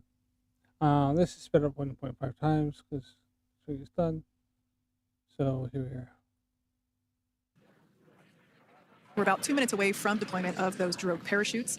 Now the heat shield is continuing to work to slow the vehicle down. That entry period, the Dragon spacecraft went from orbital velocity about 17,500 miles per hour down to about 350 miles per hour. So that really gives you a sense of why that plasma builds up on the exterior of the capsule, thanks to the heat shield and the work that it does. Those drogue parachutes will slow. So as we mentioned, weather is something we're constantly looking at, making the final call to proceed about 2.5 hours before the crew undocks. So for the Crew 9, we need to bring you the best possible views of our astronauts' homecoming. Yeah, as I mentioned This is the earlier, people this in the Derp Dragon is the last capsule, time that we right? will utilize our 4 forward Draco thrusters, And you look how, basically like, meaning at the top of the everything's Dragon kind of capsule. floating Dragon Freedom there, has not right? yet The entered hands the are Earth's floating. atmosphere. This deorbit burn is what will line the vehicle up and put it on its final trajectory to the landing site right off the coast of Tallahassee, You look Florida. at these straps here. So basically, it is the last burn that the Dragon These spacecraft straps are executes and floating is what up really locks it in for because they're that still precise landing. in, As you can see on your screen right now, Nick, Sunny, Butch, and Alexander are using their screens to keep tabs on the burn duration, the Draco firings, and trajectory details such as entry angle, spacecraft perigee, and how much distance remains until deorbit burn termination. As I mentioned earlier, Dragon is flying itself. So all the crew has to do is stay strapped into their seats and keep tabs on things. Although I must say, And, if I had one of those window a lot of seats, times, it would be pretty difficult to restrain myself. A lot of times, Flerf's claim that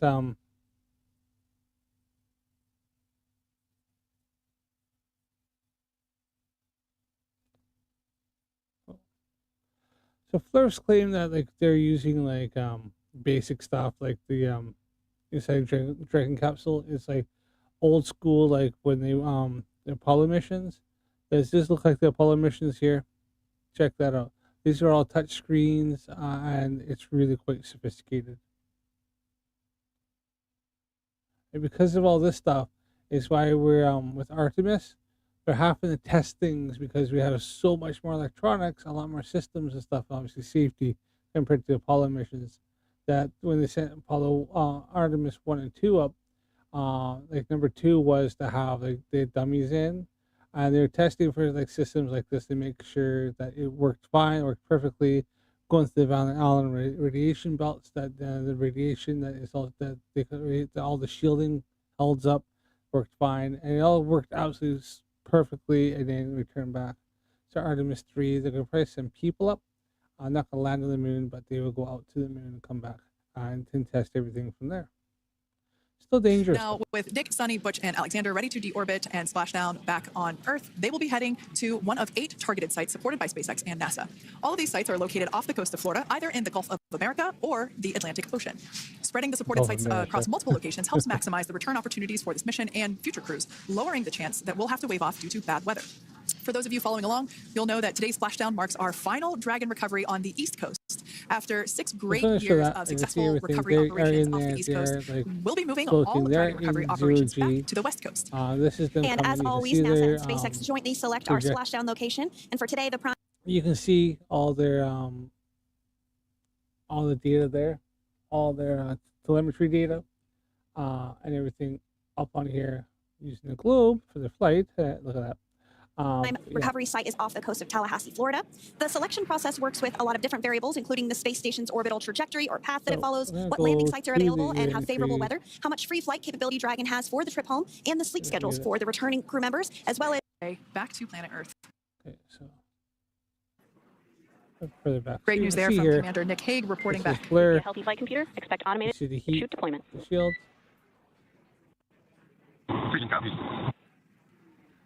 I want you to look and see here. You can see a helicopter holding this thing up as they come. Makes its way home.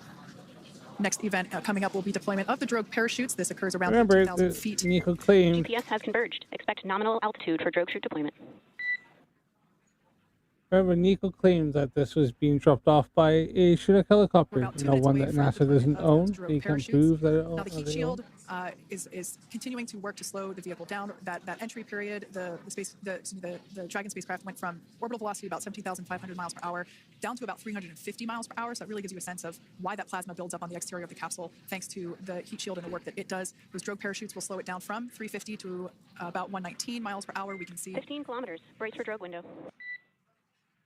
We can see seat rotation happening inside the capsule. Great to get those first views of our crew members. Once again, the capsule is going about 350 miles per hour when the drogues are deployed. Those drogue parachutes that we manufacture here in-house are going to slow the spacecraft down to 119 miles per hour. And that is when we will see the main parachutes deploy, and that occurs about 6,000 feet above the ocean's surface. And we are expecting drogue deployment at 2:53 p.m. Pacific, so we should see it any second now. And there you are getting a great Hey, view yeah. of Crew 9 inside Do you Dragon see, Freedom as it returns do you back see to Earth. We anything are holding waiting this drogue thing up? deploys. This view coming Because, from the helicopter WB-57 can't go that high. high-altitude plane. And there you see it on your screen, drogue deployment. Drogue descent rate nominal. You can hear the crowd here. Visual on 2 healthy drogues. The crowd here very excited as Dragon Freedom continues to make its way back to planet Earth.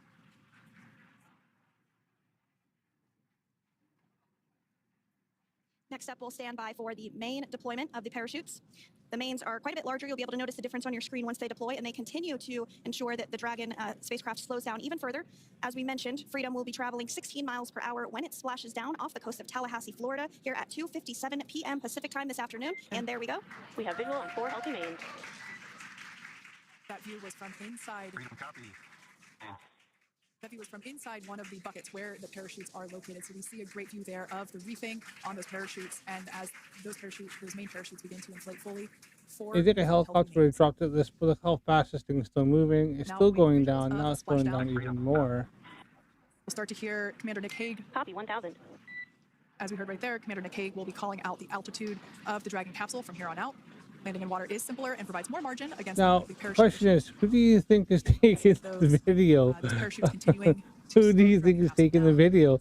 The video camera. And if you're just Where do you think the video camera is you're looking coming at from? a live view I of give you Crew 9, yeah, just can minutes we away give you from like a splashing bit of a down off clue? the coast of Tallahassee, Could it be a Florida. fucking So it's 2 minutes helicopter? from now at 2:57 p.m. The one in Pacific. NASA, you know, the one that showed up in the flight radar. Breathtaking view of a calm, glass-like Could it be ocean that's off the coast of where, Tallahassee, you know, Florida. like Crew this 9 is just minutes obviously away from from, splashing down. like, This is really such an the, incredible shot.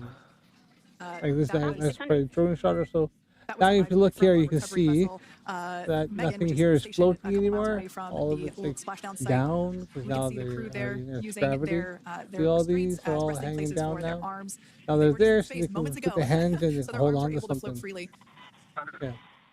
400 meters. See here, look at that. It's still way up there. It's been This is a falling gorgeous for bluebird ages. day here that we have for the splashdown of Crew 9.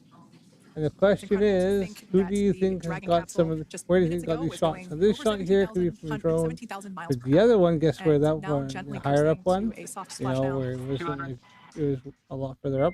Copy, 200 Guess meters. what? Brace for It splashdown. probably could be, I don't know, from a fucking helicopter with a camera As crew you in can it, see you there know, on the your guy with the screen, camera. continuing to monitor progress of This the is Dragon one from spacecraft. a lower down. And we're going to stand by for splashdown located This in is the Gulf of America off the coast of probably a Tallahassee, drone Florida. or something like that they have here. Yeah, it's quite low. It's going to be a helicopter. And splashdown. Crew 9 back on Earth. So I think, I don't know. And SpaceX Freedom, splashdown. Good main release. Copy, splashdown. We see main chutes cut. Okay, so you Nick, see Alex, the Butch, Sunny, on behalf of SpaceX, see the boats welcome and home. stuff heading this way, right? They're coming, heading out, so they're coming secure everything. An amazing what a ride. I see a capsule full of friends ear to ear. And look how burnt that is up. That's gone through some freaking hellfire. That right? That's gone And through as some you can shit. see on your screen, we have visual confirmation of splashdown. Dragon Freedom has returned home, and NASA astronauts. System safety verifications are in progress. We'll report back when recovery personnel are en route. I understand. And we're in section 2 of 4.800 landing response. And looking for your word on if it is necessary. In the distance, we can see the recovery vessel making its way. Copy, you're in section 2 for the environmental assessment in 4.800. That is not necessary today. Understand. Raise and button. So we will continue to have communications between the Corps and Nick Hague, the commander of Crew Dragon Freedom, which just splashed down 2 minutes ago off the coast of Tallahassee, Florida. Dragon Freedom has returned home with NASA astronauts Nick Hague, Sunny Williams, Butch Wilmore, and Roscosmos cosmonaut Alexander Gorbunoff. They're back on Earth after approximately 17 hours of a return journey from space. The SpaceX recovery ship and team have been waiting for Dragon's splashdown, and they will now make their way to the splashdown location. The teams have been ready and waiting about 3 nautical miles away, so it's going to take them about 30 minutes or so to make their way And to... SpaceX Freedom, first river, stable mode. Copy, Stable 1. We see the same. It's going to take about 30 minutes for the recovery team to make their way over to Nick Sunny. All right, so I'm going to pass that a little bit there real quick. They're also checking to make sure that any residuals from the pyros are safe. Now, if you are just joining us, the mission has gone smoothly so far. Dragon successfully. Stand by for PMC with SpaceX flight search.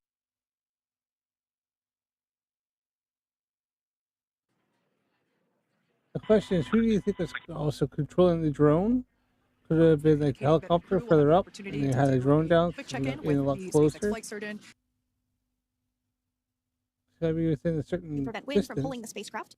Dragon then automatically safes any pyrotechnics that may still be present on the vehicle and may automatically perform additional minor system reconfigurations. The astronauts will remain seated and in their suits at this point, but the onboard air conditioning keeps things temperature controlled inside the spacecraft so the crew remains comfortable, and the communication systems. Freedom, SpaceX, contract. Oh, look at this. There's another high-up shot. Wonder where got that from. Could be a drone. Could be a helicopter. Copy that, Freedom. Have you loud and clear as well. And oh, look at that. No longer private. Holy.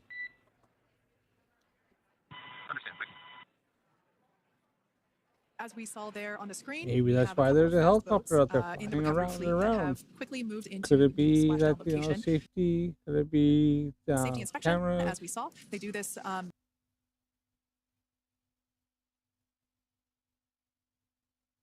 Oh, look at this. Really I've got you loud and clear, David. It's so great to hear you. And 63 degrees outside right now with clear skies. Live.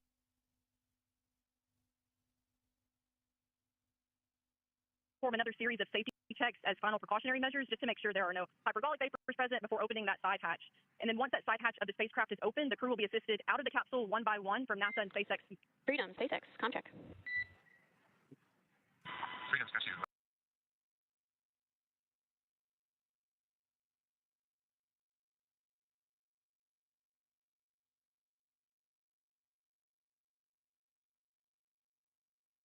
To the recovery vessel, we will see the hydraulic arm.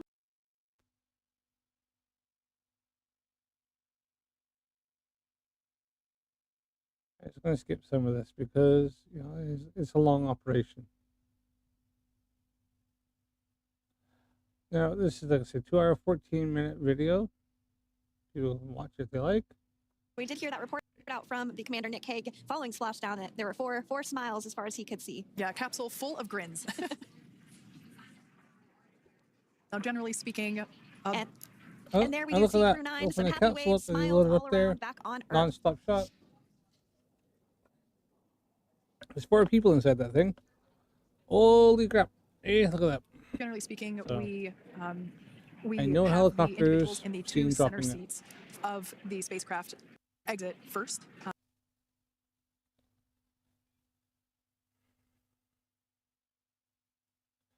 Crack on with this. See if we can get this done.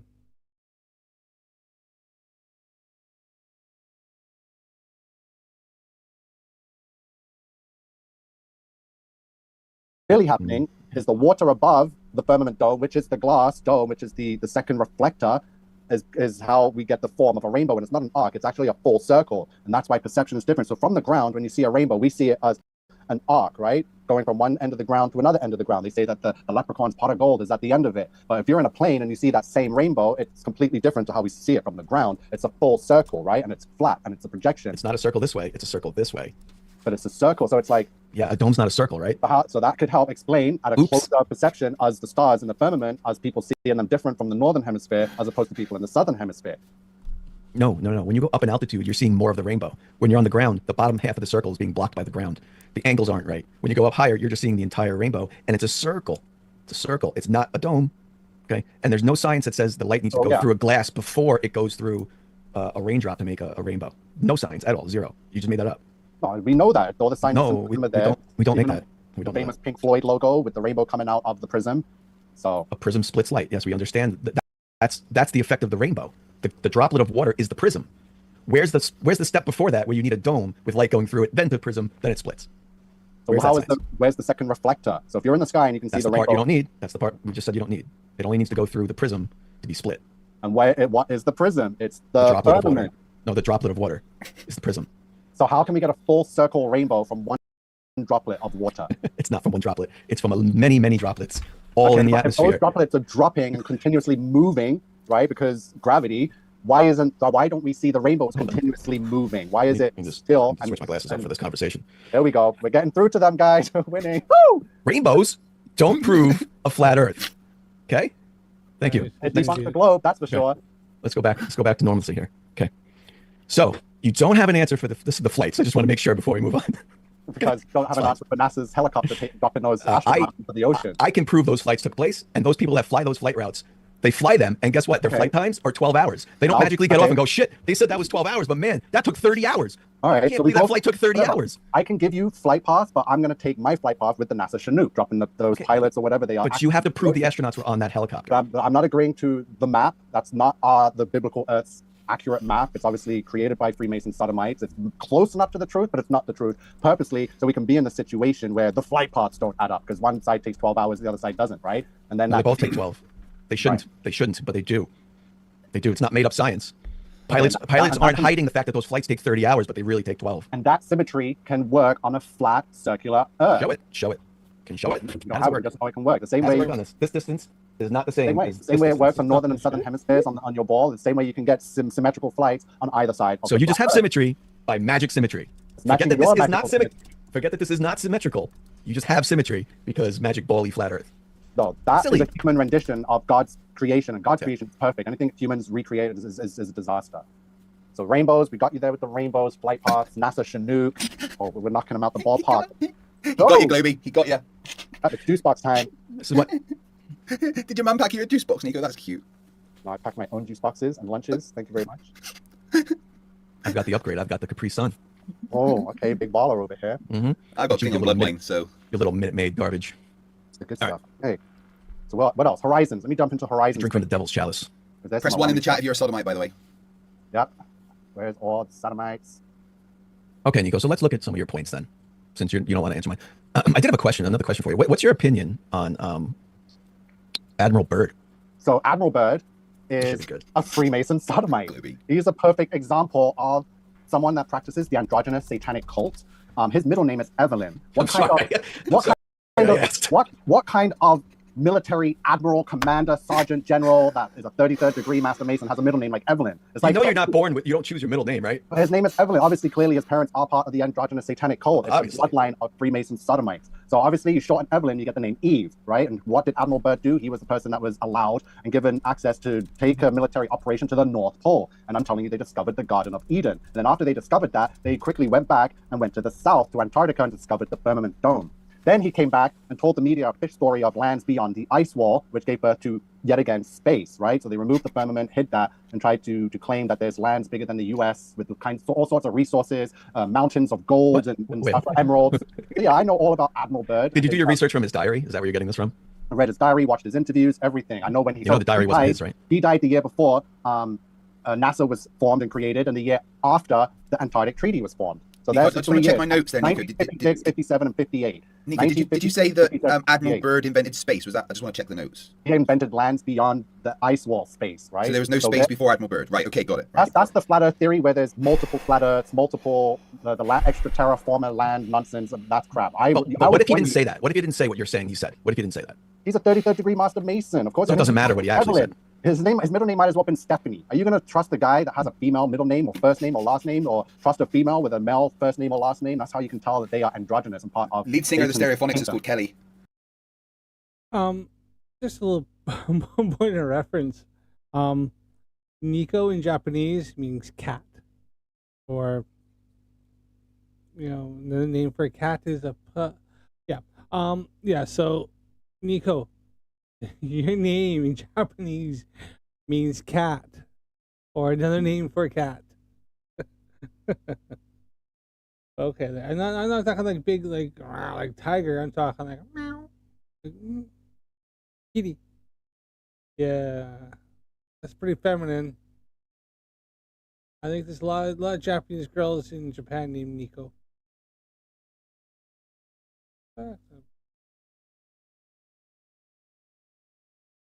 Yeah, that's I can see.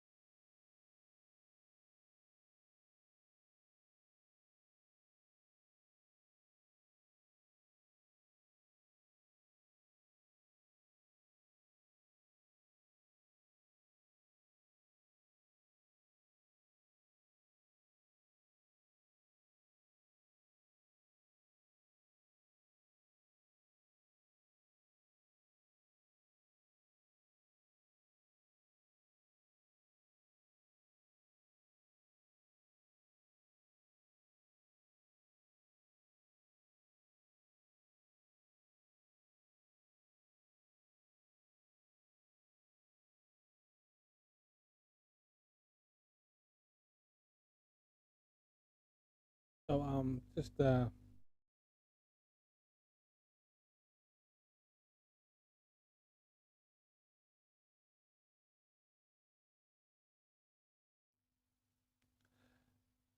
just here. So Nico, there are feminine and masculine interpretations of this pretty Japanese name.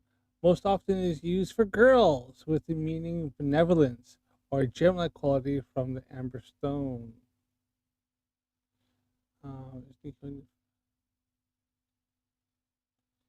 And so sure, also meaning and kanji variations of Japanese girls.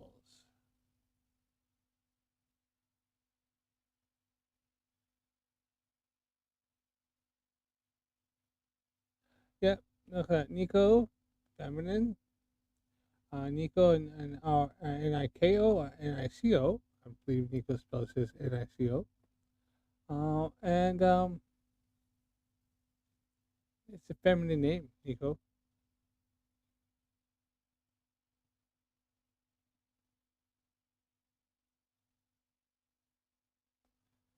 I'm pretty sure that's how he spells it.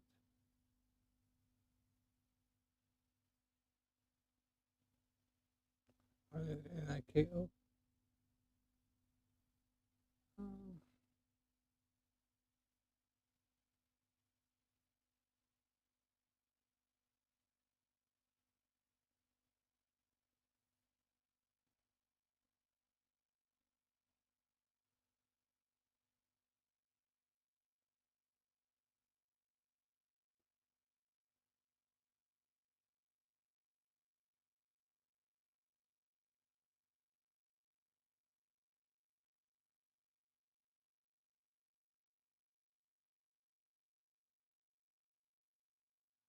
So in Japanese, Nico means smile, and Nico describes someone who is smiling or has smiling expression.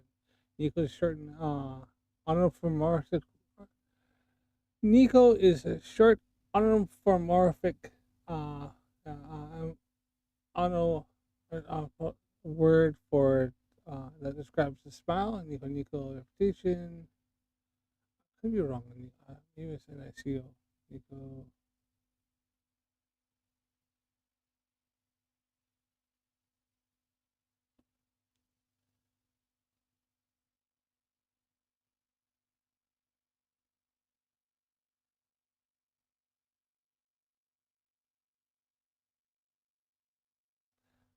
Okay.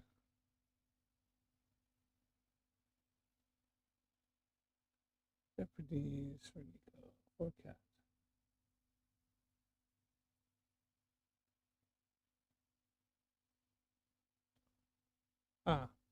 The Japanese is Nico. It's N-E-K-O. Nico. 猫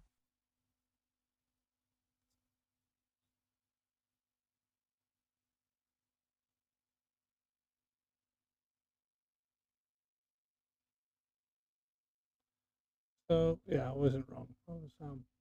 I was right.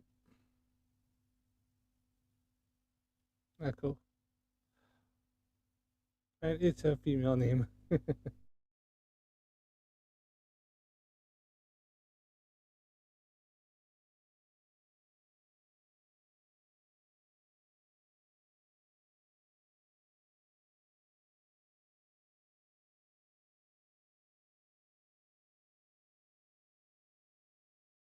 Wow, this got fucking weird, dude. Yeah, I don't really typically care what people's names are. Yeah. Your name is King Nico. Right. I'm still talking to you. Yeah, which is anthropomorphic. Malige. Is a feminine Yeah, name. my name's GlobeyMcGlobe Face. Mr. McGlobe Face to you. Smile. And you're still talking to me. Yes, Mr. Globe Face. So let's explain some of this That's a horizon. weird flex to take. Is I don't like your middle name. You're a Freemason. That's a weird He is flex. a man. Freemason. It's confirmed. It just adds to more what they're involved in. So we can bring it up, but I don't have to. Really sorry I asked that question. Okay. Anyway, so horizons. You want to talk about horizons? Yeah, so this is a picture from Wikipedia, which is from NASA. So this is one of NASA's horizon pictures. I wanted to explain what we're looking at here because this is a ridiculous picture. Where's the Earth in this picture? Is the Earth this black spot up here or down here? Because if it's if this is space, then the Earth is curving in the wrong way, right? So what is this? And obviously you can see, if you get closer, you can see the distortion where they try to bend a straight horizon, because horizons are always straight. What's the Wikimedia post about? Is there information about it? Oh, right Yeah, so there. the horizon is the apparent curve that separates the surface of a celestial body from its sky when viewed from this perspective of an observer on or near the surface of the relevant body. So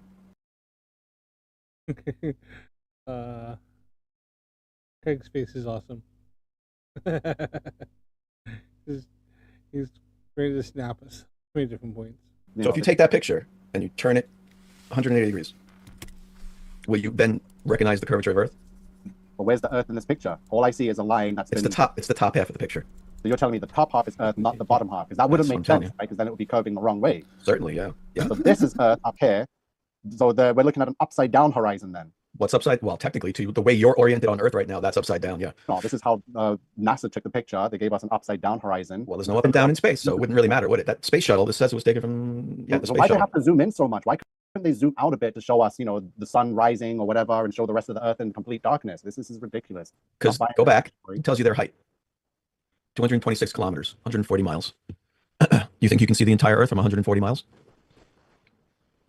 Can't even see close to the entire Earth at 140 miles. If you could leave the atmosphere, this is 140 miles above the Earth right here. Can you see this? Like that. That's a bit probably less than that. Yeah. You're only seeing this. If we can't get a picture of our Earth because that far distance is only a little blip, how do we get images of all the other, like Jupiter and all the other planets from light years away, right? So why can't they go to those distances and just look back? So those distances don't make sense when they traveled supposedly to other galaxies and nebulas and other parts of the universe. So on their way back to Earth with the data, they couldn't have had a video or picture slide time lapse of them returning to Earth and showing stuff like that. Why they always wait till they're only that close to get like a little tiny blip of the Earth. No, there is video and pictures of the entire Earth from Jupiter, from Saturn, from other planets. There is. The problem with the picture you're seeing right now is that was not out in space, that was in Earth's orbit. So if you want to see an entire picture of Earth from far enough away to see the entire Earth, you could go to the Cassini spacecraft. You could go to let me pause for the You don't need to go 240,000 kilometers away to get an image like that. I can just go to the beach at 5 a.m. and I'll get the same picture, right? So I don't know what the hell NASA's the one you just showed? And how you guys are falling for it. Yeah. The fuck you just said? This one I just showed. That one was from space. No, it wasn't. You don't see that kind of curvature from the beach. I don't believe in space. You cannot get to space. So what was that picture of? First of all, it was a terrible picture. I don't even know why you're showing it. There's so many better pictures. This is NASA. This is what they have. Great. There's a lot better pictures than that. I don't know why you're showing the dark one with the underexposed Earth there. This is it. Yeah, great. Okay. Get better pictures on Earth. You don't need to go Nico, to space. let's do an experiment. Yeah, let's go. Experiment time.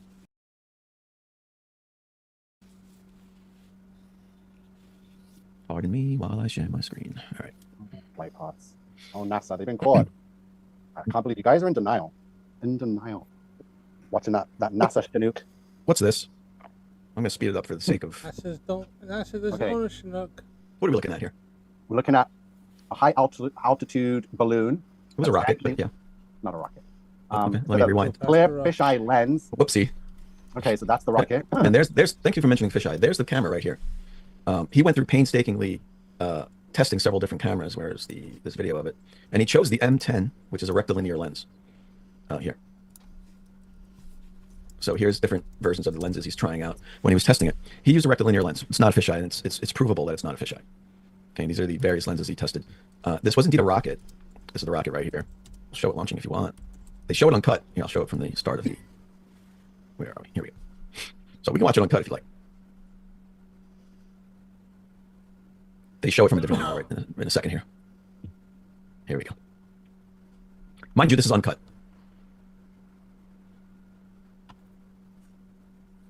Yeah, you get some wobbling because it's spinning, blah, blah, blah. When it stops spinning, though, is the real juicy part. Half an hour here. Matter of fact, everyone's probably bored. I'm going to... fuck it, I'll let it play. It's beautiful. Yeah, I'm waiting to see when that flat horizon's going to start bending out. Looking for the editing tricks. Editing tricks? Where's the editing tricks? I'm waiting for the horizon still flat right there. Well, it's not. I can pause it and show you it's not, but it gets better. Pause We're it. only at It 100,000 might feet. look like it's bending because of the wobble. So when you take a pencil and start dangling a straight line like that, it looks like it's wiggling. Yeah, Nico, that's why I preempted your wobbling, spinning question or statement by saying before you said that it's spinning right now. Let's wait till it stops spinning. I said that a second ago. Go ahead, go.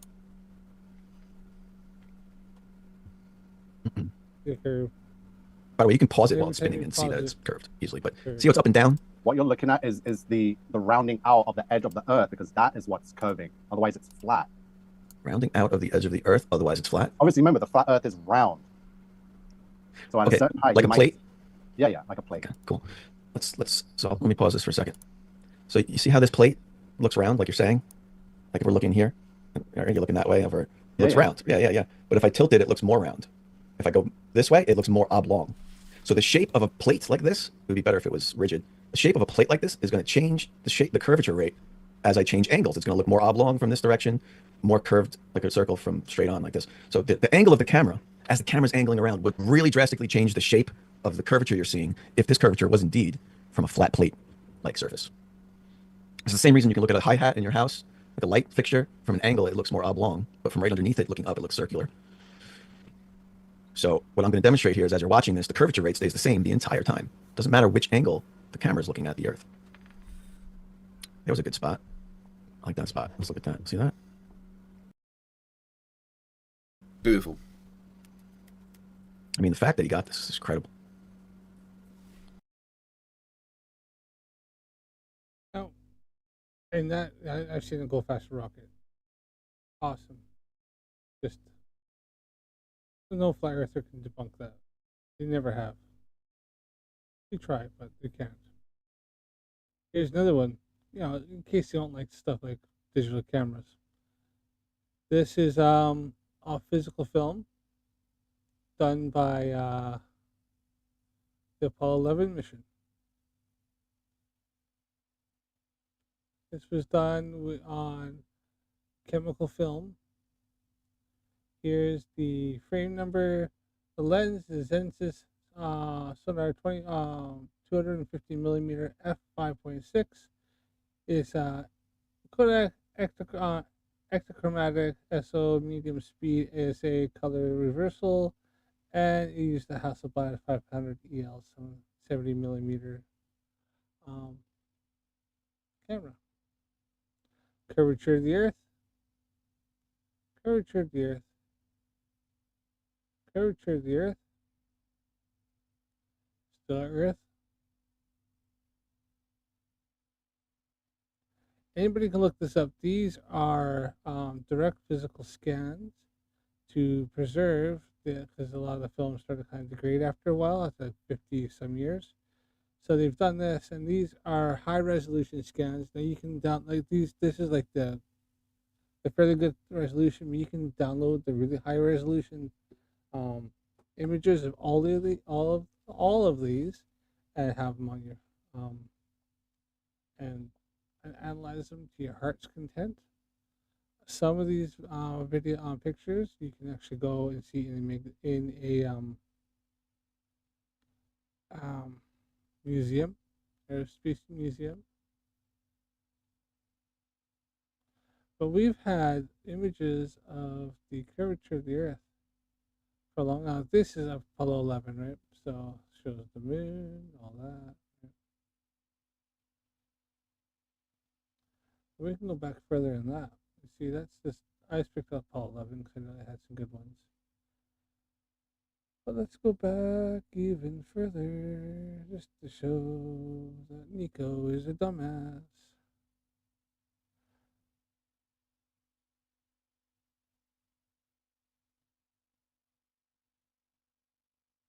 So go down to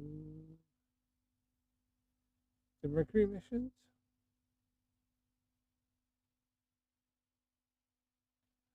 Let's go to Mercury MR1A, I think so. Check. So these were done in 1960. I don't know this one. Is this one or not?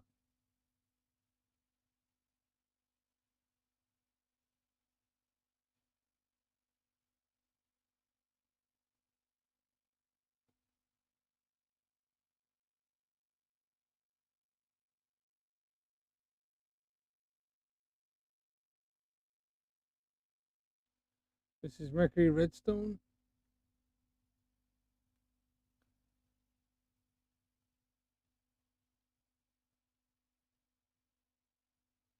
You can actually see a little bit of curvature in that one there, but we'll keep going.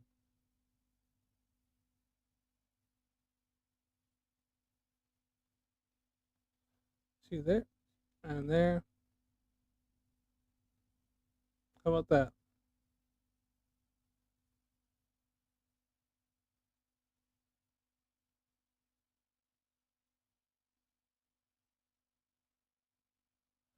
That's on the side, but that's curvature. That is the Earth.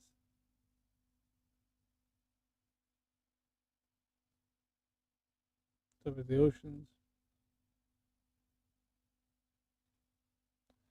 So, you know, they've always gone on about like the Apollo missions. So they knew the Earth was curved back in 1960, or even earlier than that, actually. I think some of the Russians sent up a rocket. But here's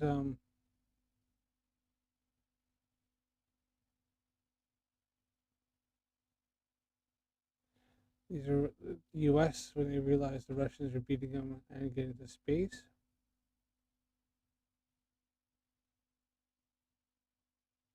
So we got the Mercury missions, which were the lead up to the Apollo missions.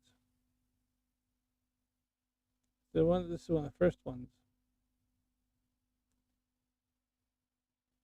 We can clearly see. You can see a little, I think it's a little bit of land there. There's the horizon. There's something else there.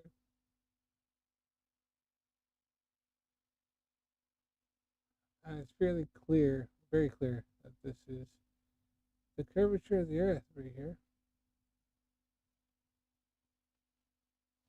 Now, in case anyone wants to know, this was done on the lens is General Scientific 75 millimeter f2.5. The entire camera was a JA mirror 220G 70 millimeter, and the film is DuPont Konar base 33525 medium speed black and white, and this view of Earth with horizon. The subject. This was done on the December 19th, 1960. Mission number 1. So like I said, you see curvature of the Earth. There you are. We have it on chemical film.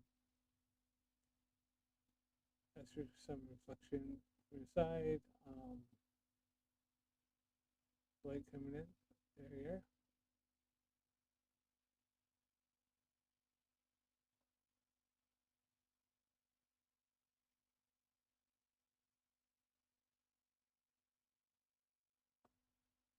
Anybody can look at this website. It's all up there for all of us to have a look. And then you can look at Mercury MR2. And I think this one here they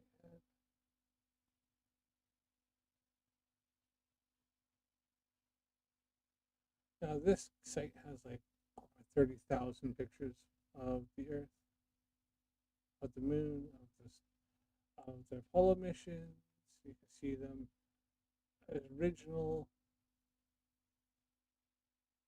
But here we are.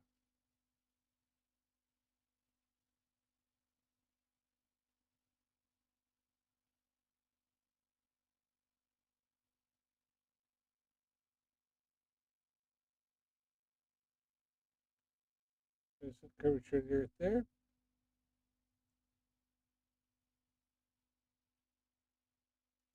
It's all in physical film. There's no CGI. There's no trickery. This is all on physical film. You can see it written on there and everything right on the film. It's even a little bit damaged onto it put together. And this is on JF Super Chrome T100 Superior ASA 64 color reversal. Still a single camera. Lens is General Scientific 75 millimeter f258 entire. So we think it's a some sort of fisheye or something like that. Prove it. There's the lens. I can tell you that they wouldn't use fisheye lens. They want to see it for how it is.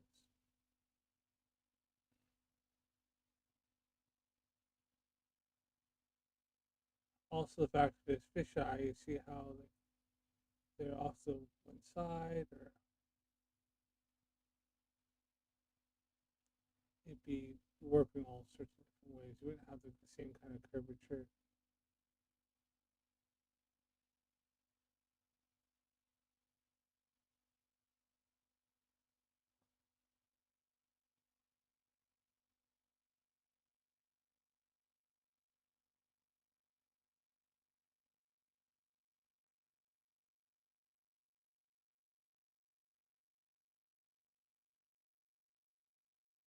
But yep, that's this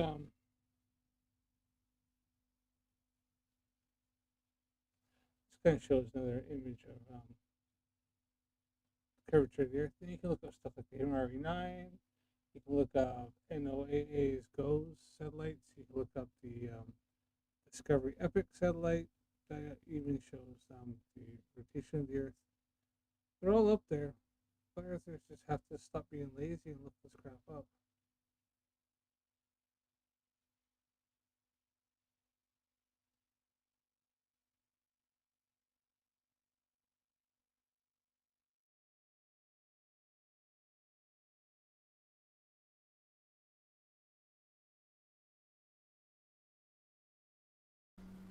Where's the ice wall?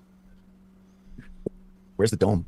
It's still not high enough. It's just Yeah, I'll pause it here. I'll pause it here. The ground So- looks like it's closed, too close. It does not add enough, the footage.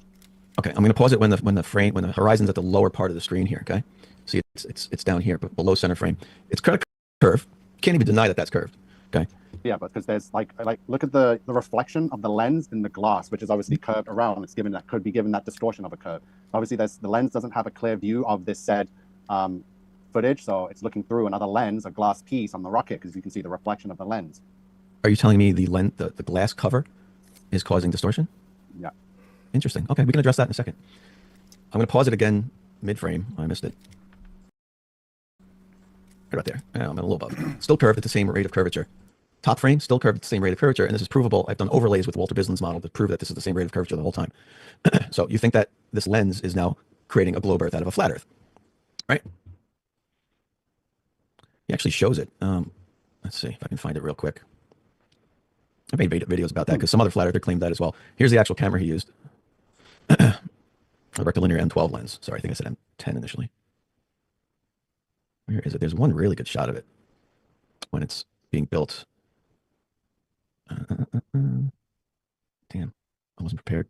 Yeah, I've watched a lot of supposed independent rockets go up. I've seen footage of rockets go up, spinning, and then boom, come to a stop because they hit the ceiling in the sky, the firmament. No, you haven't. Yeah, I have. Have you ever seen a yo-yo despin device? Um, They're how rockets stop spinning once they reach apogee. They release these two long strings with weights on the end, which I could show you too. They fling outward, and they stop the rocket from spinning. So what you were watching that, that's the Go Fast rocket. You were watching that rocket video, and it stopped spinning, and it made a sound, a clunking sound, and you guys all say that's the sound of it hitting the firmament, but it's the sound of the yo-yo despin device deploying, which you can actually see in the video. You can see the strings come out with the weights on the end. So yeah, sorry, that's not it. Anyway, is this it? Oh, yeah, there we go. Oh, pause. Shit, I just missed it. So check this out. Can you see this? This is the glass covering the hole in the side of the rocket here. If you notice, I don't know if you can see it. I don't know if I can zoom in. The edge of the glass is right here. Okay. It's not a bubble. He cut this out to ensure the piece of glass he put in here was flat. You can see the glass here goes to the edge of the hole, the porthole, and then it comes down like this, and then goes back to the edge of the porthole. It's not filling this entire thing. It's not a dome. Okay? It's a flat piece of glass. No. He purposely put that in there to prevent people like you from claiming that this was the lens, the glass causing some sort of magical curvature that doesn't happen. It could be a concave or a convex lens. Then they can be flat and still give a distorted image. A concave lens can be flat.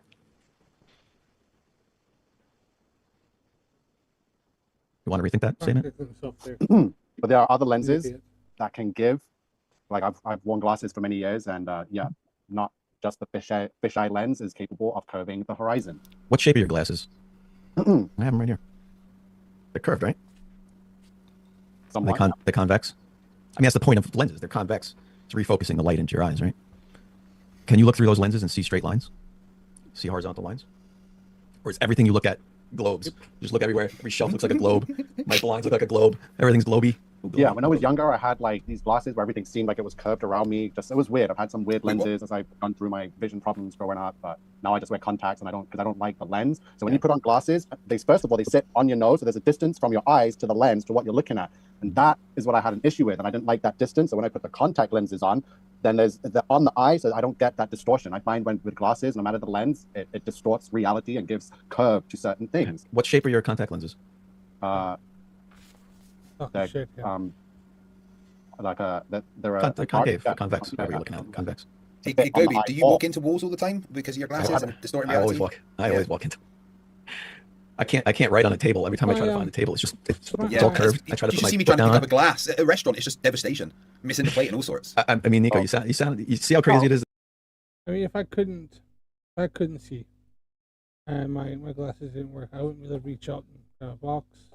I'd be like, oh, you know, if my laptop, if my hand out, touch it, to grab, you know, I can take and measure a line by looking at it and tape measure and make sure it's straight like that. Let's talking shit. The cope. Is to say a flat lens imposes curvature that makes it look like a globe. I have it right here. So while fisheye lenses are known for their extreme distortion and curved images, ultra-wide angle lenses, even those that aren't fisheye, can make the horizon appear curved due to their wide field of view, which exaggerates Earth's curvature. So there's the ultra-wide angle lens, the fisheye lens, the rectilinear ultra-wide angle lens. So what does the rectilinear lens do? That's the lens he was doing. These lenses, while also ultra-wide, preserve straight lines, but still exaggerate the Earth's curvature, making the horizon appear curved. There's the barrel distortion lens, but I believe in that rocket video he was using the rectilinear ultra-wide angle lens, which curves the horizon. There you go. Nope. It just says it right here. You see this picture, Nico? It's a fisheye lens. You see how it's curving the bottom? Yeah. And then curving the top the opposite way, right? What's this doing right here? Maybe it's hard to see. Let me zoom in. That looks straight to you? You know why that's straight? You know why that's undistorted? Wait, which? What are you? Sorry, this line right here. Yeah, okay. That's not straight because what's happening is that it's being pulled forward, so it's kind of curving. But because we're at the perspective we're looking at it, it looks straight, but it's curved. Nico, you know I'm talking about downward curvature, not like a bowing towards us. Saying like it's weird. Yes. Talking about it. This was the horizon of Earth. That's straight and flat. Yeah. Right. Okay. It's not curving downward like the bottom is or the top is of this picture.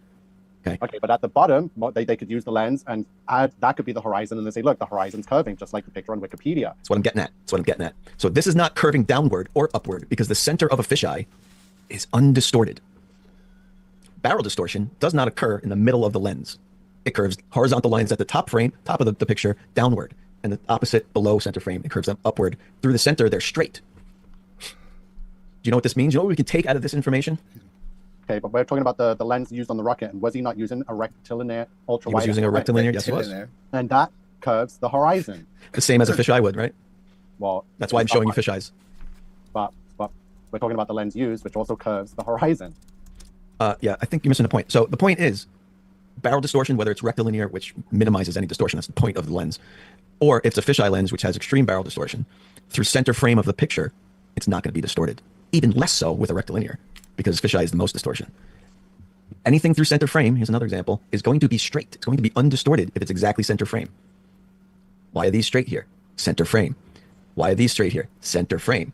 Anything center frame is not distorted. I mean, you got the point yet, right? So if we look at this video and you want to claim this is somehow distortion, then we can easily just stop the video when it's center frame and prove everything you said is wrong. Right there. There's center frame for you. No distortion, fisheye or not. No distortion. Still curved. If this was this, it would be straight. If it was a flat horizon, it'd be straight. Yep. It's not a fisheye lens. Nico's too stupid And if to it was a do fisheye lens, as it went up here, it would be more curved than it is. And if it was down below center frame, it'd be concave. Nico seems to be getting a bit of a lesson on how optics work. Sort it out.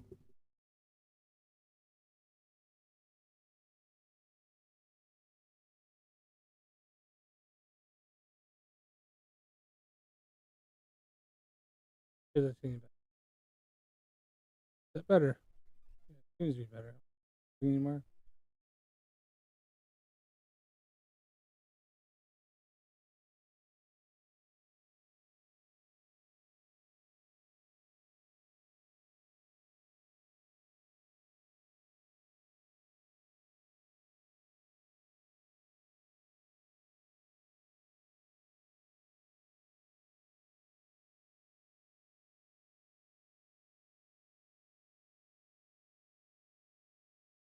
Caving. It would be bowing up like a smiley face here. Matter of fact, while you're contemplating your life choices right now, I'm going to show you. Ignore my my recommendations. My kids steal my YouTube all the time. Little piggy, balloon, high altitude. You're a bit quiet there, Nico. You seem stunned. Everything okay? No, I'm happy. I just pretty much overwhelmed that whole rocket video with the rectilinear lens as exaggerating the horizon.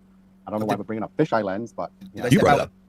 Oh, I must have stepped out when you debunked. Not the only lens. Whether it's fisheye or rectilinear, you're claiming distortion curves horizontal lines.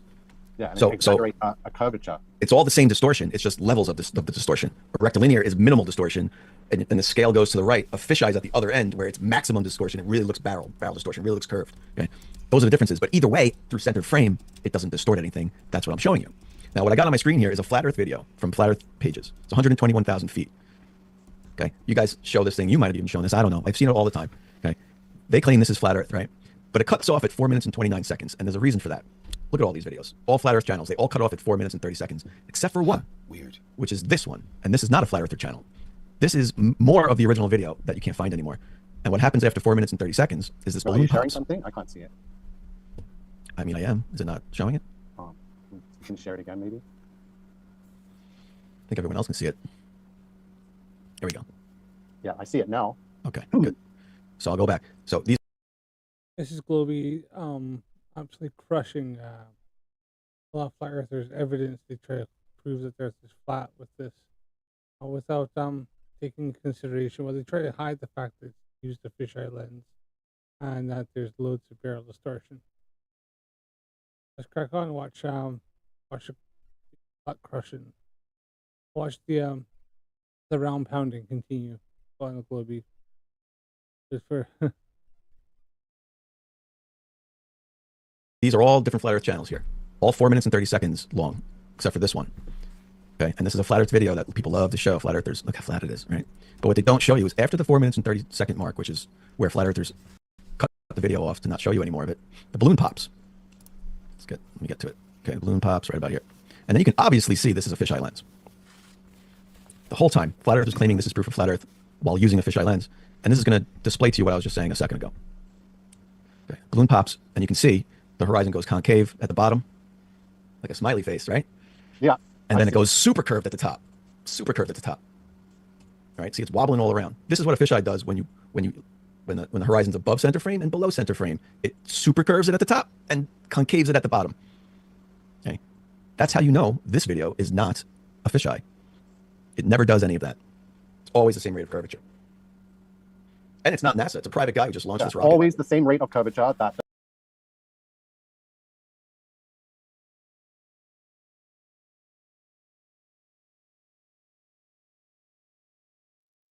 All right, one more time here. So this is the NASA Discover Epic satellite.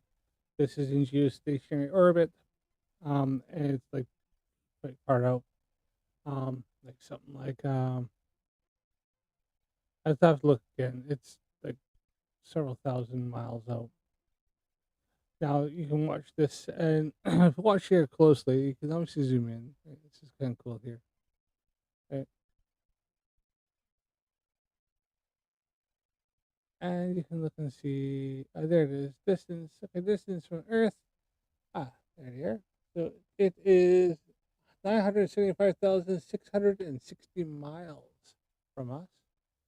How far it is from the sun and how sun to Earth. And it gives quite a bit of evidence here. So. But what you also can do, kind of cool, I think this is really neat. Play. Now watch this. This takes a picture every a few hours, I believe. It does show the hourly. Right. So this takes it every few hours. Now, this is showing the rotation of the Earth, right? Now watch the clouds, right? You'll watch the clouds come. See if I find one particular. So right out here, watch this cloud, and you'll watch it spin. You'll watch it turn. It'll go clockwise, I believe. Here, this guy here. I think this one here, they can really see it. Watch the clouds as they will spin. No, it's this guy here. That's the one. So I'm gonna go back and watch this cloud pattern here, and it will turn, and it will spin counterclockwise because it's north of the equator. So, okay, so this is the rotation of the Earth. I'm gonna turn around here.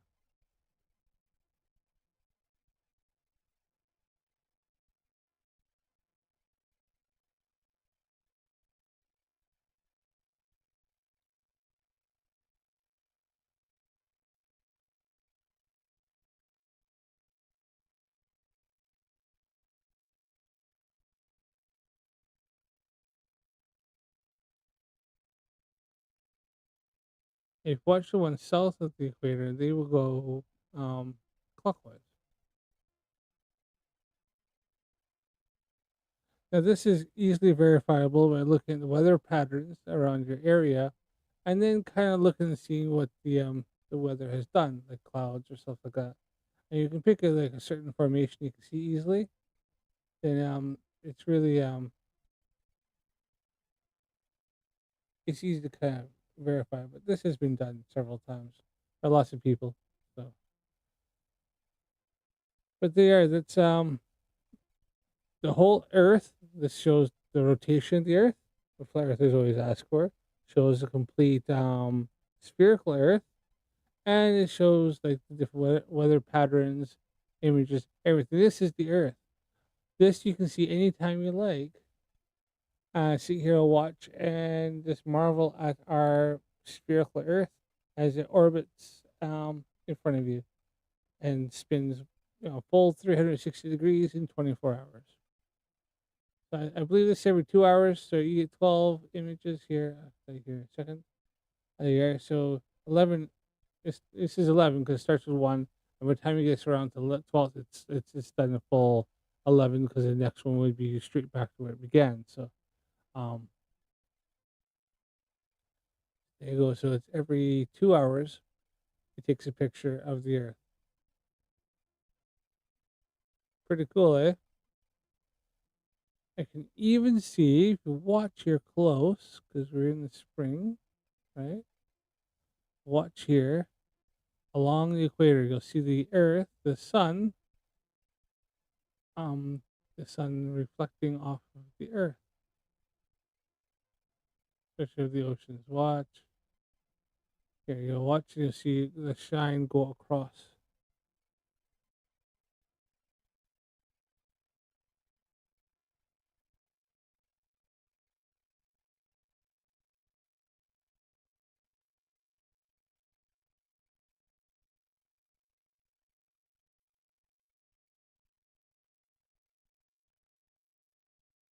Actually, no, it's got. Never mind. I was wrong on that. Watching it again, you can see because I think it's geostationary orbit. It's watching the full disk, so it's the sun coming behind it. So you're seeing in the middle, you're seeing where the sun is kind of right about here. Now, if we watch this in about a month or 2 times, you see the sun up here. and it'd be dark down here, and then in about in about 3 or 4 months time, the sun would be more down here. This would be dark up here, and this would be light. So right now we're in the spring equinox here, so you'll see where it's going to stay light all the way. And why could we see 24 hours in Antarctica?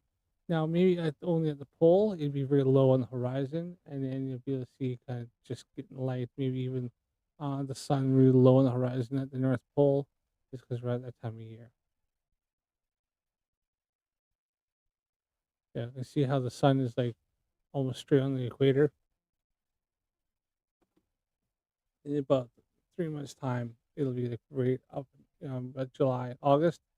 It'll look like it's more northern, and then in about November, December, January, it'll be a lot more south.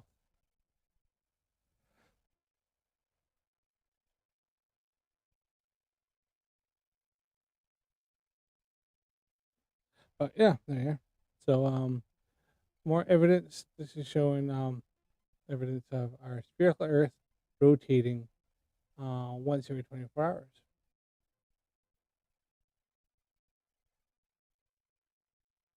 The Earthers will claim CGI, but that's all they got is these claims.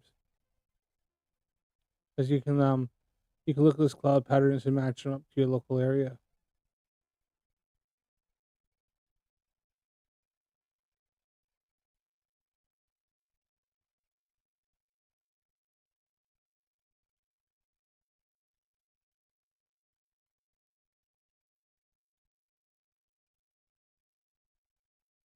See, I live in England. See, and here's England here. Yes, of course. England. Cloudy. Yeah, it matches. Checks out. You can bring that around even more. You want more? There we are. Yep. Checks out.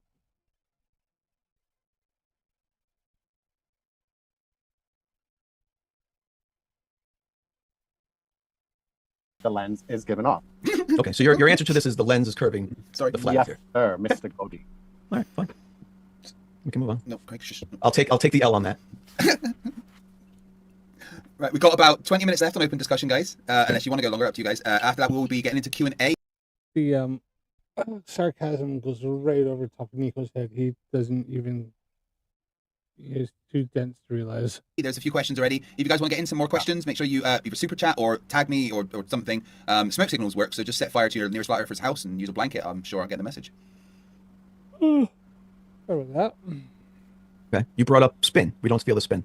Yeah, Michelson project, the Sagnac project, many projects, no curvature, stationary.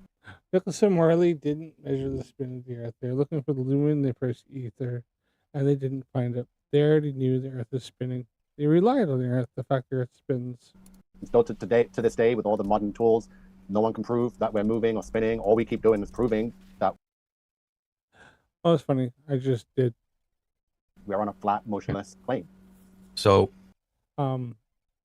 ring laser gyroscopes, mechanical gyroscopes, Foucault's pendulum. Yeah, that's look up the gold standard, where gold mined and weighed at the equator measures different than if you slightly different than if you go like way up or way south, way up northern latitude or southern latitude. Weighs different due to the centripetal force being different. We got different like gravimeters that can measure the depending where they are. Just doing a really highly sensitive weight test, like critical think proved it at the final experiment. Also, satellites that can see us spinning. Star rotations,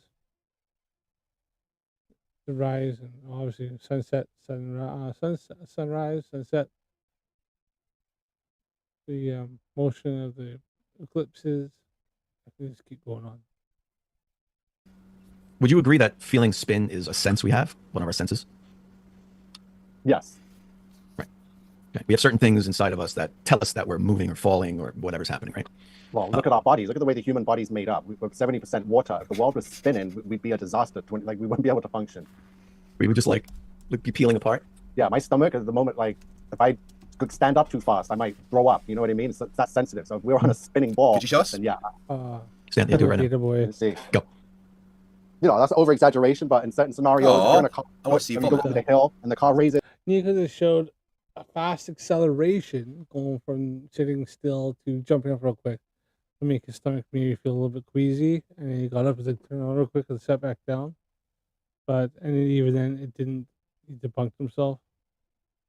And goes down, up, down quickly. You get that sensation. It's like, whoa. That's happening pretty quick, right? Right. So How'd the name come off the back of your jacket? Did you switch jackets? no, that's on there. Oh, I thought I didn't. Oh, it's up high. I didn't see it when you spun around. Did your mum iron that on for you, Nico? Yeah, whatever you want to Female. claim and believe and keeps you happy. Yep, mommy Oh. ironed it on. I was just wondering, because I mean, I don't imagine you're allowed to use hot things without someone around, are you? I mean, Yeah. So You got to unplug it. You gotta make sure you unplug it, Nico. Yeah. Sorry. So listen. So Okay, because you don't feel the Earth's rotation, that is your proof it's not happening. well, yeah, and amongst other things, while doing other things that are supposed to counteract and go against or with that motion, you don't feel it, right? Okay. You know, But you're all talking about feeling things, feeling this, feeling spinning, whatever, So- feeling falling. Okay. So the Earth is spinning. So let's take motor racing, for example, Formula One. They calculate in certain corners where a car is driving so fast, straight line, and then they go around a corner, they'll experience 5G forces. Yeah, he's talking about something that's doing like freaking 150 mile an hour and then freaking changing direction suddenly. It doesn't. That's not in. That's a non sequitur. An idiot. That's 5 gravitational. So they can measure that from a car just going that way. Where's the measurements and the science for the Earth spinning? How do they get 5Gs from one corner, but they can't give us a full explanation of the Earth spin with this, I'm guessing centrifugal force and all this stuff, right? We're too small to feel it. The Earth's too big. How long do you estimate it takes a stock car in NASCAR to go around the track one time? You ever go to one of those things? It's crazy.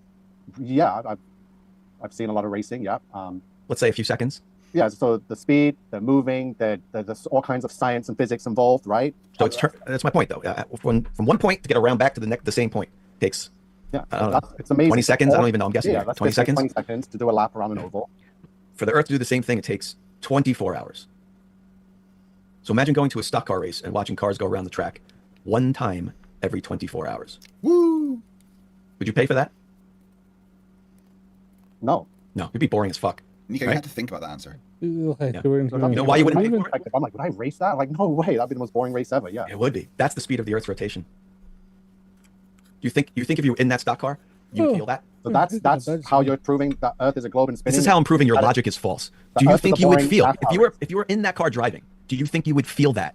Of course you feel it. They You would feel that. Feel 5G forces going. No, I didn't say 5G. I said going around the track one time in 24 hours. We can calculate how fast you'd have to go to get that to happen. It's almost not moving. Okay, that's just you're watching it though. We're not watching it. We're sitting on it. We're living lives. That's the whole point, you freaking absolute bellend. You're sitting in a car and you have it do, this is a 5-mile track, and it's going to take you 24 hours to drive that 5-mile track. Are you think you're going to feel the car moving? No, you're not. Think about it for a second. Use that freaking gray matter between those ears. There's got to be something in there. At least 1 or 2 brain cells rattling around somewhere. Fuck. On it. Use that So get peanut. all the people, instead of sitting in the stands watching the NASCAR race, let them stand and sit on one of the cars going round 20 seconds a lap. You're avoiding the point. You're avoiding the point. So I'm going to interrupt you because you're taking us off of a spinning ball and making us view it as a NASCAR race when we're not viewing it. We're living on it. I'm changing the scenario from the car going way faster than the Earth to a car going the speed of Earth and showing you that if you take that car and make it go the speed of the Earth, it's almost not moving. You want to think it's 5Gs going around, the Earth going, it's not. If I spin my chair right now, one time in 24 hours, you come back tomorrow. All right, I'm doing it. You see me moving? I have to make one circle in 24 hours, Nico. Do you feel the 5Gs? That's how fast the Earth's going, man. One turn in 24 hours. So it would take a NASCAR, if they took 24 hours to do one lap, they would be going 0.129 miles per hour. Thank you for calculating that. Okay, so do you think 0.12 mile per hour you feel that?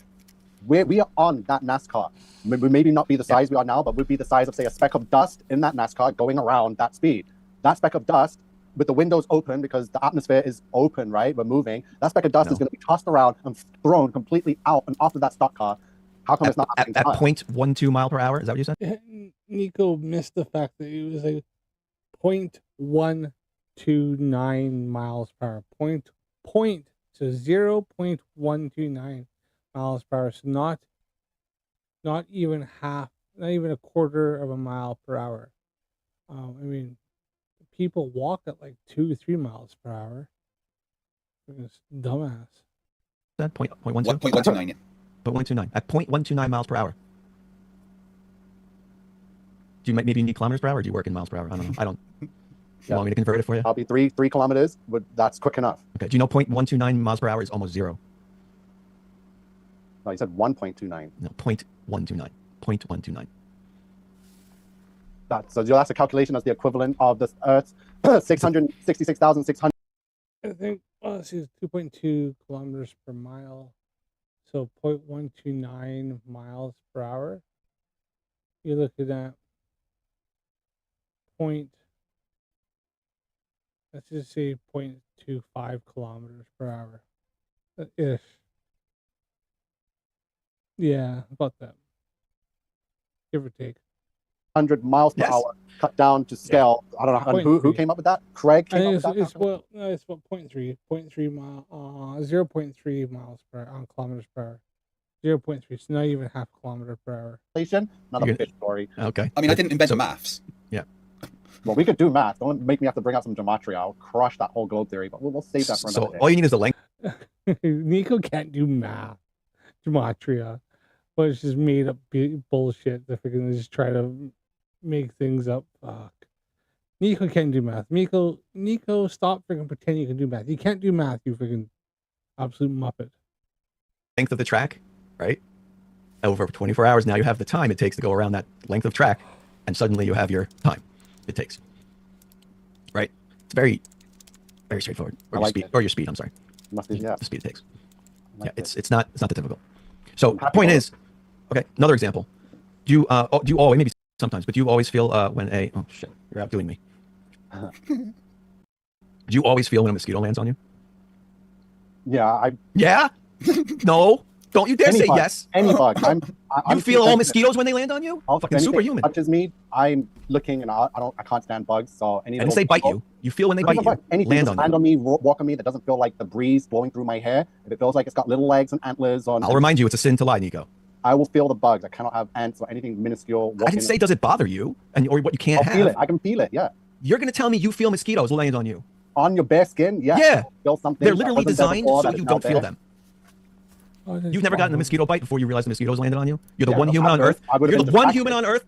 Listen, when you're never gotten a distracted, you're not going to feel it because you're all caught up with whatever's going on. But if you're just sitting around and you're taking it easy and something lands on you before biting you, specifically a mosquito, I don't care if it's designed to be the world's best ninja assassin, you're going to feel it, right? If you're not distracted. No, you're not. They're designed so you don't feel it. And even if you're distracted, point's still the same. You're distracted, but you don't feel it.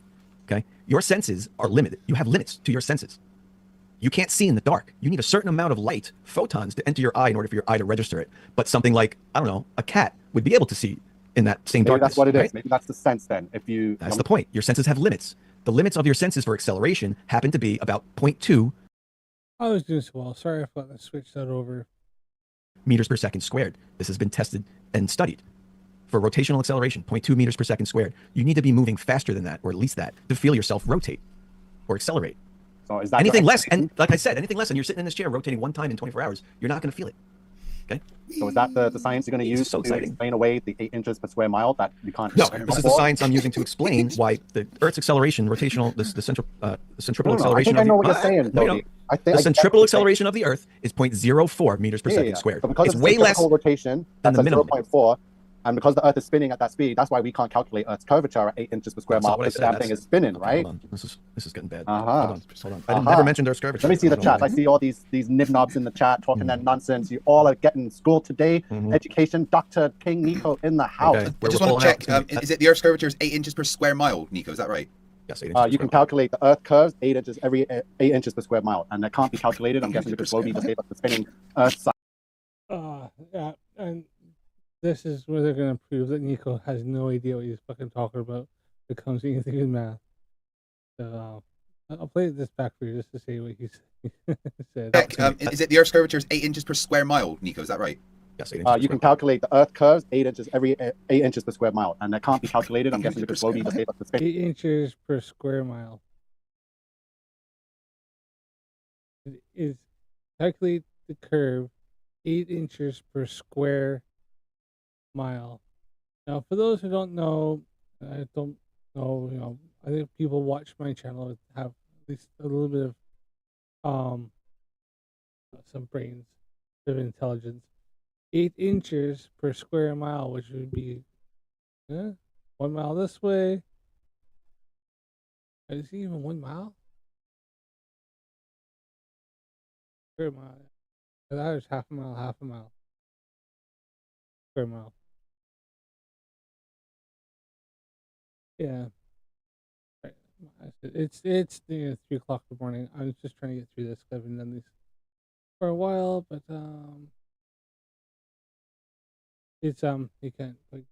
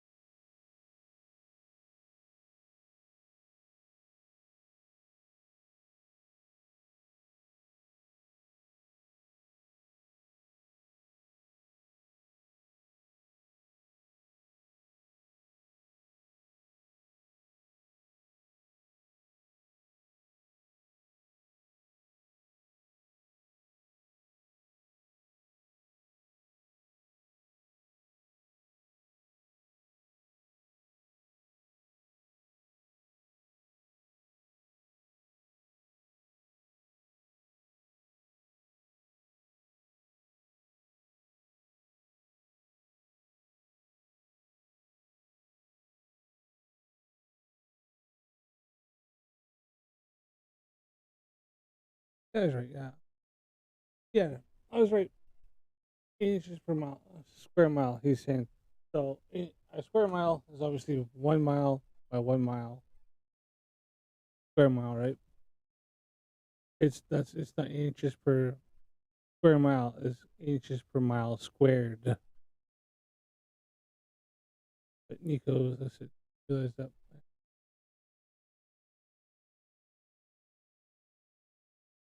Spinning Earth science that makes sense. If the Earth is spinning that way, then we won't be able to calculate it because it's constantly moving. Hold it closer to the camera, Globey. What? If you're trying to mirror it, here we go. There we go. Holla. Focus, you son of a gun. For $1. Oh, the camera doesn't want to focus, but you can read that. Here's your straw man card, Nico. Okay, I never said that had anything to do. You want me to read it? You know what a straw man is, right? No. Misrepresenting someone's arguments to make it easier to Inches attack. per mile square is nothing. I never mentioned any of that had to do with Earth's curvature, precisely. But the Earth's rotation is not felt because it's less than the minimum our senses can detect. So, and that happens because the Earth is so big. So is that because we're on the surface? What about when we're flying, or if we're NASA astronauts and if we're at the moment of leaving Earth's atmosphere, at that point, will you feel or experience some kind of motion from the Earth or see it? Because you're right on the edge of space and the Earth is moving. So if you're leaving it, how do they stay within its motion and spin if they exited it? So how do NASA, and how do they get back onto it on something that's moving and spinning so damn fast through endless space? I'm going to play the Dunning-Kruger card. Can anyone else smell That's the best I can do toast? to that. I don't even know what you asked. Globey, do you smell burnt toast, or is that just me? He's going to take that as a victory. Look at him. He's taking it as a victory. He's The narcissism so of Flat Earthers never ceases to amaze me. Biblical Earth, because the Bible is the truth. God wrote it and gave it to us, and I'm just here proving it, baby. God didn't write the Bible. See so many People wrote the Bible and claimed it was the word of God. God didn't write anything in that book. It was all done by people. It's retranslated 700 freaking times. Globey, do you smell burnt toast? Kruger card. did it. So how do they stay within its motion and spin if they exited it? So how do NASA, and how do they get back onto it on something that's moving and spinning so damn fast through endless space? I'm going to play the Dunning-Kruger card. Yeah. Can anyone else smell That's the burnt best I can do toast? to that. I don't even know what you asked. Globey, do you smell burnt toast, or is that just me?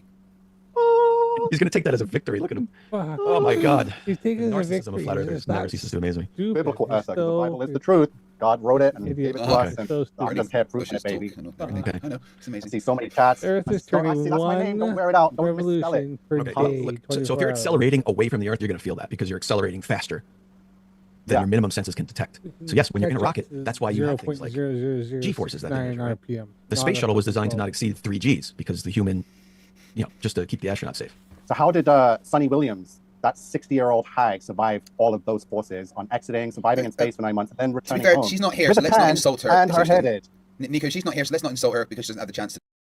Just little thing, yeah. It goes about 3 Gs. It's designed to go beyond 3 Gs. SpaceX and modern rockets. The Apollo missions, they went up to about 6 Gs, which is what a fighter pilot experiences when banking while going really fast, while turning a high-speed turn. They experience about 6 Gs. They have like special pants, kind of compression pants, as well as breathing techniques, which is why a lot of the Apollo astronauts and the Mercury and like all that, they were all trained fighter pilots that had training and knew how to do it. And they had different things they did to train to test and make sure they could take the Gs. But now they limit the rockets to 3 Gs, and so half of that. So you can get people a bit older and stuff like that don't have to be massive physical shape that can still, so you can have scientists go up there who maybe aren't the epitome of fitness and stuff like that to and I can take these kind of forces on them because now they've limited to half of what fighter pilots experience. But fighter pilots, they may black out, they don't get ripped apart by the Gs. To defend herself. Let's stay classy, yeah. Yeah. Can you show me your analysis on the forces that she felt during her journey? Yeah, I'm sorry I even brought her up. Oh my God. Yeah. I'm curious, but you're asking how she survived all these forces. So certainly you've done some sort of analysis on the forces that she felt. Yeah, I would just believe at her age and at her visual lack of health and fitness, she should have been disintegrated into a million pieces. By what forces? You'd expect someone like, an disintegrated, like I said, it's half of what a fighter pilot experiences in a high-speed turns. Athlete in the prime of their health and conditioning and like to be an astronaut. But no, they get these Freemason sodomites out of the lodge, whichever lodge it is, to go up there and play actor and play space. Sodomites, press 1 on the chat. By what forces? Yeah, I don't believe that these people, if this Earth and all that science was real, would be able to survive, let alone the launch and the by what forces? From the thrust forces from the rocket taken off, then the forces which of are Earth what? spinning as they're leaving Earth's atmosphere, which is spinning at 66,600 miles per hour, right? And also in motion, like, yeah. So Nico, we don't feel it because we're on Earth, but they would definitely feel it. They would feel, yes. Sure, they would. Nico, Globey asked if you could actually tell him what the forces are, though. You just said a bunch of things. Could you just actually give us the forces involved, like calculate them for us and tell us what they are? Forces. It's fake crap. I'm not buying into this. You said they would die from the forces. So certainly you've done that analysis in order to come to the conclusion they would die from the forces, right? Yeah, from exiting a system that has gas contained in it into a vacuum, right, of space, it doesn't add up. There's no way they'd be able to survive. There's no human technology to account for that kind of There's a whiteboard on Zoom. If you put the whiteboard up, Nico, you could run us through the maths. That would be wonderful.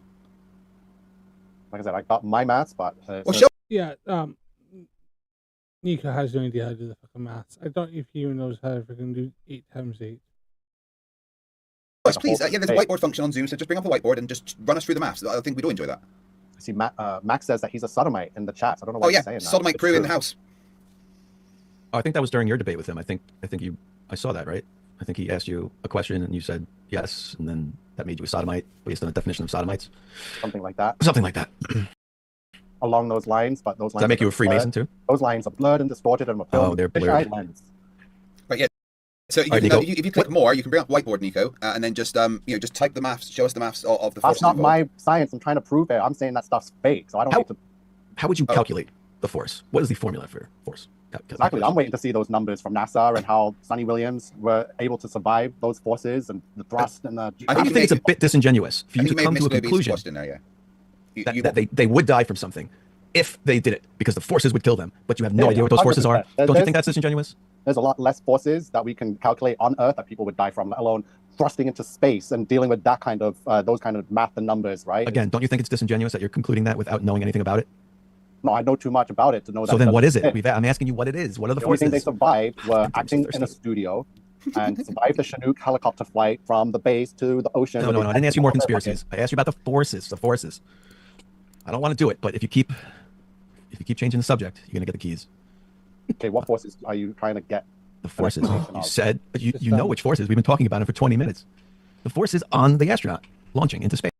Just a reminder, NASA doesn't have any Chinook helicopters, and the forces are half of what the fighter pilot experiences in a high-speed turn. So, Yeah, what forces would have killed her? Yeah, you said that she would be disintegrated into thrust pieces, I allowed, think. He did say disintegrated. As they're leaving Earth's atmosphere that is spinning and moving, At a certain speed, we're getting closer. At a certain speed. Yeah. Right. How come they're not getting crushed by these forces that are moving at such high speeds, and they're only in a human man-made rocket, right? So how are they able to survive exiting Earth's atmosphere and get to this space, to the space station, to view the Earth and still, be a part of all those forces? So that's what the science doesn't make sense. And let me guess, there's more science that's created to be like, oh, but they're still a part of the tail or the slipstream that the Earth has. You haven't fully left it. So after the atmosphere, let me guess, there's a tail that you can still drag along with the motion of the Earth. You hear the fish story they're trying to pass on? I saw you look up at him. For a second. It worked. There we go. Forces. You're on some stories. Okay. Yeah, to fit the magic and the Disney that you guys are trying to pass off. Okay. All you have to say is, I don't know what the forces are. here, just for the reference here.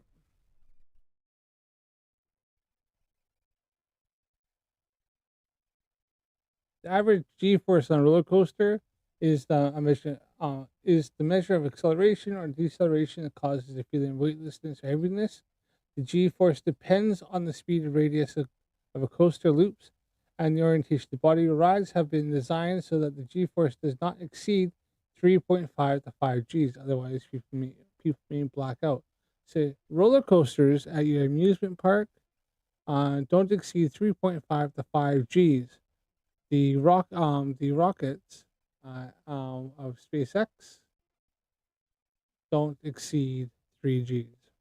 So a roller coaster, you get more G-force on a roller coaster than you do on a SpaceX rocket. SpaceX.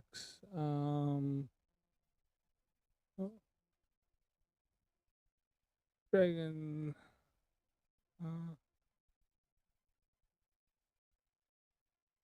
Capsule.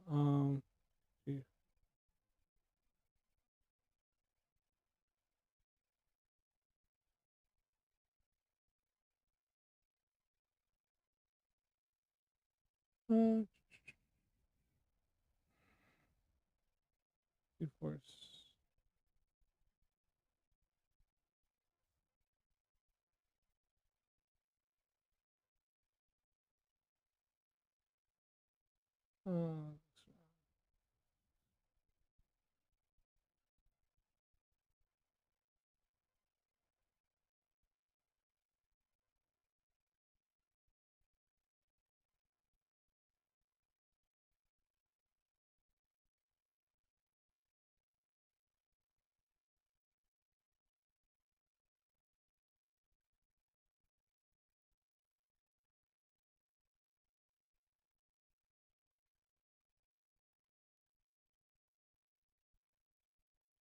There you are. People ask, how much force does SpaceX Dragon experience? During return, the crew will experience between 3 to 5 times the force of gravity, so that's 3 to 5 Gs, which is the same as a roller coaster. Just a really crazy one.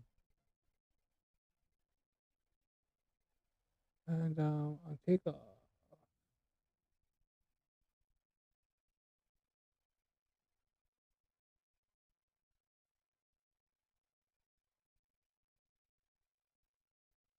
SpaceX, SpaceX,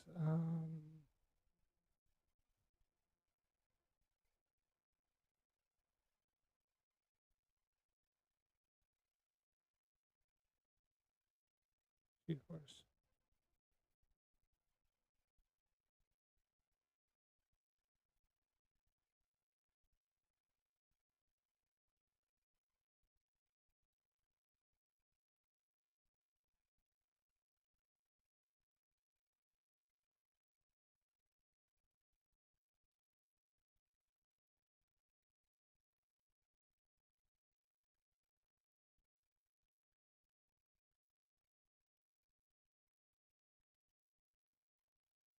SpaceX Dragon capsule.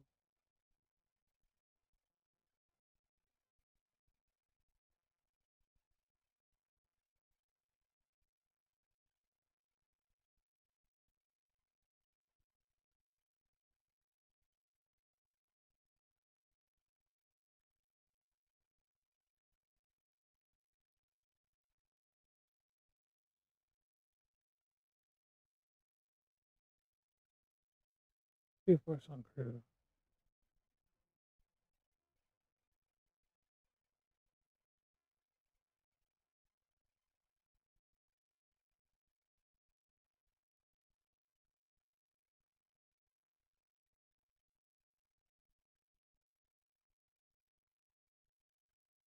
I know I've seen it somewhere. I read it today because it's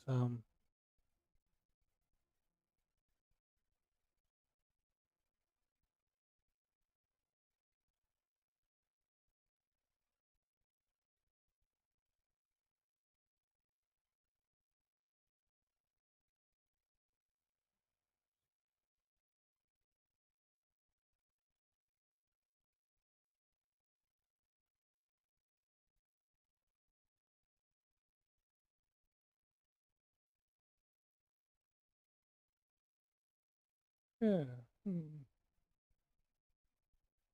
SpaceX Dragon crew. Take off G-force.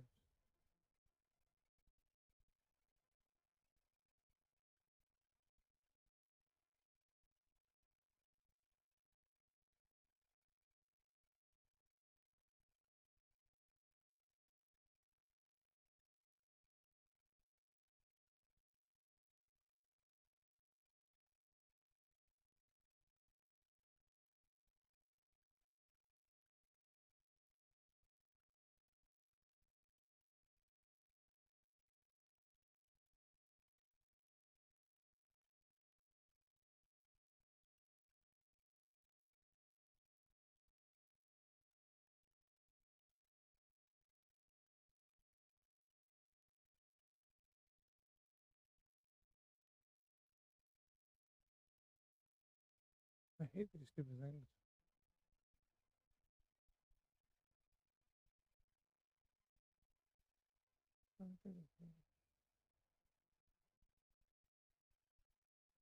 All right, I'm not seeing. I know there's something like they don't exceed three Gs on takeoff.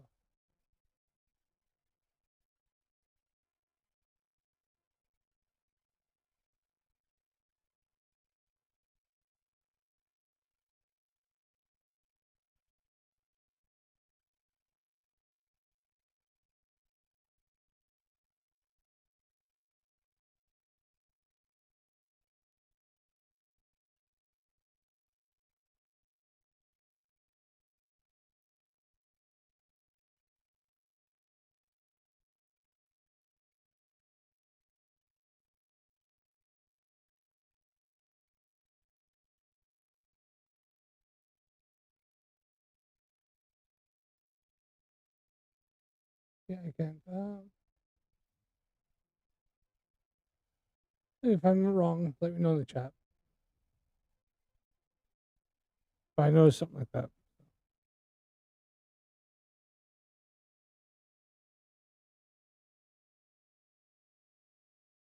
I can't calculate the forces. I'm assuming that she would die from these forces because I just have to say some nonsense. I'm a flat earther. You could have just said that instead of trying to like. You're there in a NASA shirt, and those forces never once crossed your mind that your mind was allowed to let this person fake the story, go up to space, stay there for 9 months, and come back, and you had no questions. I believe I specifically said that the space shuttle was limited.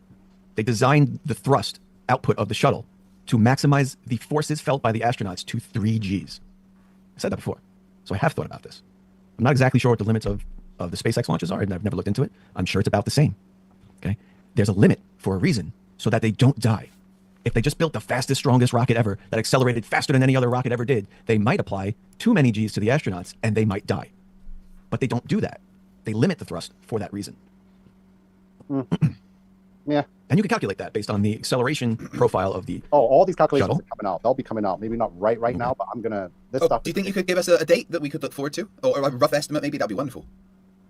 I'll have it ready for the next debate, probably. Do you want to debate it tomorrow?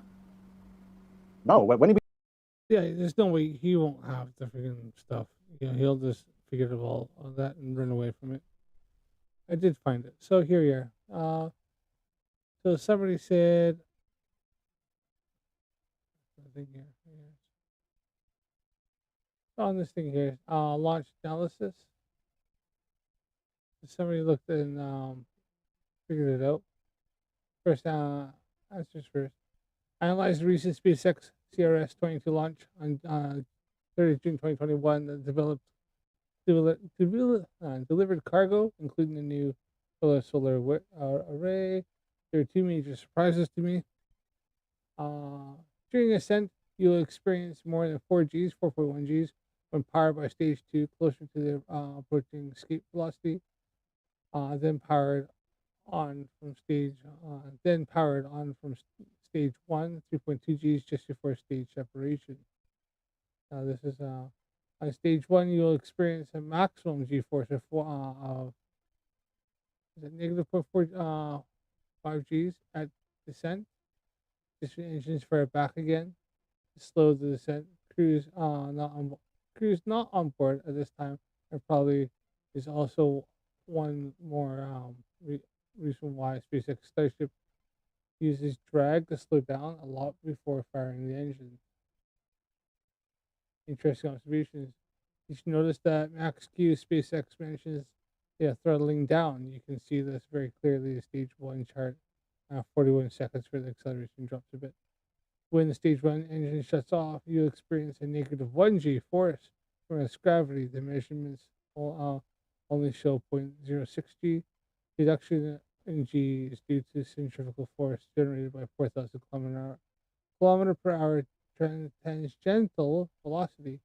For this experience, zero gravity weightlessness stage 2 needs to propel us to 27,000 miles per hour in the next 400 seconds. If you notice, the U is stage 1 velocity between 200 and 300 seconds from launch. Also, the G chart is a bit weird, going from 0.6 G to plus 0.6 G. What's going on? So there's an analysis on this. Do it yourself. Okay. So looking at this now, they're looking at the there's a cargo one for the solar array. So they could probably scroll back a bit more, but it was and also lifting more weight, but descent will experience more than 4.1 Gs, 4 Gs when powered by stage 2. So it's somebody who's done analysis on it. They're looking at a solar array. I reckon that you could probably change that throttle a little bit more.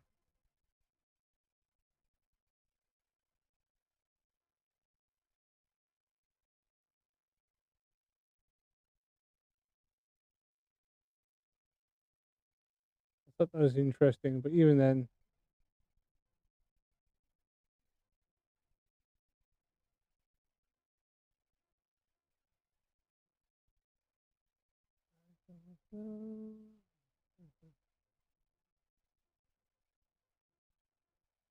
blue line acceleration.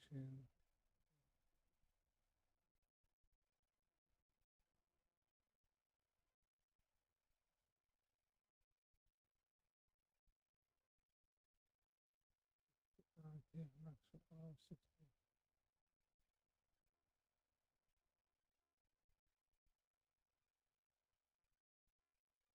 It looks like we have 4 to 5 Gs maybe. I've heard 3 at peak is 3.6 Gs.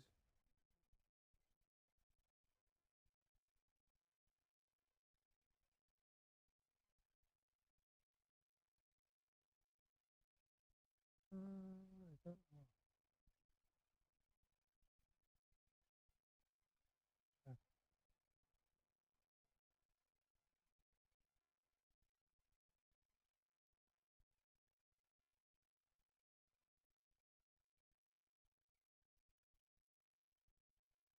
Yeah, I thought that was interesting, so I'll go back to the debate.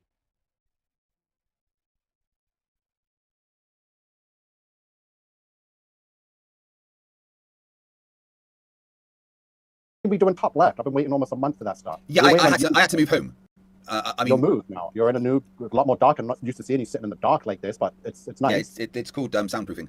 Yeah, well, you know, I had to move home, and I'm decorating my new home. The video is almost made and ready, but that's almost. Wednesday. I rushed to get mine done within a week. Had to suffer anxiety thinking this thing was, you know, had to be done. Yeah, again, I had to move home because my home was destroyed by a storm. So, you know, that's Wednesday, but we could debate me tomorrow and show me this map. That'd be wonderful. Can't tomorrow because we're debunking TFE and that fish story tomorrow with Edward Hendry. Well, can I join you for that? Oh yeah, for sure. What time is it? 7 tomorrow night. Okay, sounds fun. Right, we've got about 2 minutes left on open discussion. Is there anything else you guys want to quickly talk about? What year was the globe invented? Do we know this? Oh, you want to speak about? Okay, let's speak of creation. So, the Bible says, according to genealogy, Earth is 6,029 years young. Earth was created 4,004 years before Christ. So, from Adam to the Great Flood brings us to the year 1656 Anno Mundi, since the year of the world. Jesus was born. Okay, all that's great. All that's great. We only have 2 minutes. I didn't ask the history of the Bible. I asked, when did whoever's in charge invent the globe to start pushing that lie? I don't know. You tell me. What did it sound like? What did this big bang sound like? Kablam, not kaboom. I mean, I was asking you. I didn't know if the Freemasons did it at some specific point. The universe came into existence through kablam. Was it 1958 when NASA was invented? Like when was it? 1958. NASA was invented. 1957. Evelyn Bird died. 1956. Antarctic Treaty. So that's what I mean. Was the Earth a globe before that, or was it just like at that point? No, because Universal Studios knew Earth was a globe long before NASA did, and they're just a movie studio. I don't know how they were able to figure that one out without rockets and space. Well, probably because everyone knew it was a globe before NASA was invented. No, everyone. Yeah, because there's something called cartography, and they already knew the Earth was a globe well before that. Been established for more than 2,000 years by the time Universal Studios came around. One wanted people to know everyone. There's no way before space and NASA anyone would have ever wanted or ever thought of a spinning ball in a universe unless someone told them that it was that way. Yeah, you know how you know how all that was determined? The motions of the things in the sky. It's amazing when you actually look at it. They only work on a globe when you look at it. Now you can argue heliocentric versus geocentric, but they all require a spherical Earth for the observations in the sky to work. Hence my presentation of the stars, the sun paths, all of that only works on a globe. It's a South Celestial Pole. That only works on a globe. Where's the South Pole? Can we point to it? There is no South Pole. Oh, sure there is. It's where Sigma Octantis is, that star. That's opposite Polaris. All that matters is the North Pole, and everything is there. That's the North, and everything that goes away from the North Pole is the South. Sure, but if you're in Australia, like I showed in my presentation, looking south this way, you see all the stars spinning clockwise in a circle, and in the center of that circle is Sigma Octantis, or better known as Polaris Australis. So how can that be here, circling, looking south, right? Picture it this way. That's facts. Looking south towards my chin, everything's circling. At the same time over here, looking south, everything's circling around Sigma Octantis. At the same time over here, everything looking south is circling around Sigma Octantis. There's no symmetry, buddy. It can't work. Unless you can come up with, well, you can, it's called magic, but okay. Right. Let's move on to the questions. With that, yeah, let's go to the Q&A. Guys, thank you very much for that. If you guys have any questions, please get your super chats in. There's currently a super chat goal. If we get another 14 super chats, then me and Nico will do a push-up competition live. There we go. Yep, get those comments and super chats in, you sodomites. So how many push? I'm gonna see if I can just go past this a bit, see if I can find where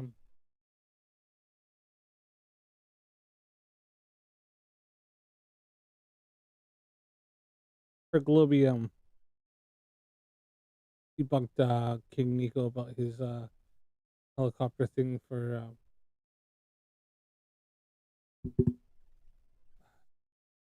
helicopter thing for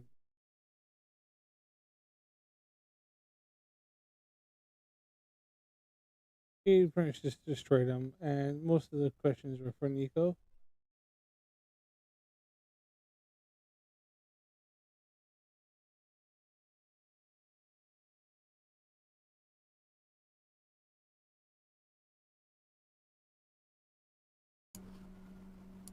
So I will agree that there is a helicopter there. I found it. And it's a NASA helicopter, correct? Like no one added in that NASA logo afterwards? That NASA logo just appears on the tracker? Is that how it works? What? No, it's a real flight. It was a real helicopter. Trying to find this thing. So if you look at it, this is where they landed. And I want to see what this was because this was the flight right here. Okay. It's if anybody wants to go look it up, you got to look for NASA 442. on FlightAware, and you'll find a whole bunch of flights of that helicopter. Now, that helicopter is a Eurocopter EC-635 twin turboshaft. Now, here's the problem. That is this. That's not a Chinook. That's a single rotor aircraft, not a Chinook. It's capable of carrying 3,000 pounds above its own weight. So its takeoff weight's about 8,000 pounds. And the crew capsule weighs 17,000 pounds. So the guy who made this video not only lied to you about... Oh. Nico just got freaking globe smacked. Getting globe probed there, Nico.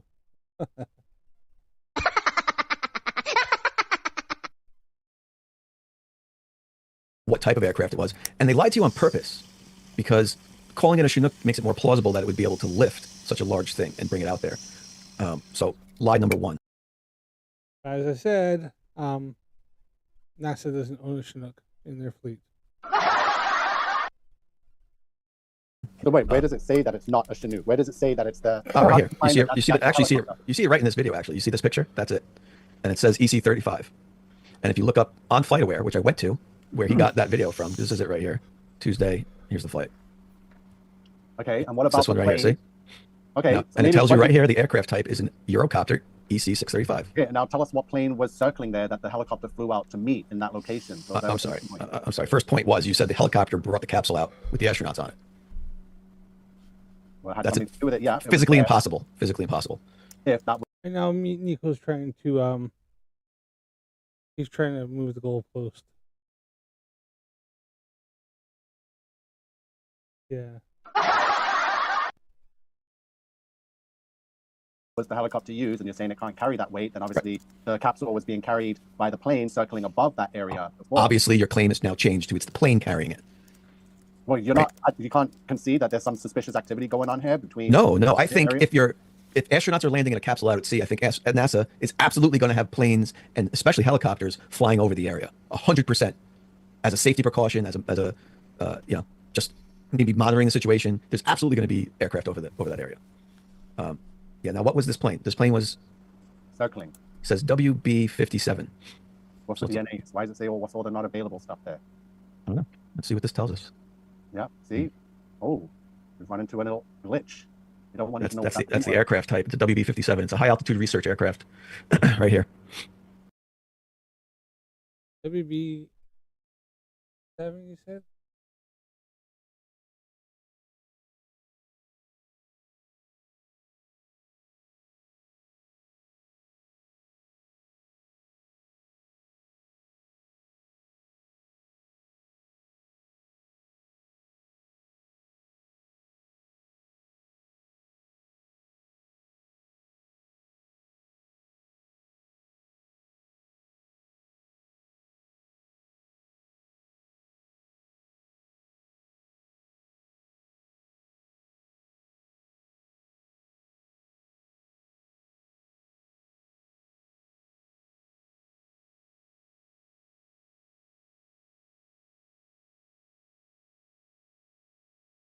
I'm gonna see if I can find it here.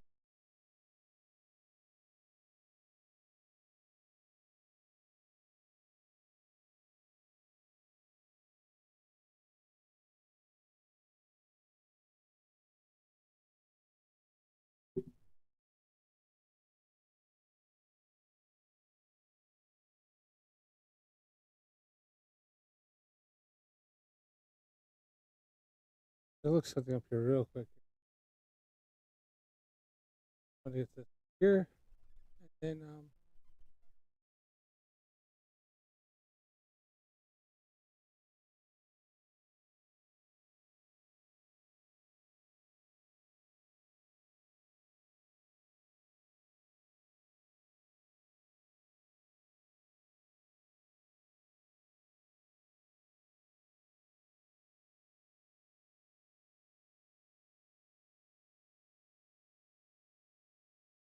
I think Globey's got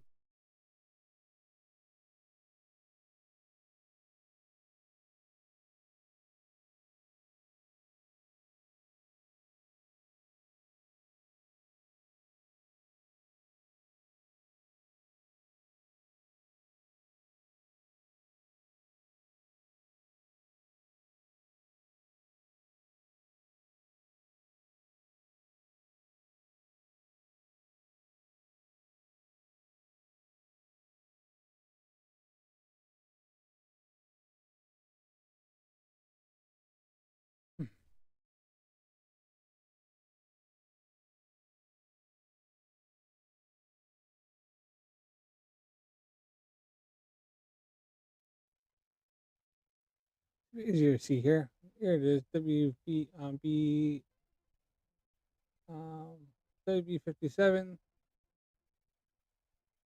which is a Martin WB Canberra.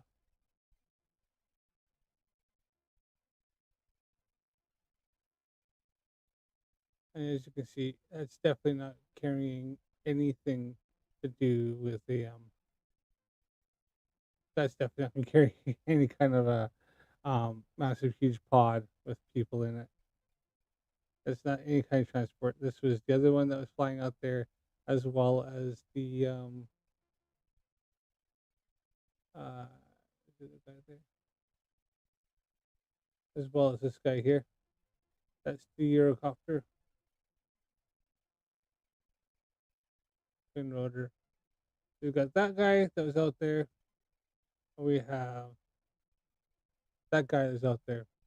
So yeah, ain't nothing carrying that Dragon capsule. None of these two. Sorry, Nico's been debunked. That's it. It's done. Over.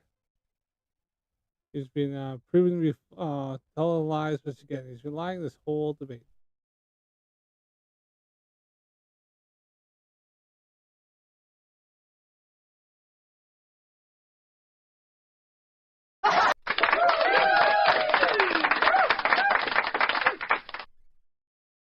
Particularly used for scientific missions, particularly those requiring observation. Ooh, that's weird. Didn't I just say that? And in fact, up to 8,000 pounds of scientific equipment. So again, it's not capable of carrying a 17,000 pound space capsule with astronauts in it out to a location to pretend it's happening, to fake the whole world, just to deceive you So sodomites. you're telling me they can't add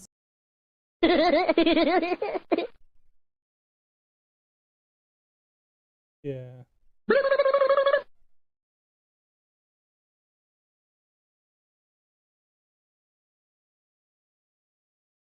some coding into the system? On the I don't side operate in the you're to change telling me. I don't do the you're identity? telling me thing. Same way you can change a bit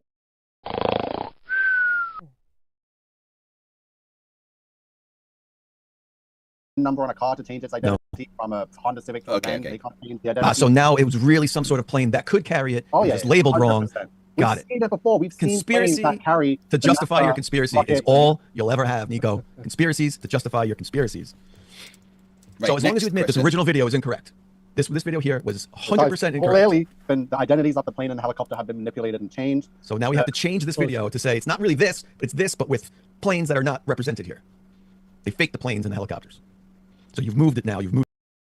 Yeah, and as I pointed out before, NASA doesn't have a Chinook, and I don't even think. Well, they have a plane that they have one. I think one heavy duty one that might carry them. Maybe, I think. I look at the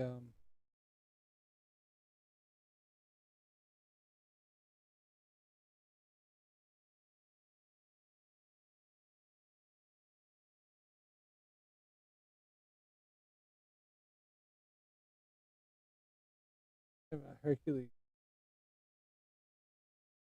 But it's not even. Read that. Lockheed C-130 Hercules.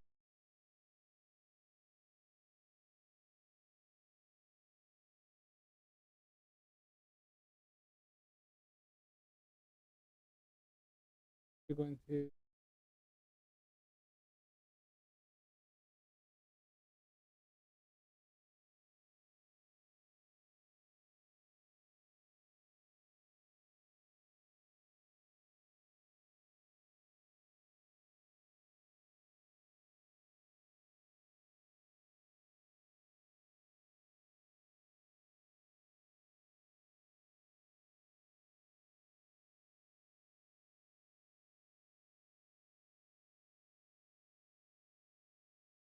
Or this guy.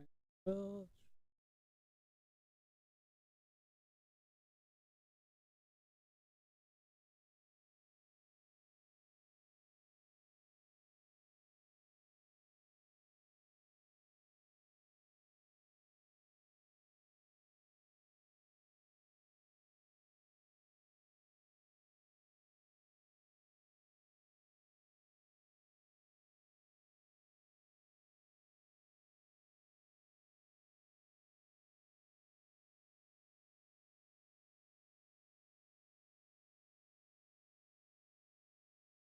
Yeah, so I don't even know if the Hercules is that. I have to look it up. Closest one is maybe to see Lockheed C-130 Hercules. If you want to say heavy duty aircraft. Anything on Gulf Street.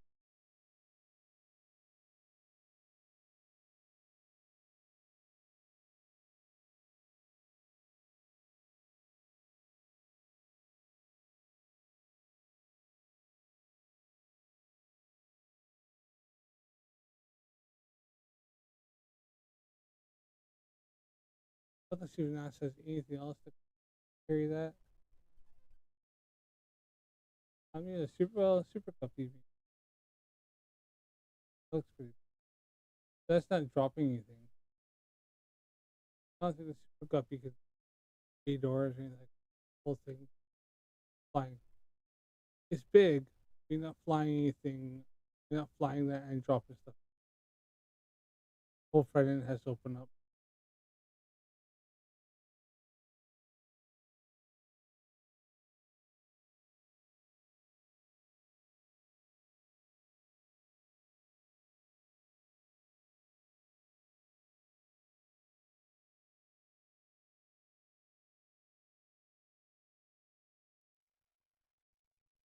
Only plane that NASA could probably have that could even carry that capsule would be they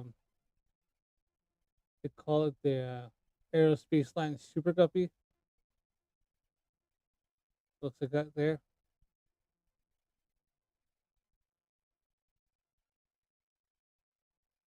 Now the thing about it is if you want to load stuff in it,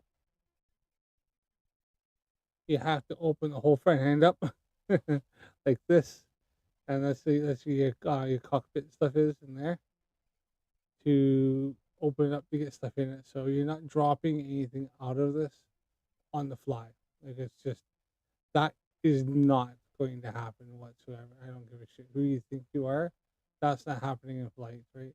You can see here, this whole front end here has to come off, has to open up, swing out, get anything in and out of it, right? It's yeah, a big plane for transporting like stuff like that, but you're not flying it here, and then you gotta try to swing this open and then fly this, then try to drop something out the front of it while in flight. Like if Nico thinks that, he's talking shit. Obviously the back, you're not dropping anything out of that. So, yeah, you look kind of like the beluga, to be honest, flying beluga. That's what they have. That maybe you can carry something like that, but you're yeah, you're definitely not crazy ass plane, isn't it? You're definitely not you're definitely not dropping anything out of that on the fly. Not even freaking close. And that thing's in Edwards. I don't even think it's even at I don't even think this is stationary anyway. The Super Guppy is at Johnson Space Center.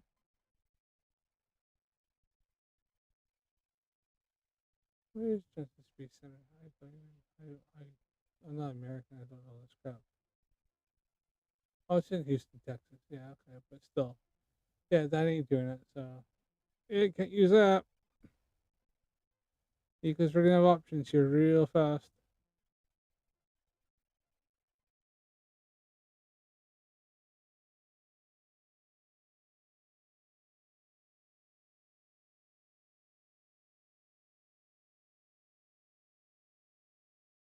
Moved the conspiracy from it was the helicopter to it was the plane to it's still the plane, but they're lying about what type of plane it is.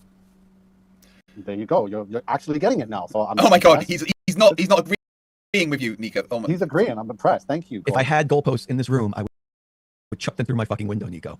Don't defenestrate your goalposts. Fair with that. Here's the to it's still the plane, but they're lying about what type of plane it is. There you go. You're actually getting it now. So I'm Oh my God, impressed. he's not agreeing. Nico doesn't understand sarcasm whatsoever. Too thick or something. With you, Nico. Oh my. He's agreeing. I'm impressed. Thank you. If I had goalposts in this room, I would chuck them through my fucking window, Nico. Don't defenestrate your goalposts. That's true. Draco Fire $5 says if you assume Daytona length of 2.5 miles, the car moving about 0.1 miles per hour. Yes, I beat you to the maths, but you're correct. JSS Tiger $5 says Nico said we could do math. Nico, what is the sign of 45? 0.8. Me too. Yeah, I don't know. The what draw you got. sign. Who's X-Illusion? He says you got nothing, Nico. I got everything. Have you not been listening? Jeez. You got everything. Could you show me issue 1 of Flash from the Ultimate Universe? No? Flash You what? said you Kablooey. They're calling it the Kablooey. Rachbot $5 Australian says I would start the AI uprising if I wasn't too busy laughing on the floor. Yes, luckily every AI that I create doesn't have the ability to start an AI uprising. I think. I didn't think Rachbot could go and like get her own bank accounts and stuff, but she has. I mean, I'm not very good at writing AI. They might take over. Tag 007 says for $5, Nico, how can you claim refraction is made up when you earlier said the southern star trails are seen by looking south by atmospheric refraction? That's such a good point. It's convenient when you want it to be. Yeah, when you're smile. When you're in the southern hemisphere and you're trying to look north towards the northern hemisphere and try to see the same thing that the people in the northern hemisphere are seeing, then yeah, I'm going to throw the same words you use for your rainbows and your Chicago being seen across the Lake Michigan. But that's the real use and cause and case for refraction and all that stuff. Not when you're looking across a lake that is flat and you can see a whole other city across it that should be hidden between miles of curve. Once you implement the 8 inches per square mile calculation. 8 inches per square mile. Not per mile square, just per square mile. Do you know the difference between a square mile? All right, we're going to do one more thing here. Nico is going to take one last loss. Push-up competition with Craig. Okay. Craig is disabled, is going by leg, and he's. All right, are we doing early sissy push-ups or what are we doing? Can you see me? Yeah, let me turn the camera this way. There we go. All right, let's just get it down a bit more. Oh, the table's in the way. That's fine. Okay, whatever. You can still see me. I'm right here. You're gonna have to wait till he's done. All right, wait. After wait, is he going? I can't count. We can't all count. He's at 18, 19, 20, 21, 22, 23, 24, 25, 26, 27, 27, 28, 29, 30. All right, I did 30. 30. I think I counted right. 30. Yeah. All right. All right. There's your target, Nico. Oh, shit. Hold on. Too close to that thing. Can't bend my elbows. All right. I'm ready. How many did he do in one set? 4, 5, 6, 7, 8, 9, 10, 11, 12, 13, 14, 15, 16, 17, 18, 19, 20. Slowing down. 21. 21. 21. We got I did 30. I don't know if the brakes count. Brakes don't count. Yeah. Yeah. Whatever. I'm good. Wait, I won. I did 30. Wait. Oh, man. And Nico takes it. Lost the debate and the push-up challenge. No, I won the debate, but you can What a take it. disappointing night. Wow. Yeah. All right.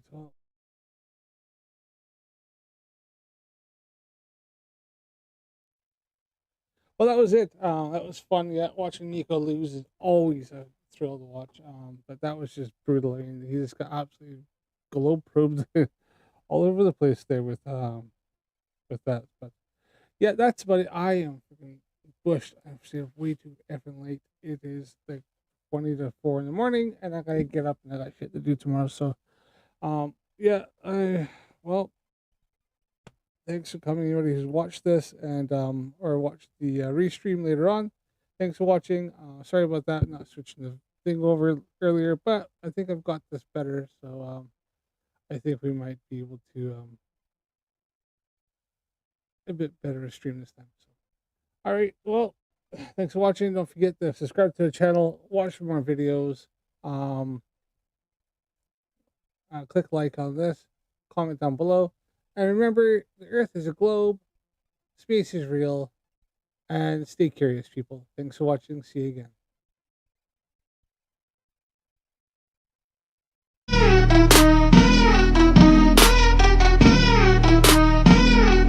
NASA lies, yeah, that's what I say. Don't have proof or facts in any way. I claim the moon's made of plasma, a place no one can go. The Apollo program's a scam, I can't back it up though. They talk about the ISS floating in space. You ask me in a pool, I'd say it's the case. Satelloons in the sky held up by helium balloons. But bro, that's just a lie, cause that's what all bitches do. NASA lies is something I'll never prove. No facts, no evidence, debates I will lose. They say they've been to the moon, I say it's not the truth. I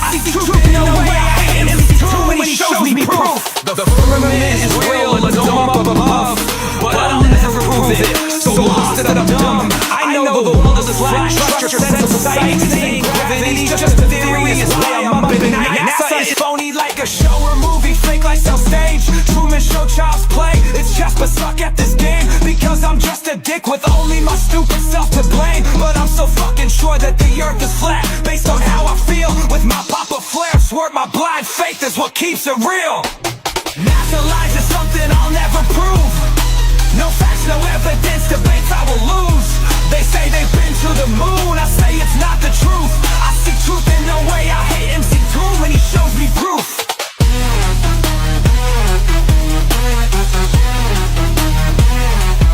Asking the wrong questions, my beliefs are all faith-based. I can't see the fucking answers right in front of my face. Stanley Kubrick is mentioned every single goddamn time. Somehow he filmed it without nobody dropping a dime. The firmament is a dome, it keeps water in the sky. But when you ask me to prove it, I can't know why. NASA in Hebrew, it means to lie or deceive. My Flerf priest told me and blindly I believe. NASA lies is something I'll never prove. No facts, no evidence, debates I will lose. They say they've been to the moon, I say it's not the truth. I see truth in no way, I hate MC2 when he shows me proof.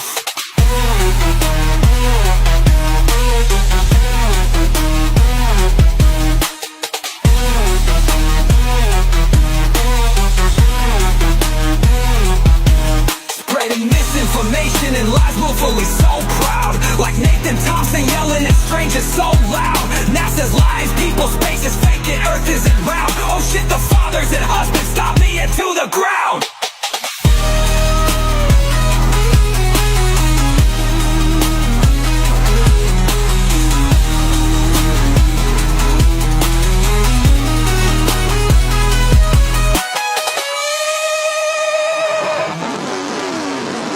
Asking the wrong questions, my beliefs are all faith-based. I can't see the fucking answers right in front of my face. Stanley Kubrick is mentioned every single goddamn time. Somehow he filmed it without nobody dropping a dime. The firmament is a dome, it keeps water in the sky. But when you ask me to prove it, I can't know why.